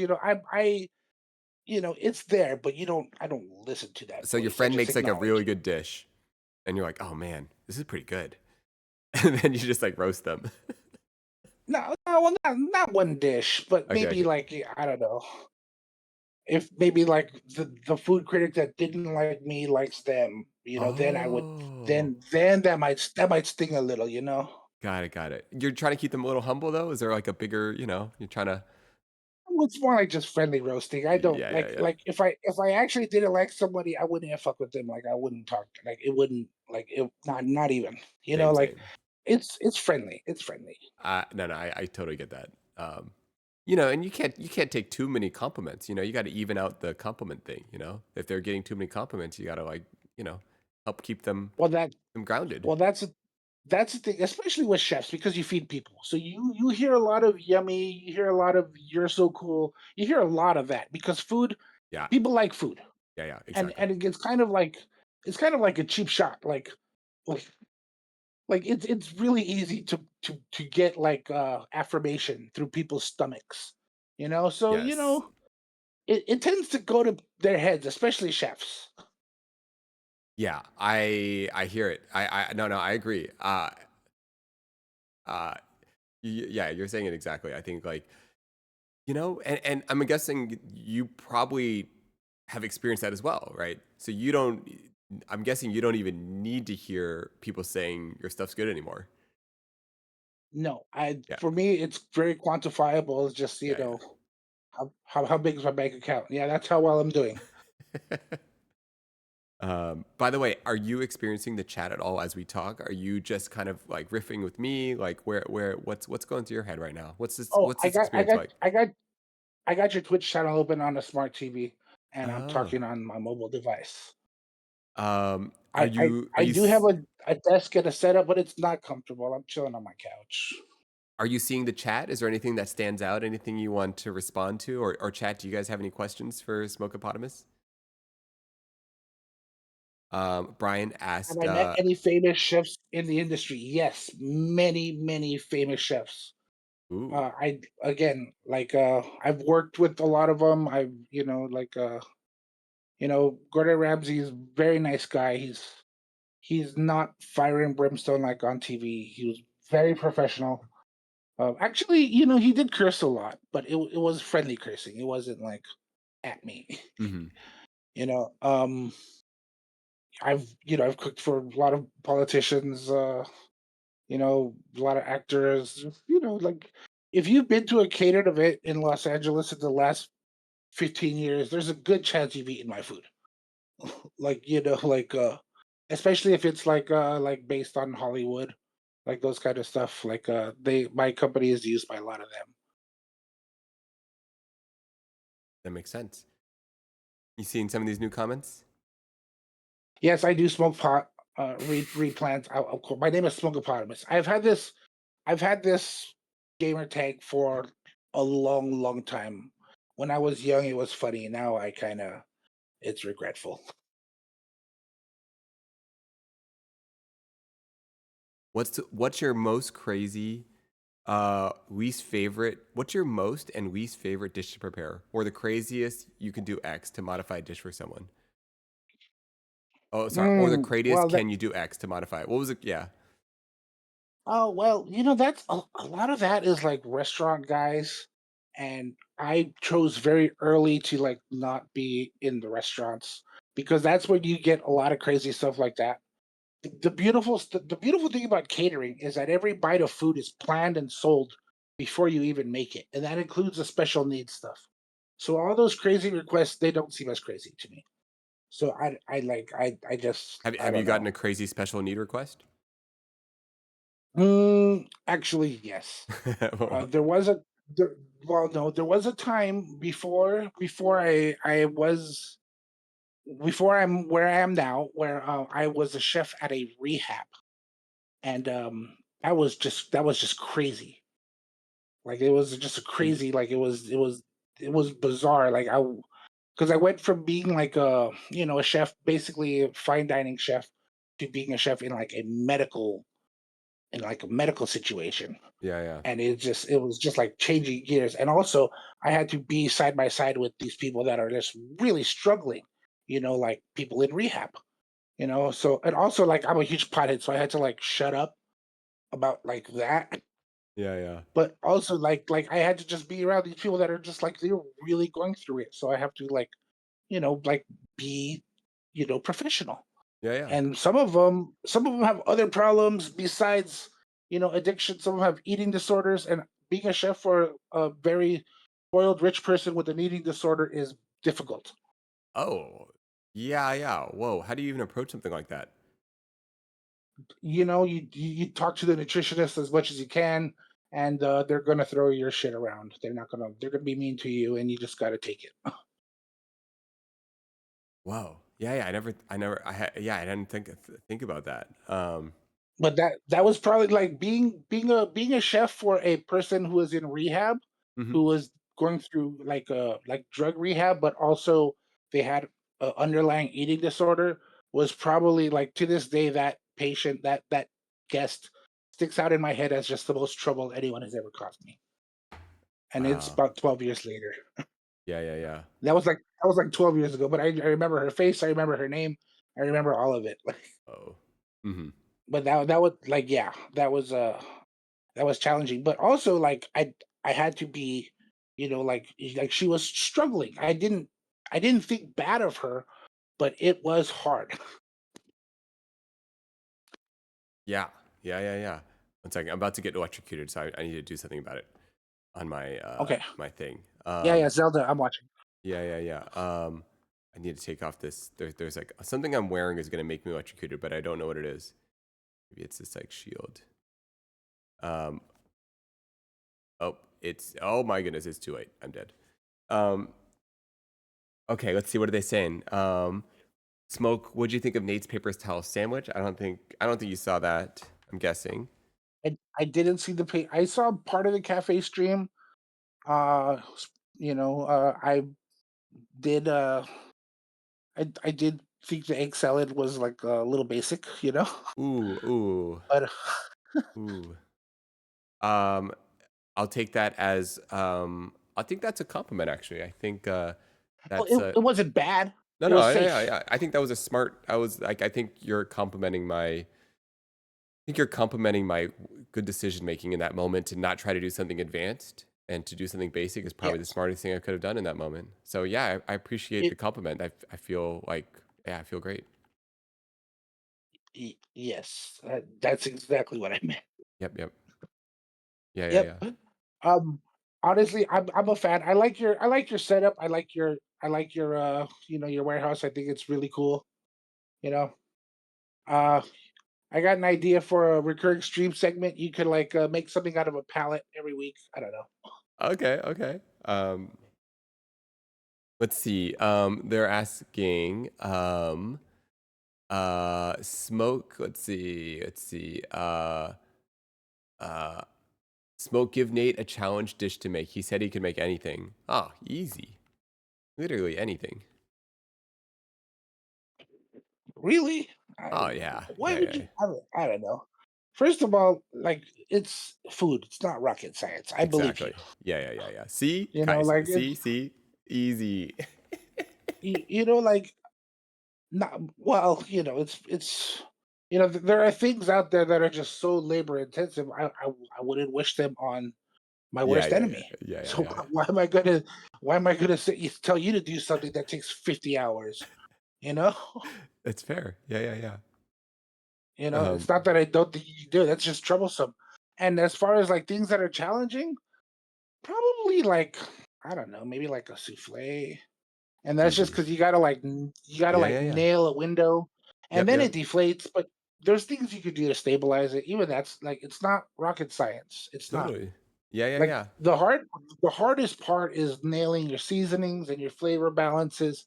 Like correct technique is not as hard as the subtle nuances of having a good palate. Absolutely. You can teach someone a technique, but you can't teach someone how to taste, like especially the depth of taste that they may need for a certain thing.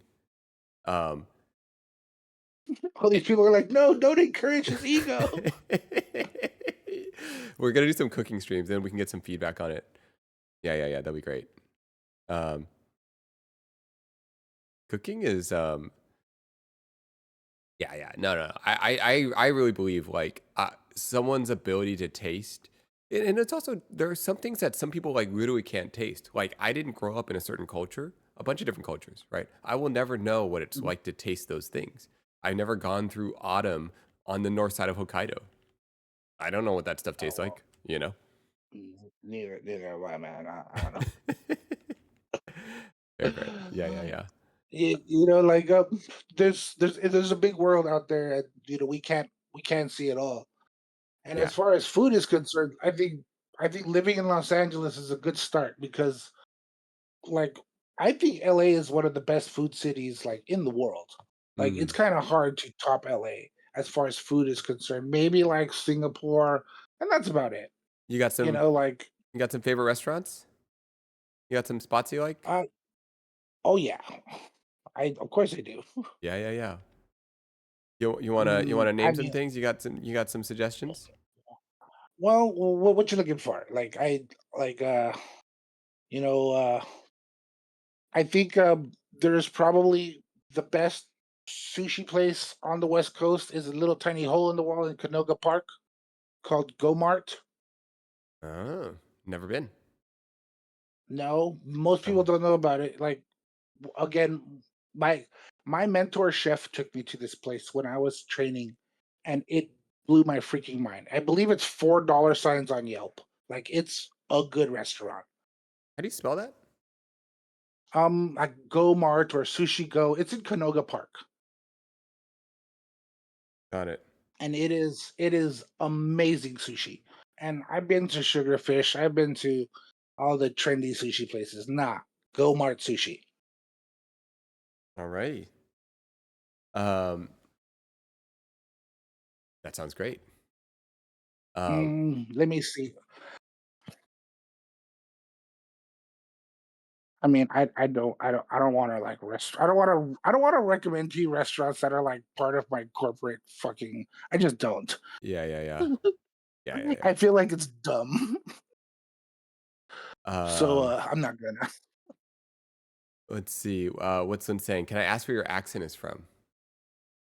Oh, I'm from LA. I'm a California boy, born and Hmm. raised. As far as ethnically, I am a lot of things. Like my mother is a Mexican person from Mexico.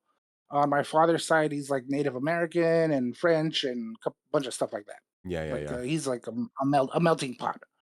But I am definitely a California boy. Like I'm Yeah. from Los Angeles. Hmm. Yeah, I yeah, I yeah. I live I live like a block away from the rest of my family. What was LA like 30 years ago? Have you seen LA change? Like, is, where is it at? Or what's the differences now? Yes, you know, there's a lot of people that are not from LA.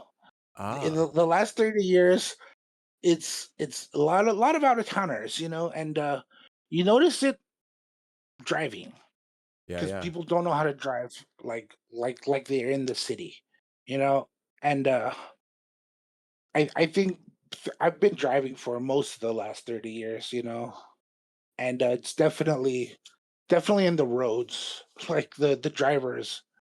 I think really, you know, I think people just used to be more skilled in general. I think people are losing their skills. Like the more things become automated, like the less skilled the average person is becoming, you know? And that includes driving. Like people don't even drive manual anymore. Like my car is my project car is manual. Like and I love it. You know, like I make sure I teach, you know, my nieces and nephews how to drive manual because it's like a dying skill, you Mm, know? Pretty soon those cars won't even be around anymore. But you yeah. know, stuff like that. I'm very grateful. When I was young, I wasn't grateful because it seemed like I was being punished. But I'm glad, like my dad taught me how to lay concrete. You know, like I'm glad I know how to, you know, clear a drain pipe because these skills are gone. Like now, people are just they don't learn them anymore. You know, Yeah. so that so when I saw this guy on Twitch with a mill and a lathe, I was like, I like this guy. I love that. Thank you. I appreciate it. Yeah. No, I like skills too. No, I can totally we totally get along. Like, and I gotta learn to pour some concrete. You know, that sounds great. You just got to make sure it's level. But there's skill there. You dig a hole, you Yeah. smash it down, you make sure it's level. Like, Yeah. All right, fair. Getting the texture though, you know, it's like getting the. it's like playing with mud. Well, I have to ask you about the Dodgers. Mm. You're an LA Oh native. yes, All right. yes, go Dodgers. Did you watch the World Series? Of course. What was that like? Like Oh, that was crazy, right? oh, dude, That was crazy, especially right? the last game. Like I was at the far bar in Little Tokyo, just Oh nail yeah. biter, just Dude, it was like crazy, right? screaming in the crowd of people. Oh, it's so good. Yeah. Yeah. Surreal, right? Yes. Well, I mean, you know, uh, you know, Toronto. They put up a good fight. We went all the way to 7 games in overtime, and I understand. It's been a long time since that team has had a World Series, but you know what? We haven't had a World Series in a whole year. So Yeah, there. exactly. It's been a long time for us, and it's only fair that we deserve it, and we fought for something. Exactly. Yeah. Yeah, and next year comes around, and we deserve that one too. Oh, Jen here is from Canada, so she you know um Well, Canadians are very polite, so I'm sure she'll be cool about it. oh yeah. No, she they want to lose. They're actually happy to lose. They don't mind. Well, I don't want to. I don't know. I feel like No. that's. She actually probably feels bad. You're I right. feel You're like right. I feel like I'm gonna jinx the Dodgers if I glow too much, so I'm not gonna. Sorry, I'm like there's this dragon. I don't even know where I'm at right now, but I'm like somehow this game got crazy. I don't know if you can see it, but like Yeah, I'm watching you play. dude, what is going on? Like I feel like I'm on a dragon all of a sudden. When did this even Well, yeah. happen? All right, well let's just chill here for a little bit. Um yeah, that was surreal. No, watching that game, yeah. Oh my goodness. It was a movie. It was a movie. Um, um, Smoke, can you share how you got started with your first project car? My first What? project car. Oh Yeah. yeah. What? Yeah. Easy. Well, my first project car was okay. My first project car, or the first car that I like, my first car that I worked on was one of my dad's cars. Like, my first project car was a Honda Civic in the early 2000s, when I was still in my early 20s. And I bought a Honda Civic 4-door DX, like just the basic bare bones Honda Civic. And I bought it for like $1,800. And then I proceeded to sink about 30 grand into it. And Whoa. I totaled it I totaled it 15 years later. I drove it for a decade and a half. I had a lot of fun with it, and then it got totaled. Whoa. Well, how do you spend 30 grand on a car? What do you put in something You like know, that? everything. The body work, the engine, the transmission, the suspension, the tires, the interior. Like, now this was, it took probably about 5 years to do the whole project, and it was every penny I worked for. At the time, my first, like, I know I was still in school even. I was a manager of Blockbuster Video. I did it with that money. Like, Yeah. Wow. This is like your heart and soul into this thing, like your hard yeah, work. yeah. I would go to culinary school, and I would come back and I would wrench on my car in the evenings. And that was my life in the right after high school for a while. It's kind of romantic in some way, imagining it all. Like, I don't know. Yeah, I could see it. It sounds like you've like, yeah, you've really like, I'm old. I'm old. I'm well, old. you've like, you've like gone through life, like you said, like you've created things with your hands, you've moved through life with your hands and you've built things, and I mean I just appreciate that because I feel that way. Like I have streaming is strange for me, and I'm sitting in front of a computer like flying on this dragon into the abyss. This is like so foreign to me. Most of my life I have like picked up things, tinkered with things, moved things around, and uh yeah, here we are talking digitally in this little space while an AI translates our words into a real-time pie graph while I am standing on a virtual dragon in the abyss, and we're just talking about the way we navigate through life physically. Kind of crazy, right? Yeah, this is a this is a new experience for me too. Yeah. um yeah, what's it like being on stream? Do you have any thoughts on it, or is there any what's the experience like? I try not to think about it too much. I'm actually kind of a shy person. Yeah, yeah. Like I'm trying not to think about it too much because I think I'll start sweating like if I do. Mm. Yeah, yeah, yeah. No, no, I felt the same way when I first started. Yeah, you're doing great. Like I've like just your question made me break into a sweat. Like I Oh, okay, got it, got it. No more questions about that. Let's go back to. no, it's fine. Like well, it's not like it's any real like it's fine. I'll answer your question. It just I feel self conscious. That's how I feel. Dharma made me feel like I need to work on expressing myself verbally. Smoke made me feel like I need to expand my skills, talents in general.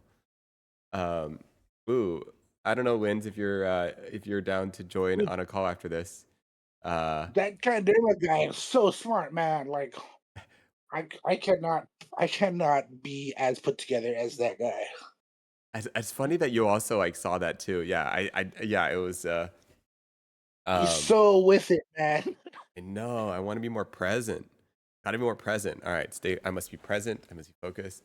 Um, and um,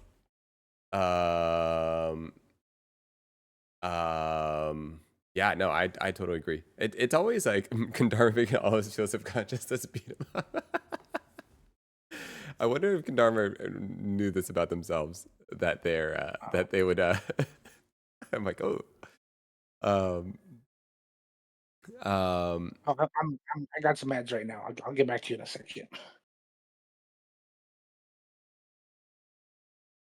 Um, yeah, I like it when people are really passionate about things. Yeah, it really took upon us. It really feels like you are passionate about things. Like I can, you're still nerding out about this stuff. Like you know, after all this time, I think like what? Many years later, How yes. do you keep that? Like, I mean, I guess if anyone here in the chat, I'm sure they would want advice on like how do you still nerd out after like 30 years of doing the same thing? Like Well, you what keeps just you? Yeah. I think anything I think there's more knowledge out there than you could get in a whole lifetime. Like I feel like you could work every single day of your life all the way to your end and keep learning all the way to the end, and it'll be a good life. Like I feel like there's more knowledge than you have life out there. So you can stay hungry for learning all the way to the end because we're tiny and the world is big. You know? So yeah, no, there's some wise. It's like your way of exploring the world, your way of like, it's like discovering. You can always discover more. It's like, and sometimes I like you said that phrase, "We're tiny and the world is big." Like that feeling is something I always seek. I always like this feeling like, there's like there's so much out there. Like as a kid, you're like when you're actually tiny, the world feels so big. And then sometimes when you like grow up, the world feels kind of small. But it isn't. Well, It's infinitely big. There's so many things to explore and discover and learn. And like once you learn one hobby, just learn another one. Get to know something new. yeah. Yeah. It's been rough because that same feeling I think when I was young used to trouble me because I Hmm. think from a very early age I had the feeling of like like like nothing matters what we do, we're all just gonna die eventually. Yeah, yeah, yeah. And for like for someone very young to realize that, like it messed with me. You know, How'd you get through it? I'm probably, well, I don't know. It just you get through it. You have no choice. Time keeps passing. You know, like I grew up in an age where there was no like, if you were, maybe a little neurodivergent or something like that, there was no like, there was no support. You were just a weirdo. So you come up with your own coping mechanisms. You hack your own brain because that's what you need to do to survive. And I'm fairly certain I'm like neurodivergent, but I never got like, what's the word, diagnosed. Mm-hmm. Because it's like a whole thing when you're an adult.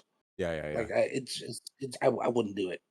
But like there's things that like I'm very like they just like they turn me off. They even short circuit me. But then there's things that like I can tunnel forever and ever and ever. Like, and also like I got a memory like a steel trap for some reason. So I'm pretty sure there's like, a touch of the tism in there. I think, yeah, yeah, yeah. No, that's I'm in the same place. I might have got some sort of diagnosis as a kid. Who knows what it was? But yeah, yeah. No, I hear you, and that's interesting though. Yeah, I think like let's see. Destroyer said I have sort of an antidote to the we're all gonna die, so it doesn't matter. Optimistic nihilism. Yeah, it's I don't know if you watch Rick or Morty. It's very like we're all gonna die one day. Like Well, make that's the difference is it does matter. Like mm, that's where you like I love that. maybe we can make just a tiny splash, but it's still a splash. It does matter, especially that's where that's where you as you mature, as you grow, yeah, that's what you learn because as a young person, I came up with that we're small and the world is big, and that was like a depressing thought as I when I was young, but as I grew and I was able to kind of think about it differently, that same thought became, what pushed me to keep on learning more things and to always try to improve myself every day because the world is big and we are small, but that doesn't mean we can't, make a difference. We can't, affect other people. I don't know where I'm going with this, but I No, no, no. learned It's great. to only like, like, I guess I only worry about things that I can have an effect on. And if I can't affect it, I do not worry about it because I feel like I'm wasting my energy. Yeah. No, I mean, what you said about like it does matter. That's it's like it's beautiful. Like it's like because it has to matter. Like we're here in this life. We have this opportunity. We don't like you can't just like sit around wondering whether or not it matters or not. It does matter, and you just like it is beautiful. It is wonderful. It is Well, like the yeah, yeah that's where like sharing skills and mentoring people and helping other people cope with whatever.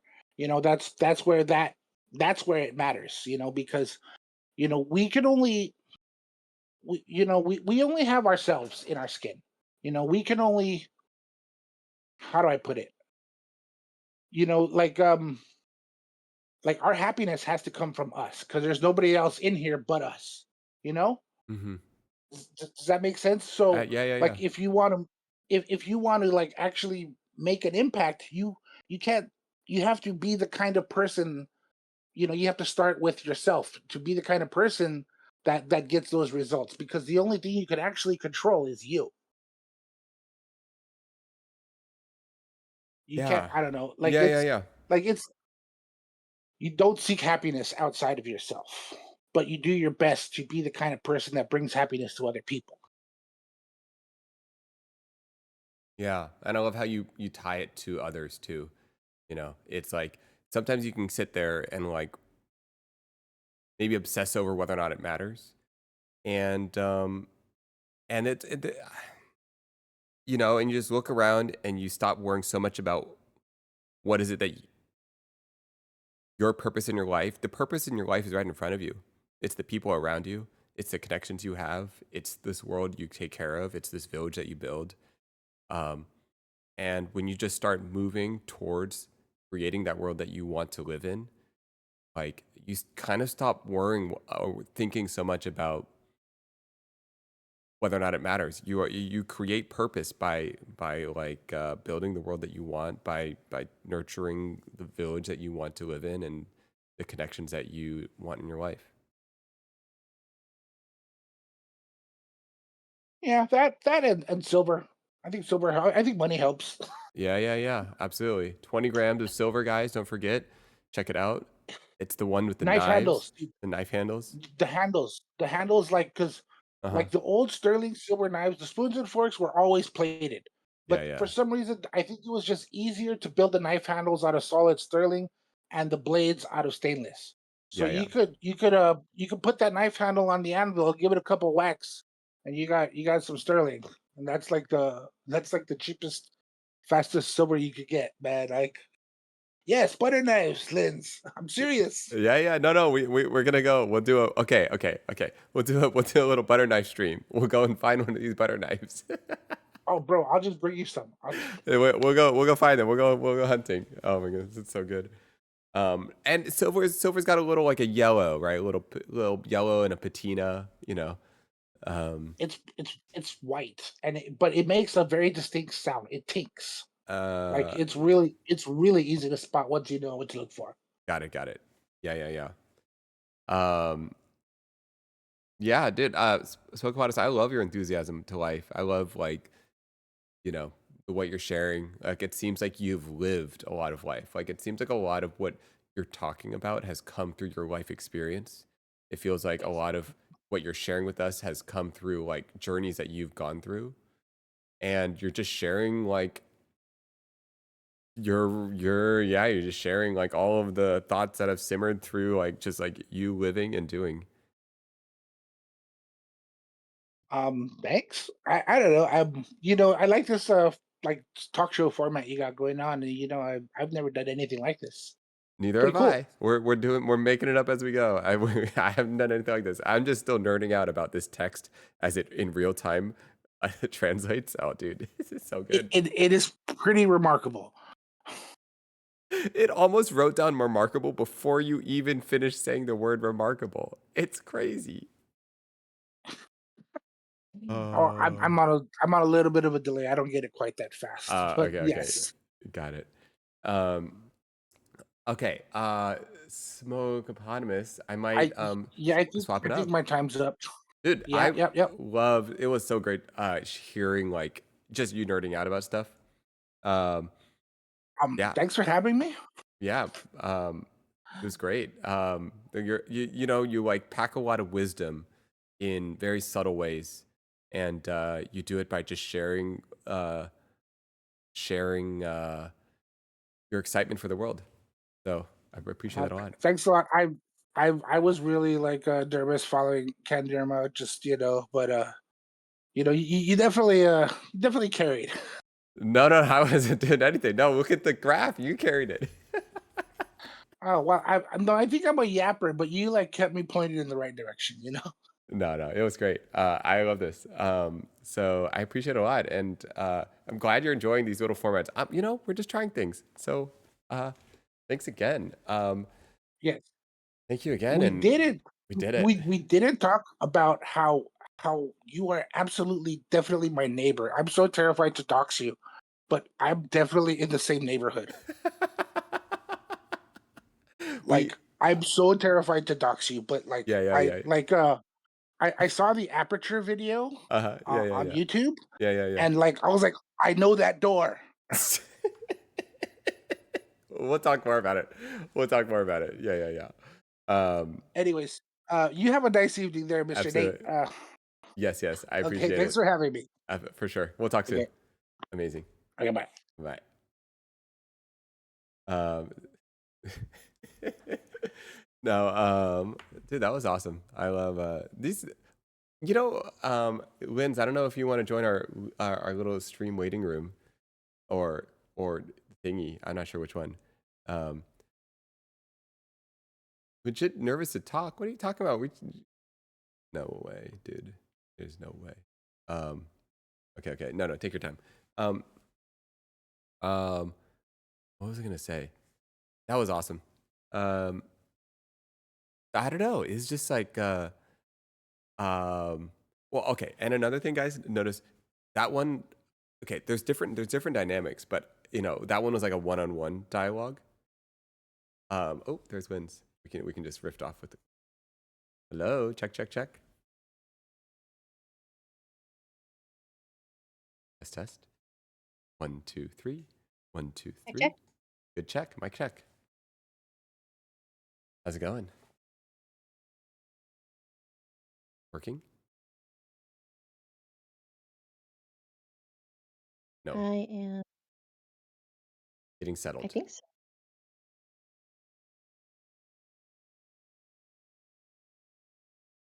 Yeah? Working? I hear two of you, but I have you muted, so I don't understand why. Okay. I think the one you'll want to keep unmuted would be the disc. You want to mute the stream.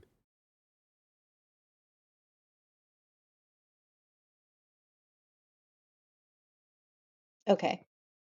Sorry, I just turned on this Okay. I think thing. it's I'm working. on this dragon and somehow like fell off this dragon, but I'm still on the dragon. When did I even end up here? What's going on? Sorry.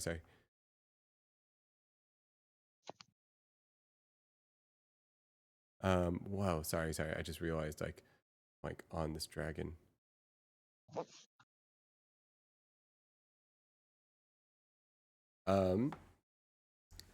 How's it going? Did you got it all worked out? Is the audio working? Check. 1, 2, 3. 1, 2, 3. Okay. Check. Test. Can you hear me? Yes, I can hear you. Can you hear me?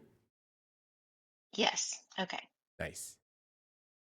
Does the mic sound bad? No, the mic sounds great. You're not gonna get upset about the mic. No. Have I ever gotten upset about the mic? Literally last night, What did I say? you said, "Why does your mic suck so much? It didn't suck like this before." I might have said that. I might have. It's possible. It's possible. Okay, fine. I might have. Something like that. You're not wrong. Yeah. Um, yeah. Damn it. I feel like I'm about to get roasted like crazy in this chat. No. That's okay. Karn Dharma wants to know your accent's so nice. Where's it from? I know. I am sorry. Okay, I just hear people's voices and I try to figure out where they're from, and I don't know. I didn't realize it was a thing to ask about accents, but I think it is. Okay, you're kind of avoiding And if I the question I here. I am from Texas. I am from Texas. This has been stated, but maybe not when Condorma saw it. So it is Texan. It is of the South. Oh, I actually didn't notice the accent at all. Um, what do you think about the I formats, by like. the way? Oh, go ahead. Sorry, go ahead. I think it's been no. I think it's been pretty interesting. It's fun getting so many voices. Hmm. Like if you hadn't done the format, then we wouldn't have gotten to like smoke. Yeah. And now it's like, okay, whenever he types in chat, I have like a voice to match with his typing, and that's fun. Yeah, I really like the format too. I think it's I don't know. I think we just keep trying. I think I just keep trying different things, you know. Um, but it's been Yeah, I don't you don't know. have to stick to any one thing. You can you can change it up every day. Yeah. Yeah. Um, Free Plant said, "Get behind me, Lynn." why is that? Oh, let's see. I'm What is sorry. it? I'm scrolling back. Is that I missed a lot during the whole microphone thing. That's Oh, funny.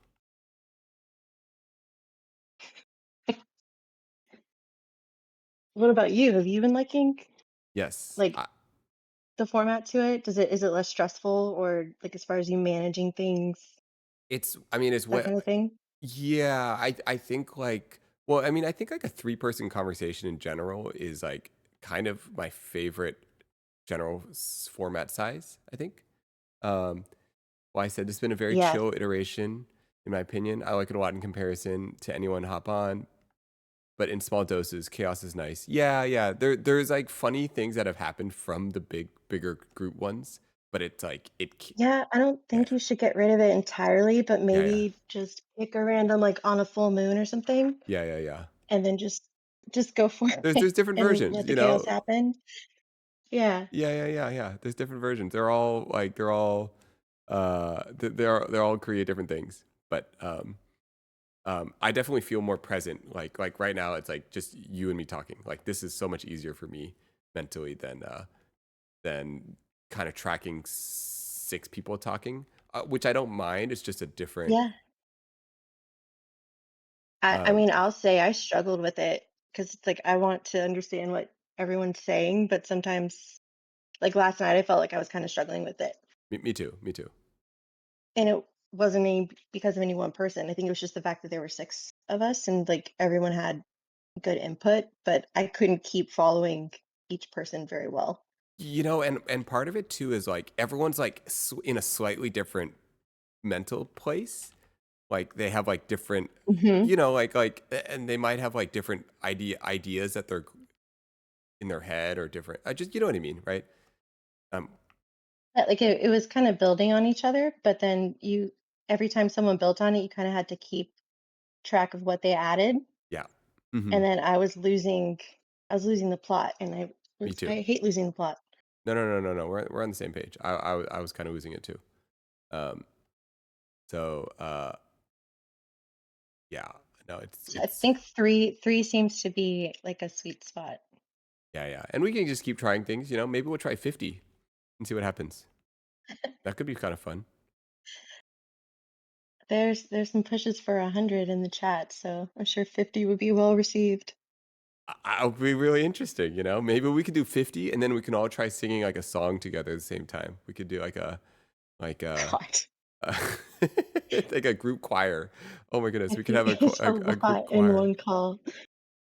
Yeah, yeah, yeah. No, no, there's potential. Everybody joins. Wait, that would be kind of crazy. Is it possible? Can everyone join? Well, are we testing this right No, no, now? no, no. We're not testing this right now. I'm But so chill right now. no, no, no, no. Okay. We're not testing this now. I'm just saying in the future for a future one.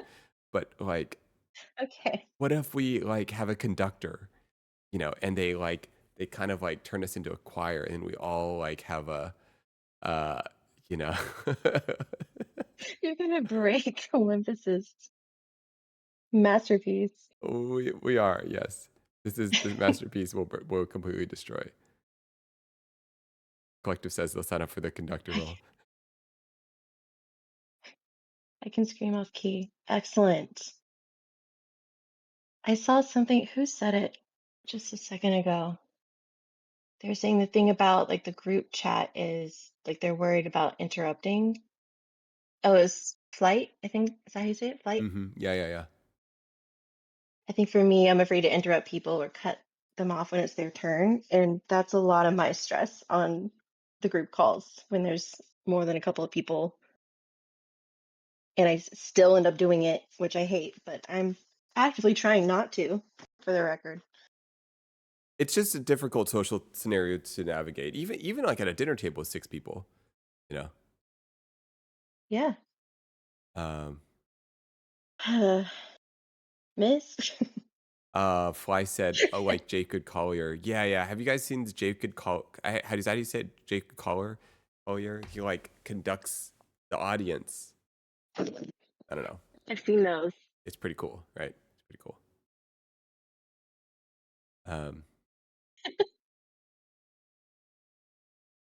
um, What the hell? dude, look at this game. Are you seeing what I'm seeing? It's crazy, kind of cool, right? Have you played Okay, here's Zelda? the deal. Earlier when you I have played it a very long time ago, and earlier I was kind of doubting whether you were going to be able to play it and talk to chat or like talk to the callers, but I forgot you were even playing it, honestly. Me too. I was just listening to y'all talk and reading chat. I kind of forgot you're playing it. So, Yeah. No. have you? It's just like a little visualizer, you know. I'm just sitting around here, walking around, Yeah, looking at it these kind of big melted swords. into the background. Yeah, looking at these big swords, you know. Um, At first, it's like, there's no way I'm not going to be able to not focus on like whatever the hell is going on here with this monster, or giant, or whatever it was. He yeah. killed a dragon during it. That's crazy. Yeah, you actually did just kind of settle into a division of attention where you were doing both. It was good. Yeah. Yeah. No, I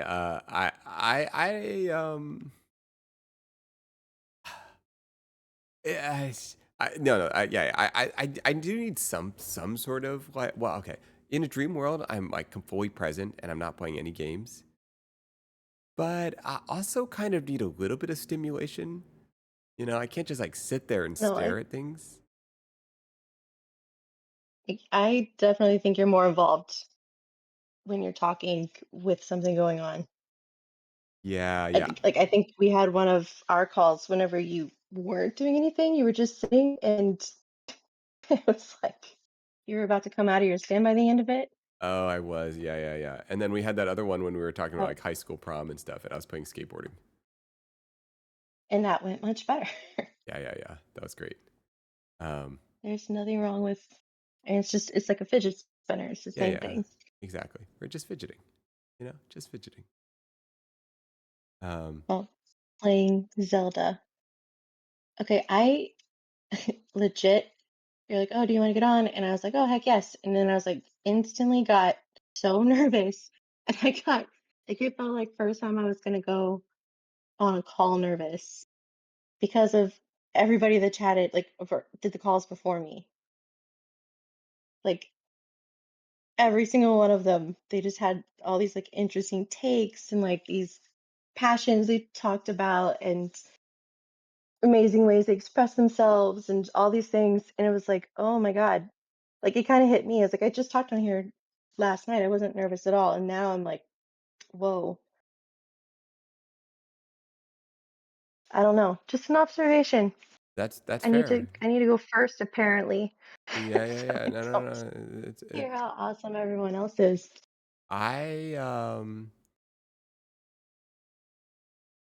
well,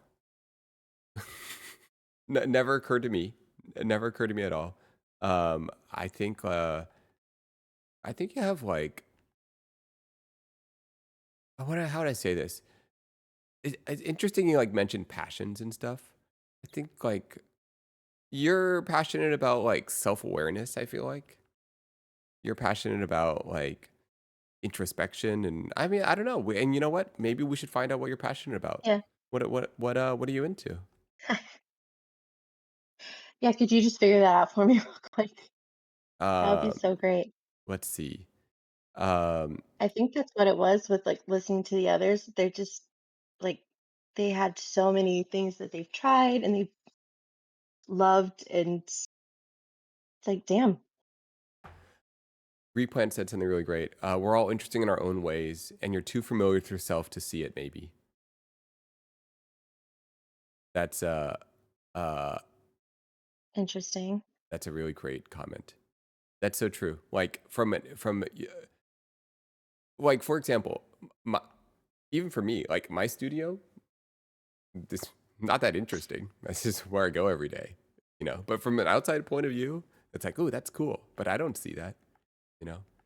And I think like, yeah, there's a lot of things you know, like, You become like nose blind to your own yeah.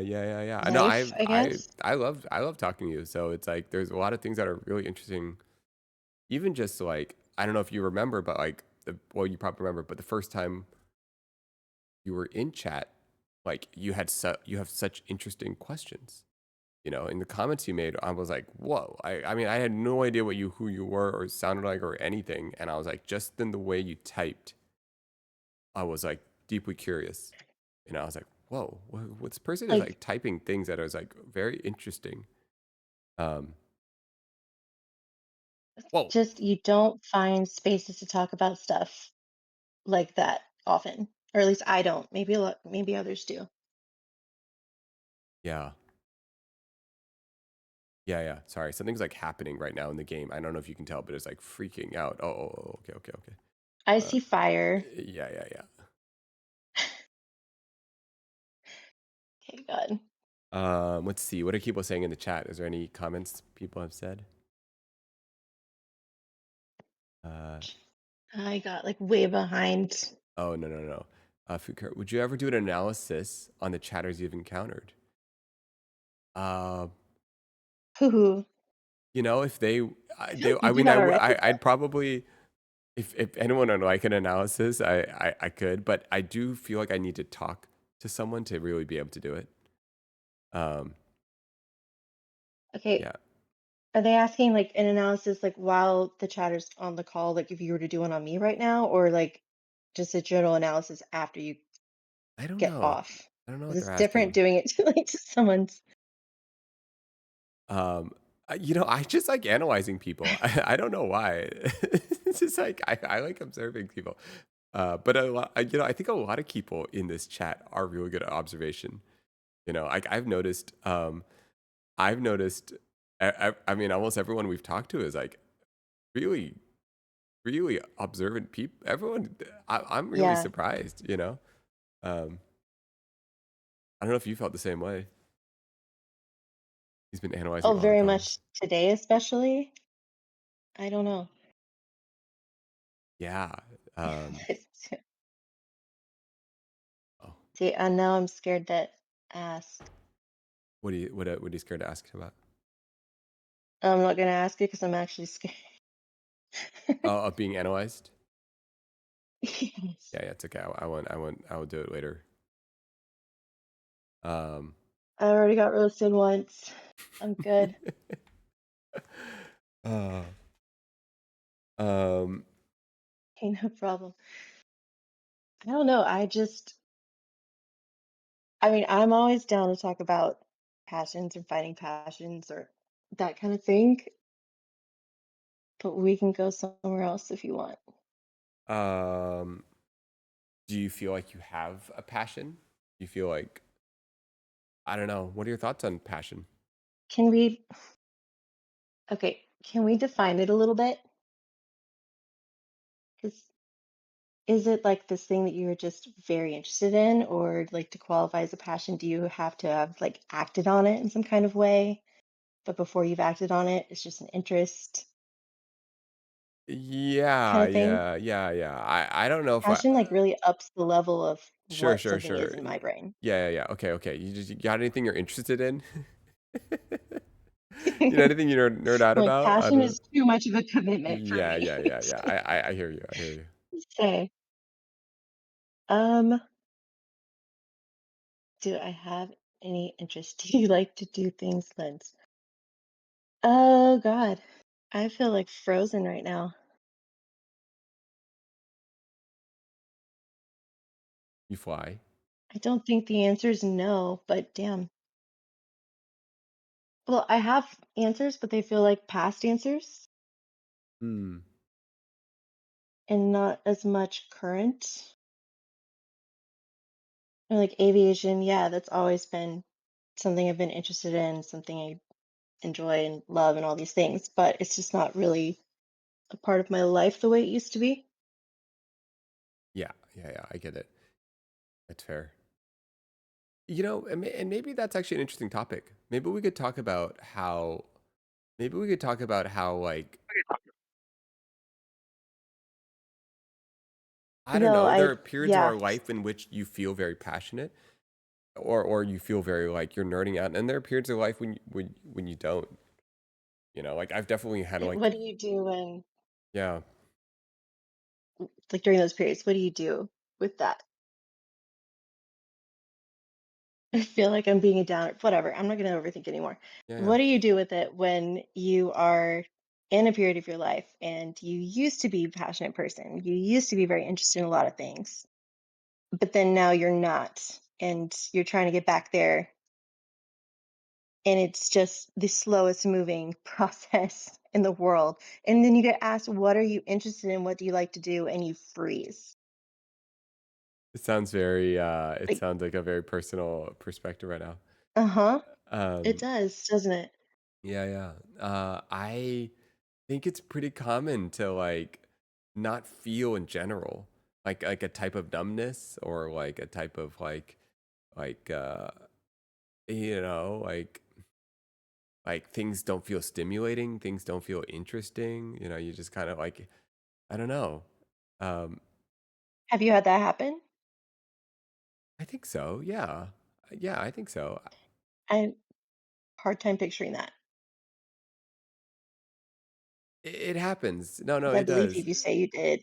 Yeah, yeah, yeah. No, no, no. It happens. Um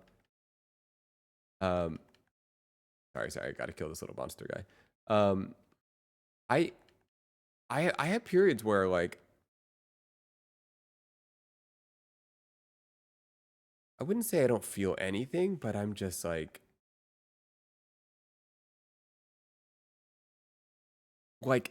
I know those are my transition periods. I know it's like time to let myself feel a deficit maybe. Like I kind of like instead of like I'm just like, hey, I'm not I'm like there's this moment when I'm like, I don't think I'm that happy right now, or I don't think that I'm like I'm I'm settled with where my life where I would like to change something. And I kind of like Right. go ahead. No, that's just very, yeah, you just kind of come to a point where, and it's like nothing even really happened, or Hmm. there doesn't seem to be like a direct reason for it all the time, but you're just not, there's just like this very restless, I don't feel good with where I'm at Yeah, kind of feeling. totally. And you Yeah, want to change it, and you want to change everything at once, but you can't. And I don't know. yeah, yeah, yeah. I think like I experience this feeling like it's almost like a good feeling when I know it's like, hey, this isn't working, you know? And there's like usually some sort of like tipping point, you know? It's almost like everything that you're currently in is like good enough. And you're like, well, I'm happy enough. Well, it's like I should be grateful for where I'm at, or, you know, and then there's this like tipping point and you're like, you know what? I wanna live a different life. I wanna like try something I'm not new. happy with where I'm at. Yeah, yeah, yeah. Icelandic said, "My brain And it is so doesn't even cooked." include everything. Oh, sorry, go ahead. Oh, Icelandic was saying that they're trying to write their thesis while listening to voice chat. Oh, this is be in a possibly difficult conversation to listen to while trying to write a thesis, There's especially no way I could do that. when the chat then starts talking about you writing your thesis simultaneously while you're writing your thesis. How do you write your thesis while the sorry, I'm done. I'm done. How many times can you say thesis in 30 seconds? Were you playing with the Olympus bot thing again? What was happening? No, I wasn't. What do you mean? Okay, Oh, good, oh, oh, good. yeah, yeah, yeah. I do. I like how it it does stuff. Um, no, but I think like I think like this is a pretty interesting thing. Like you know, a lot of terms I've heard this in the terms of uh like like it's like idea of like golden handcuffs. You know, like you're happy What is enough. that? Like golden handcuffs are like let's say you make a lot of money in a job, right? And let's say you make Right? 300K or 500K or some crazy amount of money doing a job, but you don't love it. And you've been doing it for 10 years, you know? What even doing it for 20 years? Hmm. Maybe doing it for 30 years, maybe doing it for 40 years. You know, when Time to retire. at what point do you like is that really what you want to be doing? Is that really how you want to spend your life? And then every time you think about that, you're like, well, but I'm making so much money, you know? Or like, It's hard oh, to step away. yeah, like, oh, but I work so hard for this job. oh, but I like spent so much time studying this career. Like I have to be doing this. And I think it like becomes these handcuffs. I've invested so much. Yeah, there's these golden handcuffs, and like you don't get this chance to reinvent yourself. You don't get the chance to like explore your identity outside of this thing, and it kind of handcuffs you into like it like puts you in this box of like all the variations of the human experience you can have. Like you're So, trapped. Yeah, right. So it's kind of like this the feeling of you wanting to start over in stop a way. everything. Comfortable but not fulfilling. Yeah, it's like comfortable enough. Oh. I'm depressing the chat. Stupid. No, you're not. Uh, We're talking about real anyway, topics. We're talking about things that like we struggle with. I know, like everyone was so upbeat, and then here comes me to wrap it up with some depression, but it's cool. We're gonna do it. No, no, no. Look at this. It's We're getting all these great things. It's also the fear of the unknown. Oh, that's such a great way to say it. Do you leave the ooh, comfortable but what's so mediocre that? life for something you could for something potentially amazing? Yeah, it's like that call to adventure. You know, you think about, do you guys watch Lord of the Rings? You know, you look at like Frodo and he's sitting there in his happy life on the Shire, you know, and Okay. happy life in the Shire. And then Gandalf comes in and he's like, "You're going on an adventure. Pack your stuff." And he's like, "No, I don't want to go on an adventure. I got my Shire." You know, And it's an and adorable little Shire. I don't know if you remember. There's this line. I can't remember the line. It's like a meme now, and it's like, "If I go, will I like come back? Can you promise me I'll return?" And then, oh, is this Bilbo? Just kidding. It might have been Bilbo, guys. And then Gandalf turns to him. He's like, "Does anyone remember what he says, guys?" He's like, "I cannot promise you'll return, but if you do," he says something profound, guys. I can't remember what he does. "I cannot promise you'll return, but if you do, Anybody in the chat? you will have like I don't know. You get the idea, guys. You will have lived like you have gone on the adventure, the call to adventure, the hero's journey. You know, go and fight the dragon. Go and like You will have lived some life. yeah. It's worth it. You know, get out of the Shire. Sorry, so ready to be inspired. All right, that does it. Oh yeah, oh yeah. But if you What? do, okay, this is what he says.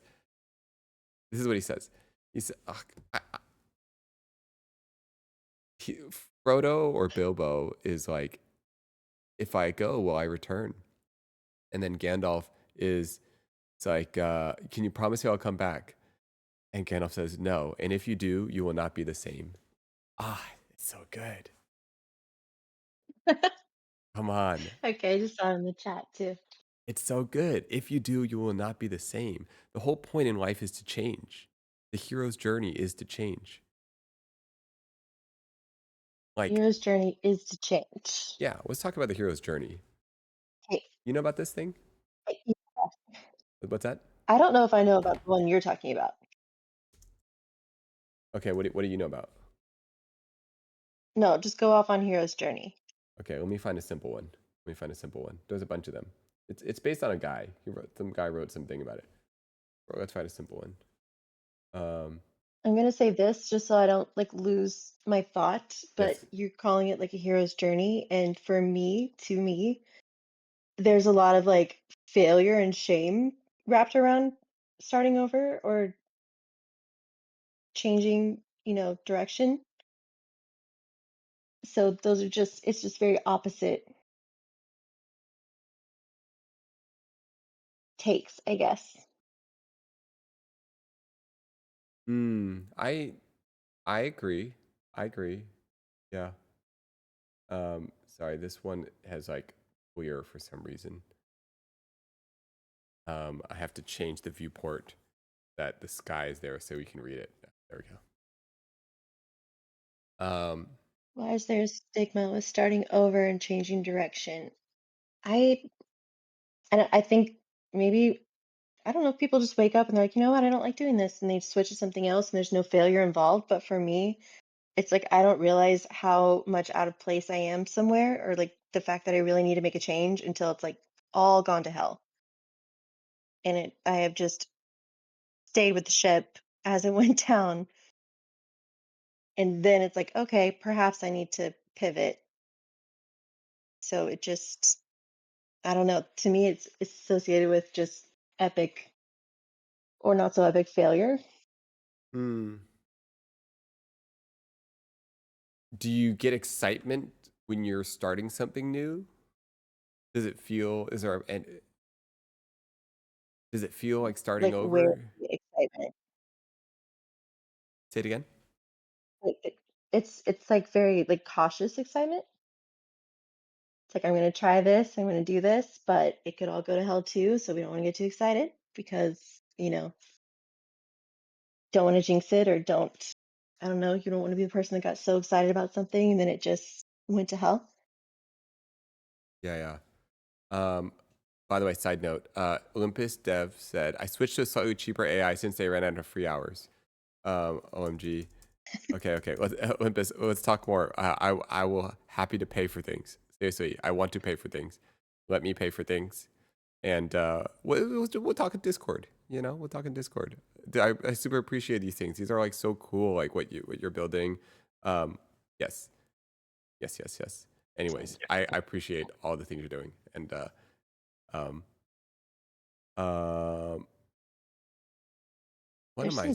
There's just really good stuff in the chat here. There is. I I was know. kind of not looking at chat because I got in my head about it, but Uh-huh. now I look back and there's just really good stuff here. Read something out. So NATO said ADHD friend, the fear of failure and the lack of feeling accomplished at things is real. And then Cozy, the morning of your lost potential, what could have been if you were brave enough to try. That one. Also, That is what mourning I've been kind of struggling with. the lost potential of what could have been if you're brave enough to try. You feel that? Yeah. Because there are situations in life that like things can happen and you can know that, okay, well, this didn't work out because of that.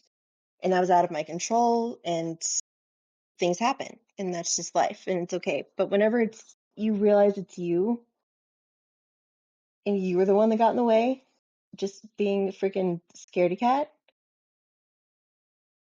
however you want to put it, that's really frustrating.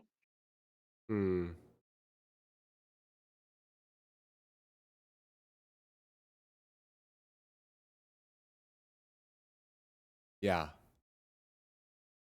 Yeah.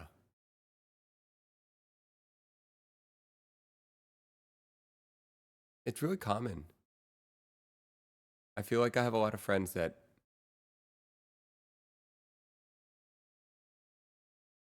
it's I don't know, there's like a type of like there's like there's like a million thoughts that go through their head before they can start something. Oh yeah. And Like you literally think something to death, like to the point you can't even do it because you're just so stuck on the I have to perfectly think it through. yeah, and then you're waiting. You're waiting for the right moment to start, right? And then it is never there. And then it passes you by. And then you're like, well, and then, you start like telling yourself, well, you try to do the Oh next crap. thing. Yeah.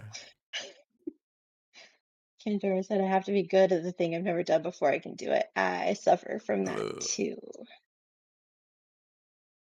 Wait, it's crazy I because I try not actually feel to. like I'm the opposite of this. You say you are, and then you don't act like it. I feel like, okay, no. I say, okay, one second. Kandara says, I have to be good at the thing before I've ever done it before. Okay. I don't exactly know how to explain my perspective, but I am gonna be good. I am good at the thing. I am, whatever I try, I'm gonna be good at. It's not Okay. appropriate our culture, degens. No. I'm saying I don't relate. That's what I'm saying. I don't relate. No, you appropriate the culture of awkwardness, but we won't get into that right now. Oh, it's true. Yeah. A little bit. Just got to get some of that. Yeah. Um, Uh-huh. So you actually is it okay? Do you sit there and say that because it's like I know even if I suck at this at first, eventually I'm going to be good at it because I'm not going to give up? Or is it like this confidence of give me a second, I'm going to be great at this? mm, okay, let me take something I'm not good at and let me work you through my process. Let's say I had to Okay. cut someone's hair or do their makeup or maybe style them for like a fashion show. That all sounds pretty easy. Okay. Not to me it doesn't, but sure. I could do all three at the same time. Now I Okay, don't you're have just like a headspace. delusional. Like what? It's not like I can like visualize myself doing this, but Uh-huh. you know, uh, who are we talking to? This is It's what's up? that's audacious. Like that's the crap I was talking about with like 13-year-olds. Like The where do you fufu. get this and why didn't I get the, any? it's the Lulu. The fufu is the Lulu. That's I mean, are you being serious though? Like are you like you actually just look at things and you're like, yeah, I can do that and you feel that? Mm-hmm. Are you actually that way?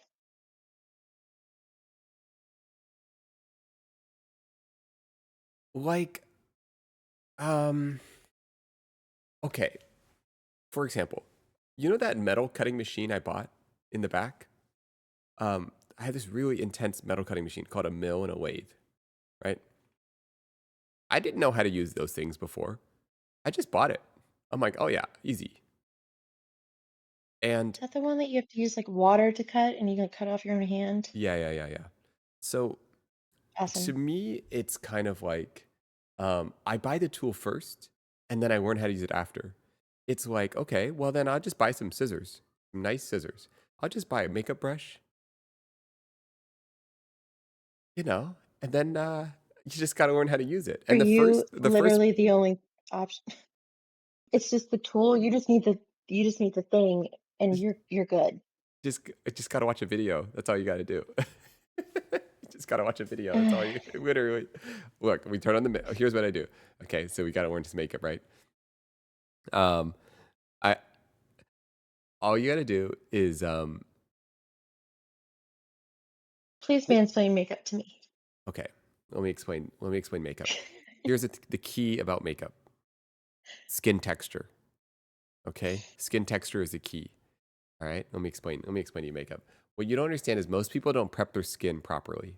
Okay. If you want to I'm have, actually gonna get upset with you. why is that? You're gonna sit here and actually explain makeup correctly to me, and I'm gonna get upset. By the way, there's some truth here. Oh, There's some truth here. Oh my goodness, I got it right. Yes, that's I knew it. that's the frustrating part. I knew That's it. why I'm I'm getting gonna be an upset. amazing makeup artist. Yes. Oh my goodness. Ah, Amazing. okay, tell me something. Tell me anything on this earth. Like, if someone were to ask you to do it, like, wait, no, there was one you said no to filming in stunt cars. Mm-hmm. Yeah, that was insane. Why was that insane? I don't want to be in the car. Because That's I'm it's like sitting there and I was like, that sounds fun as hell. And then as long as they're professional drivers, I would absolutely do it. two cars were going at each other at like really high speed, and last second they're gonna like dodge each other, and then they want me to film Professionally. from the front seat, sit in the car and film that. There's no way. There's way more chance that I would, like, if I were to say no to doing that, walk out to my car, I would get in a car accident on the way home. Way bigger chance of that than those two professional drivers smashing into each other whenever I'm taking, like, you know what I mean? All right. Yeah. Uh, Also, keep in mind, I'm like in Vietnam. It feels sketch. The whole thing feels sketch. Um, but yeah, That's still not even an example. That was just you, like, actually having survival skills, I guess. but something like if someone were to ask you to do it and you'd be like, I don't know if I will be able to do that, or you would even be nervous to try doing it. Yeah. I'm just impressed that I got that skin texture thing right. Dude, I know about It's makeup. so annoying. I know about makeup. Dude, you gotta prep your skin. Trust me, guys. Let me teach you how to prep your skin. Okay? I don't know if you guys remember, about 20 years ago, you know what was really in? MAC makeup. They made this primer. Came in a little black bottle, with the little pump head. You guys know about this one? Really popular. Now Oh that yeah. that was like early generation primers, right? Then we got the primers have come a long way since then. Um, um, who also makes a good one? You know who makes a good one is what's the photo finish one? Uh, the people who do photo finish, Smashbox. Smashbox. Their primer. Pretty sure it's Smashbox. Yeah, that was a little 10 years ago, right? So we got the 20 years ago, which was Mac. Then you got Smashbox, right? Smashbox with their Okay, photo and what is finish the one primer. that's now? All right, that's all I got actually. I know it's You don't know probably the current it's one. probably Korean. It's probably Korean right now, but I couldn't name you the names. Um, who's in right now? Okay, who's makes a good one? I'm gonna guess. I'm guess. Okay, you either got you know what? You know what's been That in? is true. Patrick Grandma. Ta is randomly been in, and I don't know why. Um, who else has been in? Uh, I'm not I don't really think there even is one in right now. I think just skincare is so in that you're supposed to take care of your skin to the point that you don't have to prime. Medicube. I think that's Medicube's maybe the in, thing. but Medicube's also like yeah, Medicube's in, Natrium, uh, a little bit. Uh,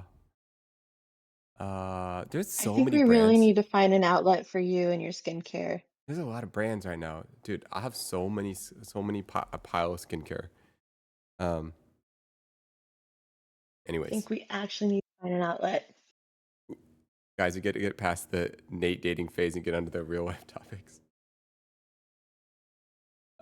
I threw real life topics out and I was being depressing. Okay, okay. What's a real life topic that? Okay, let's talk about happiness. What makes Ooh, you okay. happy?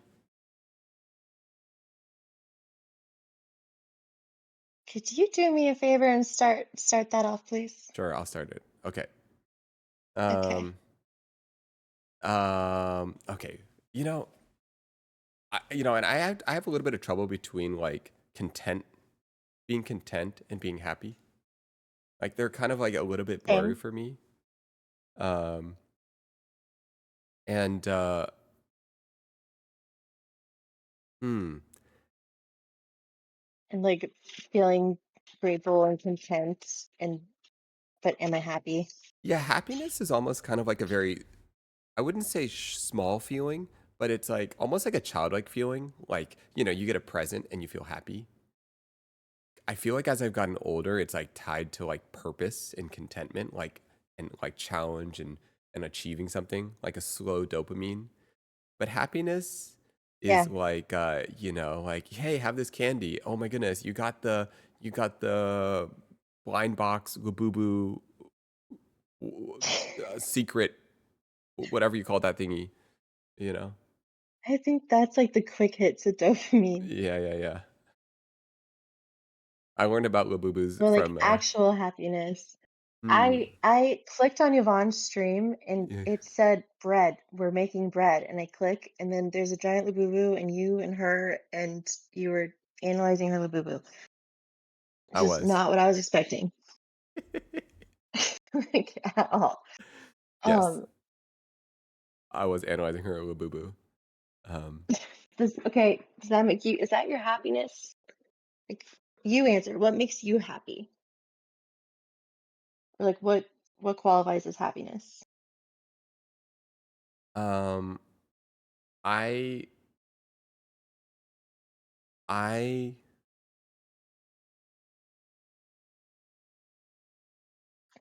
Is hmm, being judgmental what makes Nate happy?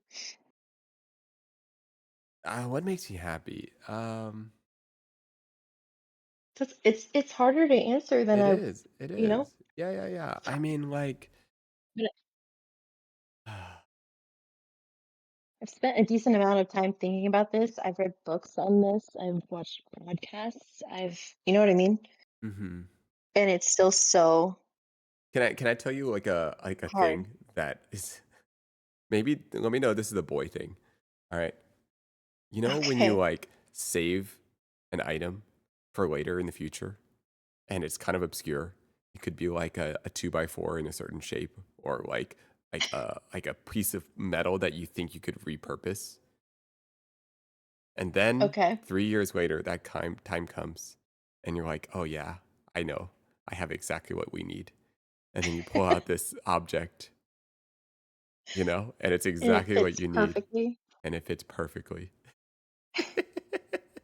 Okay. Yes, whatever you're talking My about is version a of quote that is unquote boy thing. tote bags. Okay, okay. No, no, there's a girl version. You keep all these random. Mine is tote bags. Like I don't need these. There's no reason to keep these. But then there's that one time you're like, I have a tote bag for that, and Okay. it's great. Yeah, yeah, yeah. I did that cafe stream with my sister, and she's like, "You have a basket?"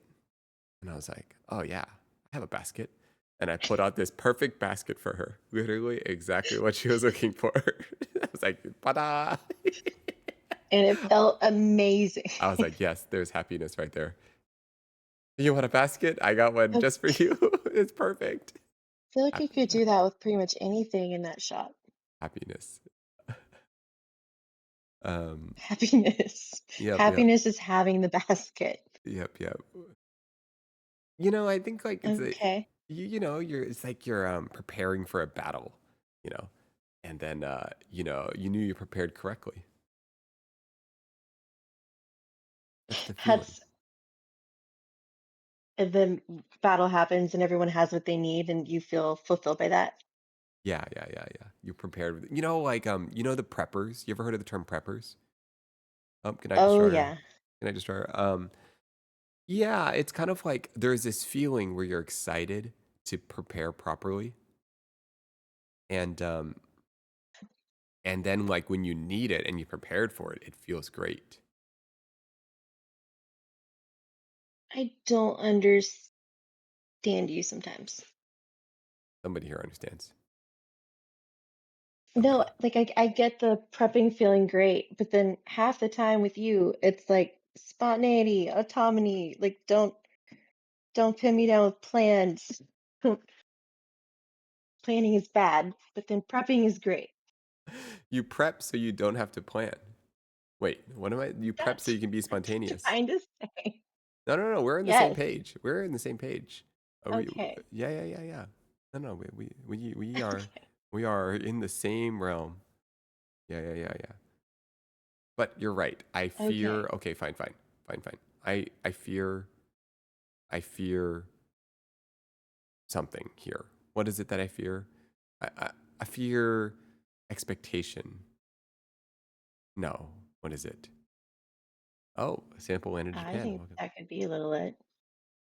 I fear expectations and like, you know. Oh, okay, here's another feeling. I feel like I know a few people that like this. I have a friend that really likes to prepare for things, but he doesn't like to tell anyone he's preparing for them. So he likes preparing in secret. Like he just looks super like he has everything together And then he like saves the day and flawlessly. no one knew that like he had it all prepared and he really likes preparing for things. Yeah. Is your friend you? No, it's not. Different friend. Okay. Yeah, yeah, yeah. But that's something I've noticed about him. I mean, here's the thing. Like, okay, we don't have to get into like what you could be afraid of. If you don't want to, that's fine. My thing is like fear of failure, and then you just don't even go for it in the first place. But then you're sitting here going, I have all this audacious confidence.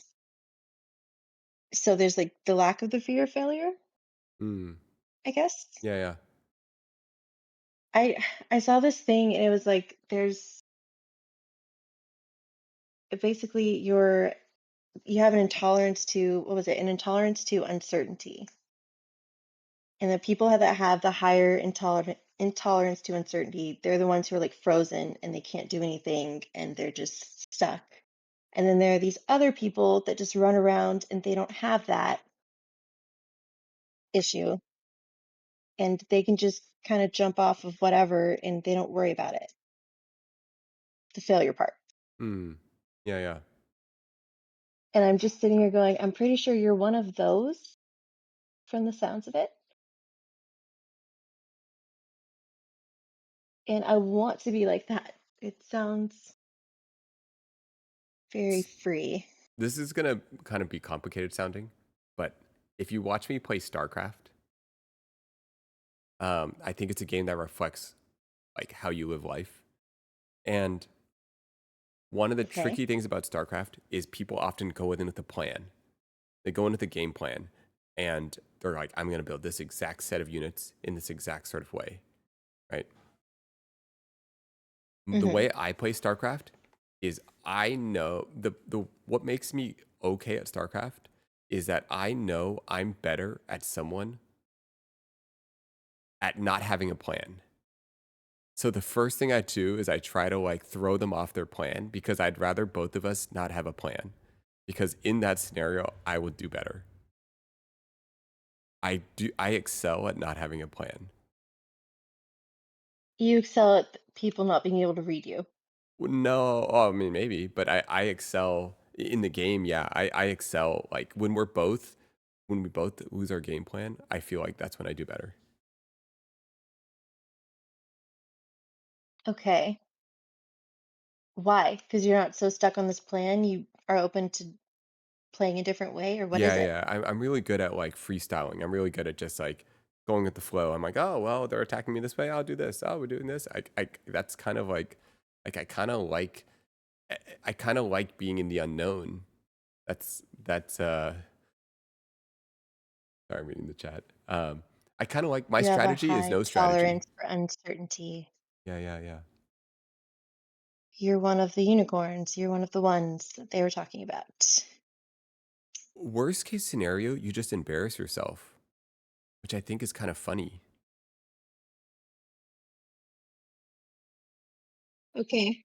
You know? I'm working on this. My big goal my entire childhood was just to avoid being embarrassed at all costs, Can all the time, yeah, no yeah, matter yeah. what. And I'm trying not to be that way. Hmm. How are you just that way, like from the start? How do you, the people who don't care about being embarrassed, Okay. I try to wrap my head around them and I can't. Kandarma asked, "Were you allowed to fail and encouraged to try new things as a kid?" Yes. My dad is super like there was a lot of like pivotal moments that like I remember once I broke my dad's camera. It was Mm. a 300D, one of the first DSLRs that ever happened, right? But I broke it by taking too many pictures. The shutter, like I took like 100,000 photos on it, and then the shutter just kind of like gave out the mirror, and I felt really Okay. bad. You know, I was like, oh my goodness, I broke the camera, and he spoke about how like that's like the best way. That's the best thing that could happen to the camera is to like use it to its death. You know, and Man. many times where something bad has happened, he's always been very encouraging. The whole thing going on downstairs. Um, many times when there's a failure, you know, he's always been able to like acknowledge like, hey, this is a really useful feedback. Like, hey, this is telling you like maybe you shouldn't do it this way. You know, even if like a business isn't doing well, his point of view is like, you know, that's actually just the market telling you maybe this product isn't necessary. Yeah, I don't think I had that. You had that as Oh a wait, kid? is your hand on top of your microphone? Sorry, is that better? Check, check. Hello? Is your hand on top of your microphone? No? No? Okay. It's sounding like muffled. Let me see. Let me just Let me check. Oh, I feel like your hands on top of your microphone. Hang on, I'm trying a different one. Okay. It's working. Okay, is this better? It is better. Yeah. Okay. What were we saying? We can go back. We can see. Oh no, what was I saying? What you were saying. Oh, the handy dandy transcripts.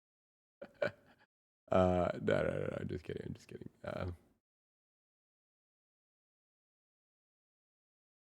What was I saying? Oh, I was just saying you had that as a kid. Yeah, I did. Yeah.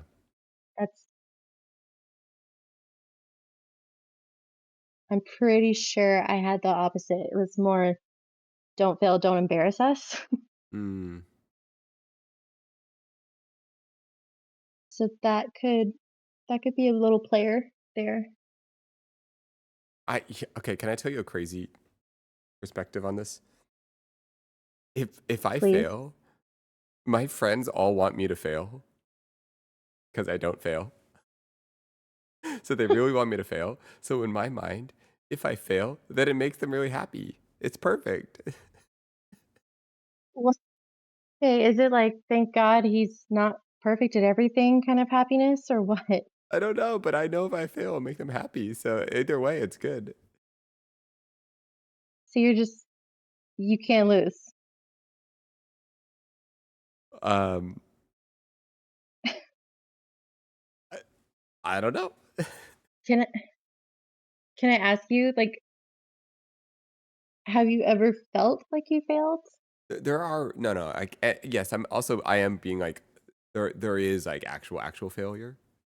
Um, Yeah, yeah, that does exist, and it does. There is types of things that make it a little bit. I can fall into a little bit of paralysis because of it. Um, um,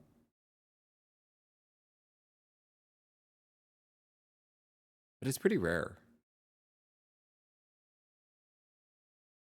What'd you do whenever it did happen, though?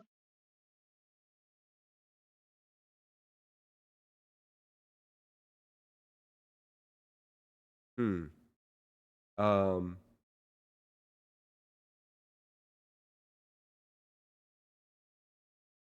Um. Man. Um. There. There was a shoot where. Um. I think there was a shoot where our robot didn't work once. That was incredibly stressful. Yeah. That's like technical difficulty times 100.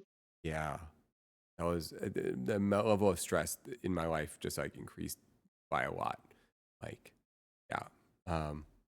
So those, I don't know. It's hard to explain.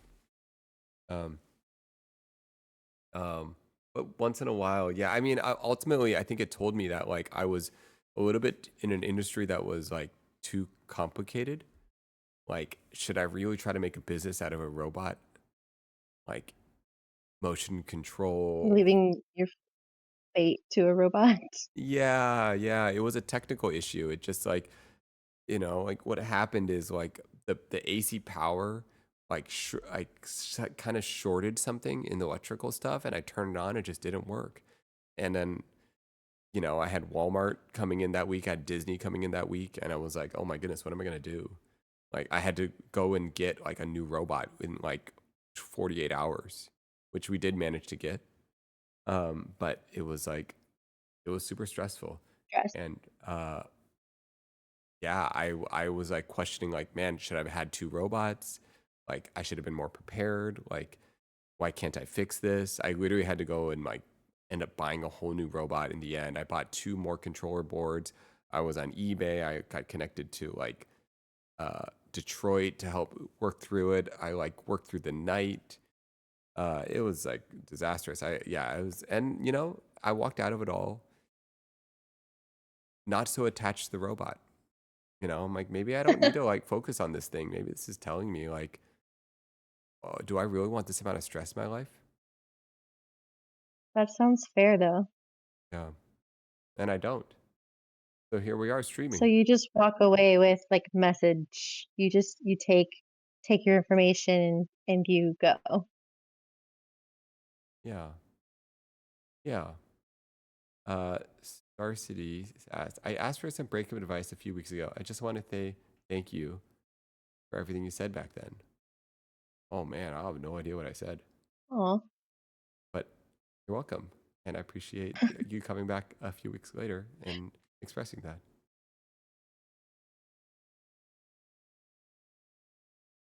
I feel like I might have been there for that, but I can't remember what was said either. Yeah. Hate chatter.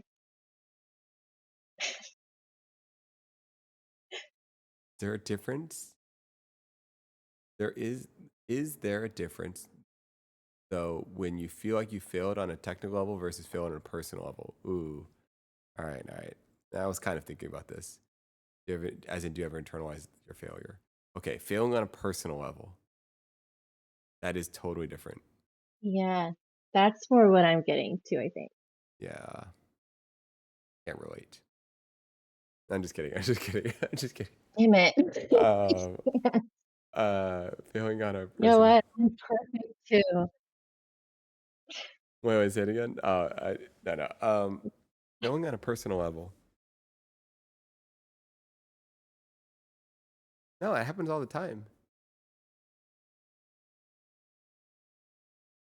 It happens all the time. Mm-hmm. Yeah. And you say that with like a happy little voice. It's just interesting. Yeah. There's nothing like you don't have to say what it is, obviously, but there's nothing you think back on and it's like, man, that like I could not have screwed that up any worse than I did. And it had these trickle effects into my life that can't be undone.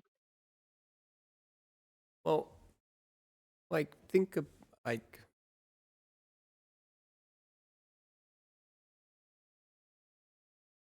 I know it's really like negative to say. I'm just yeah. Maybe it's that can't just be kind of undone. how it is sometimes. And I don't know the scenario you're referring to, but like the can't be undone part. Like I think I kind of see it as like more of an arc. Like that difficult period or that failure will like set up the story for an arc in the future that will make sense. Right. No, I can see that. It's just sometimes it's not the one I like want it. What's that?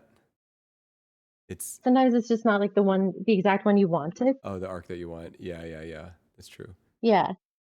Mm-hmm. So then you kind of just want to find ways to get back to it. I don't Yeah. know. Mm-hmm. Yeah, nothing ever turned out the way I expected it to. Do you feel like you have lucky girl syndrome? Does that make sense? Have you heard of people saying this? Lucky girl, what is that? I don't know. It's just something that like one of my friends says. She feels like she has lucky girl syndrome.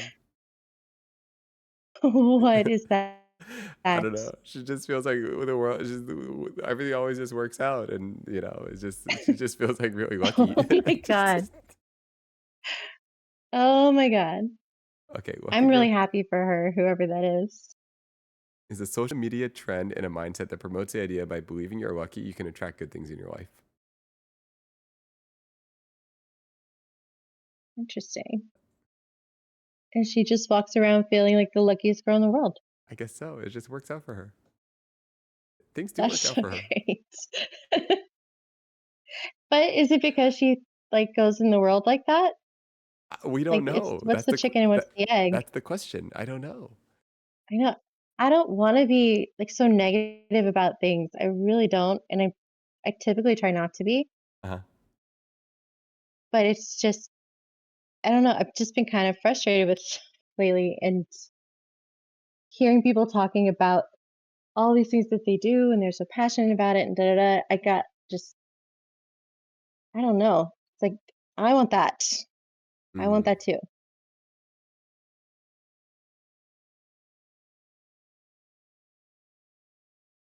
Yeah, yeah, aside from just going out and trying things.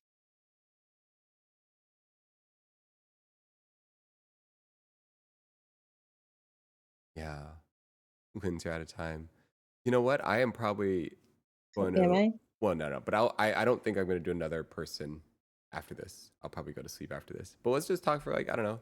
You want to just talk for like 10 more minutes and then we'll end the stream? Yeah, that's fine. Okay. Um, You yeah. pick a topic. I'm being too. No, I like your topics. A topic. Let's see. Um, no, I mean, I think. Oh man, can we talk about um um man, what are we gonna talk about? Ooh, we should get the ninjas, ninjas. On a, Ninja. am I saying this right? How do you say this? Ninja. I say it's Ninja Ness, right? Oh my goodness, I cannot pronounce that. Okay, ninja ness. I gotta jump. We gotta jump one of these days. Oh, ninja-ness. Oh, the ninja-ness. I've been saying it wrong the whole time. I blame Patty. Okay. Um. You blame. Okay, Yeah. Oh, yeah. I blame Patty because Patty can take it. always. She can take it. She's fine. Patty did no wrong. Oh, yeah. Yep. All right, if you say so. Yeah, I'm pretty sure if you want to turn this chat on you in like the quickest way possible, it's the Patty slander. If you ever just decide you just want to like pull the pin, I Yeah. think that's the way to do it. Oh my god. Oh, we never talked about the hero's journey. It's kind of a long time ago. Oh yeah, no, Um. do that. I got all negative. Okay. So we were talking about Frodo or Bilbo. Who knows who, right? And what happens? Gandalf. Is it Gandalf? Gandalf comes up to them, and it's like, got to go on an adventure. The call to the adventure. Um, and this is a bad version. What is this terrible diagram? I picked the wrong one. Let's not look at this one. This one's not helping. Look, here's the point, guys. Here's the point. All right. Okay, fine. We can leave this one on, but this is a confusing one. I don't understand this one. Like, who came up with this one? There's a better. This is a too much work. Okay, Hey, here's the I'm thing. not the higher one There's on the this. pie chart. That's fun. Yeah, there's a call to adventure, and they refuse. Yes, exactly. They refuse the call. Eventually, begrudgingly, they take the call to adventure, and there's these challenges, and all these things happen, right? Here's the thing: all that really matters at the end of it is that they return home, right? But when they return home, they come back changed. Okay, all that really matters. All right, there's a whole journey, but you come back to the same place and you're changed. And so when Gandalf says, "I cannot promise if you're going to come home, but if you do, you will not be the same." That's what he's saying. That's the journey. It's a call to adventure. And when you get back, you won't be the same. And it's about change, and we are going to change, and nothing is going to turn out the way. You cannot stay safely in. Exactly the way you wanted. Yeah, that's going to turn out the way you want it, and you cannot stay in the Shire forever.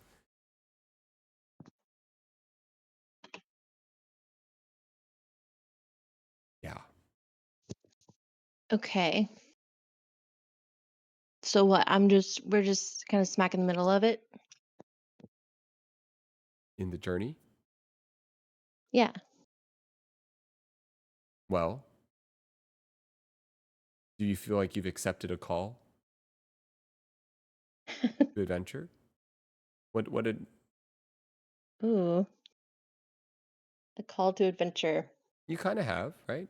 Life, like you've, yeah, I think you probably have. I would say there has been one, yeah, Mm-hmm. for sure. Yeah. I think there's a call to a different one, and I think maybe I need to just fuck up and do it though. You know,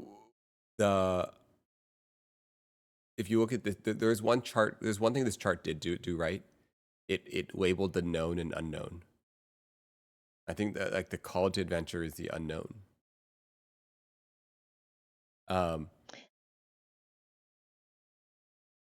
That's the other one. hmm.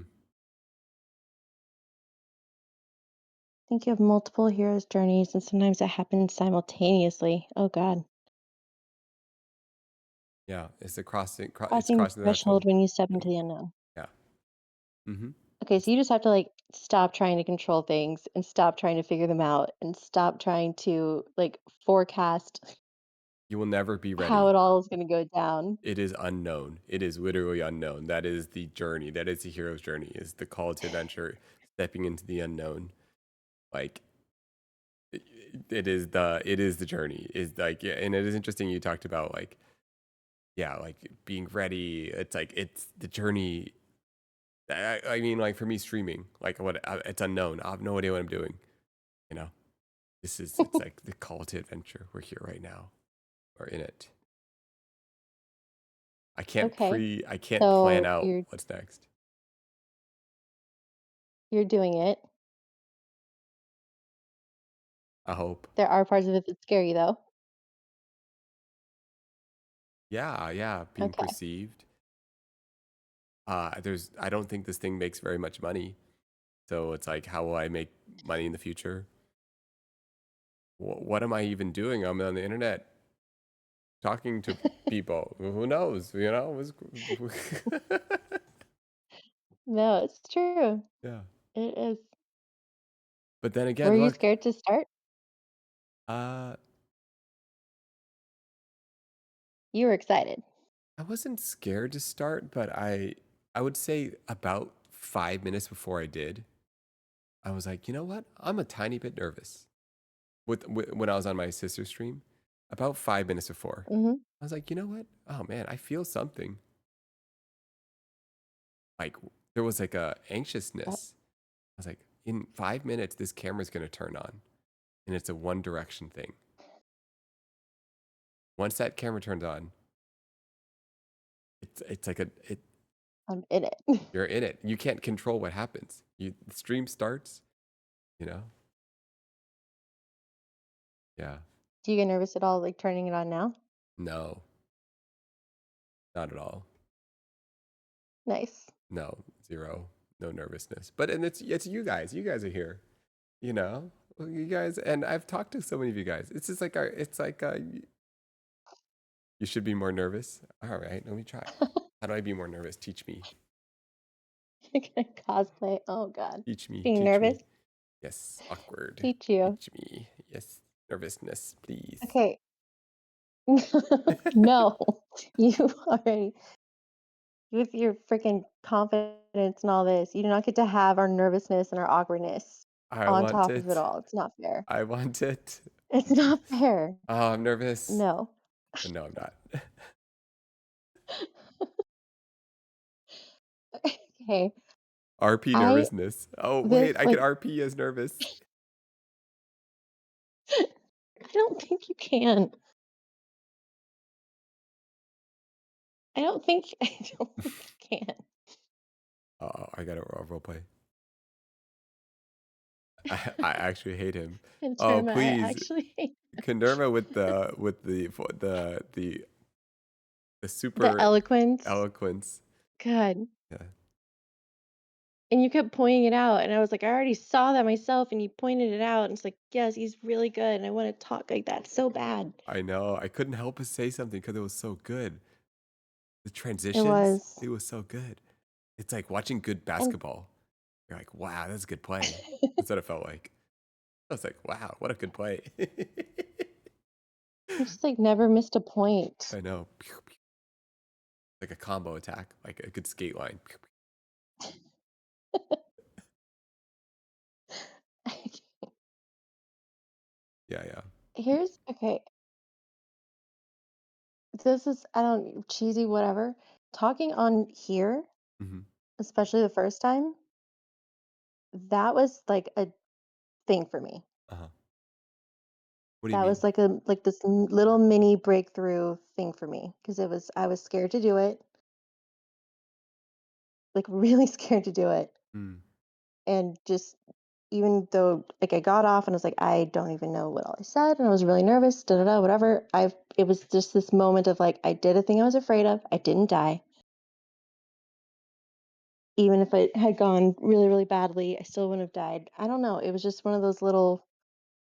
I think I just need to find lots of moments, lots of little things like that, and it's just do the thing, and maybe the whole fear of failure issue will, I don't know, go not be so Mm. bad. Yeah, yeah, yeah.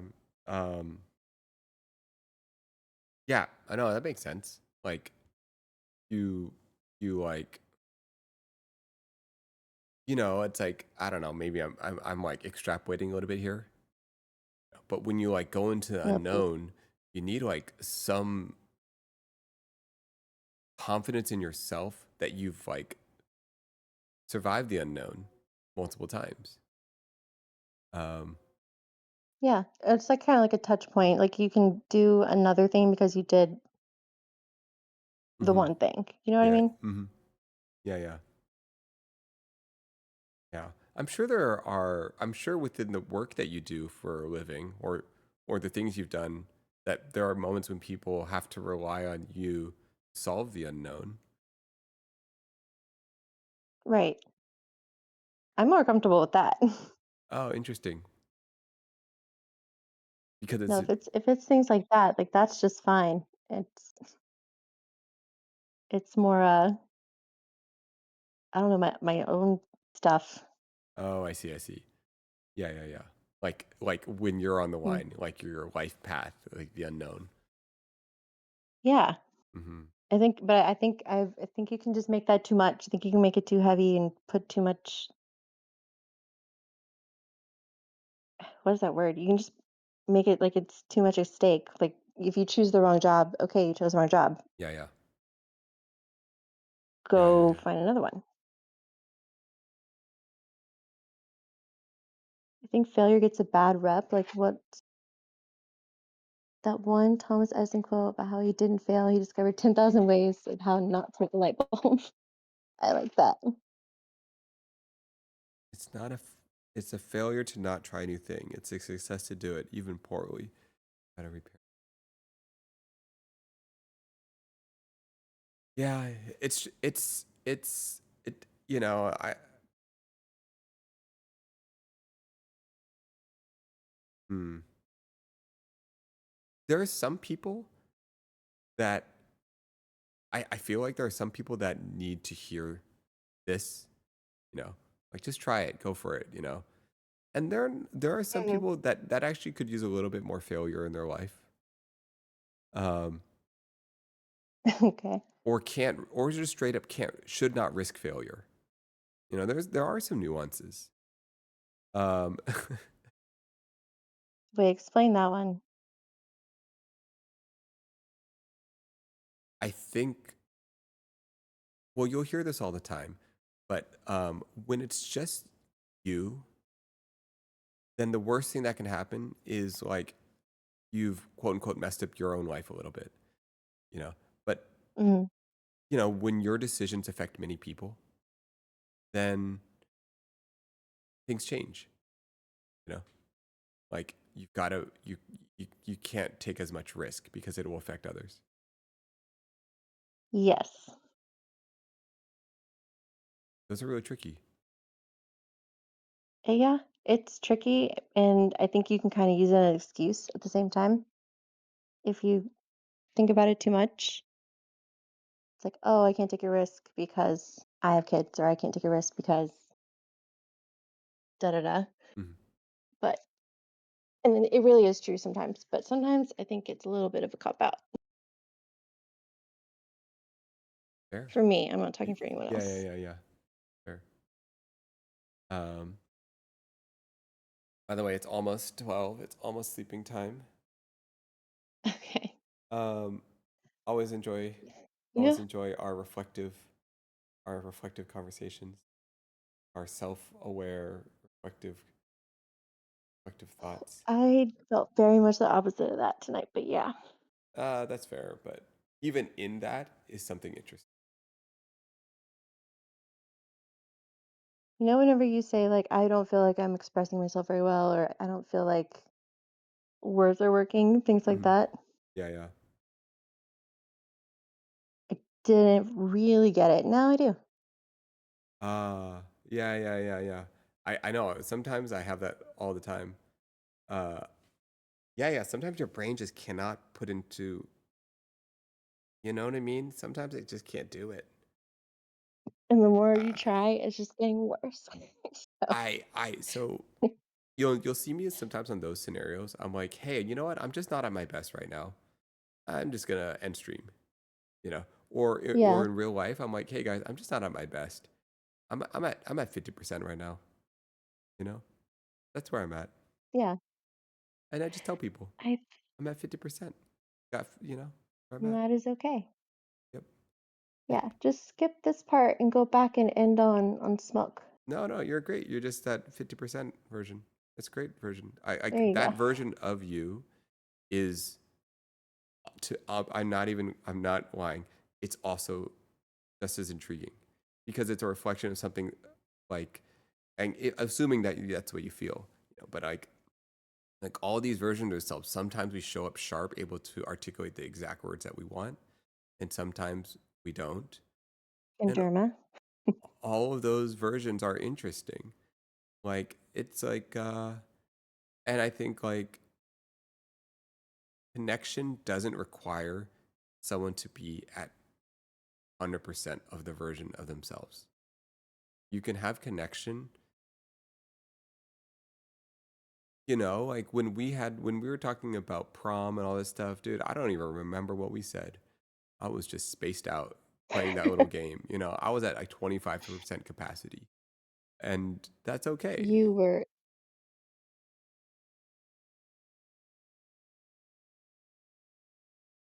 that works. I will let you do your goodbyes and all Okay. that. Okay. Well, once again, I appreciate the conversation. I always enjoy it, and you keep me company in a way that feels part of my brain that I get very much. How we call it then? Cameron's got that extra 20 minutes noted. I'm sorry, miss. I will chop it off of the next one if I ever go on here Um, again. okay, sick Y'all have a time. good night. Thank you guys. Thank you ever for fun joining. Bye. Can head out. Okay, I will see you in a little bit. Oh, fun. Let's see. Thank you for the conversation. That was awesome. What do you guys think? Oh, I forgot to ask. What do you guys think about the new format? Trying out some new things. It was just a little different, right? We tried 3 people conversations. We had a couple 1-person conversation. We switched out different people. We had the pie charts. We got the new AI pie chart. 1 hour chat was nice. Yeah, I like it. We're just a new thing. I gotta go replant. Go. Take care. Um, yeah, I really enjoyed it. I just like just getting to know people. Um, I don't know. I'm just gonna keep trying things. Um, what am I even thinking about right now? Um,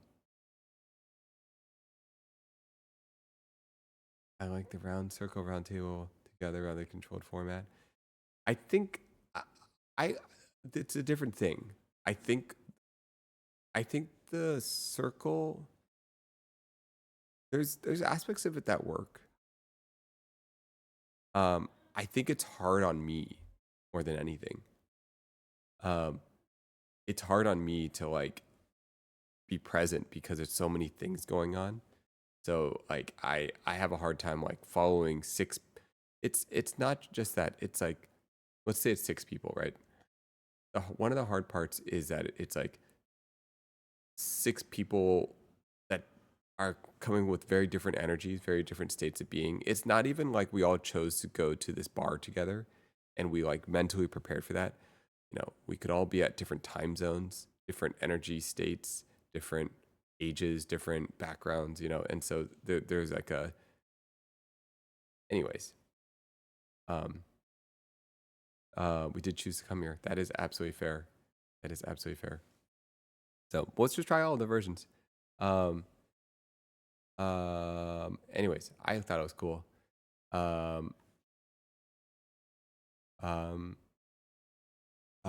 Yes. Thank you to the guests.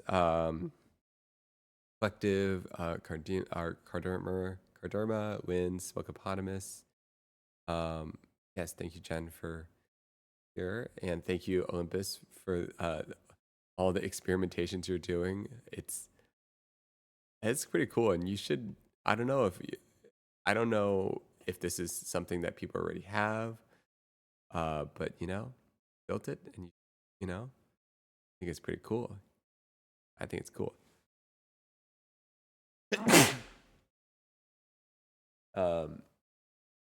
Oh yeah, and then Olympus, I'll send you a message. Let me know. You better not be paying for some thingies. Yes, episode 6. Oh, Divine Flame, you're here. I think I knew that. Spacing out. Oh my goodness, I'm out of it. Now I'm out of it. Hey, did we talk too? We also talked. Yeah, that was great. Good night, all. Rice Cooker. Yes, thanks for the combos. Our late night talk show. Yeah. Oh my goodness, it's time to sleep. I'm so out of it. That was great. What am I doing? What am I doing? That's number 6. I'm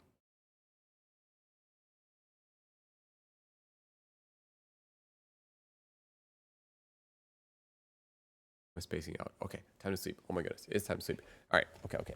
I'm gonna go, and I will see you guys soon. 3, 2, 1. Bye bye.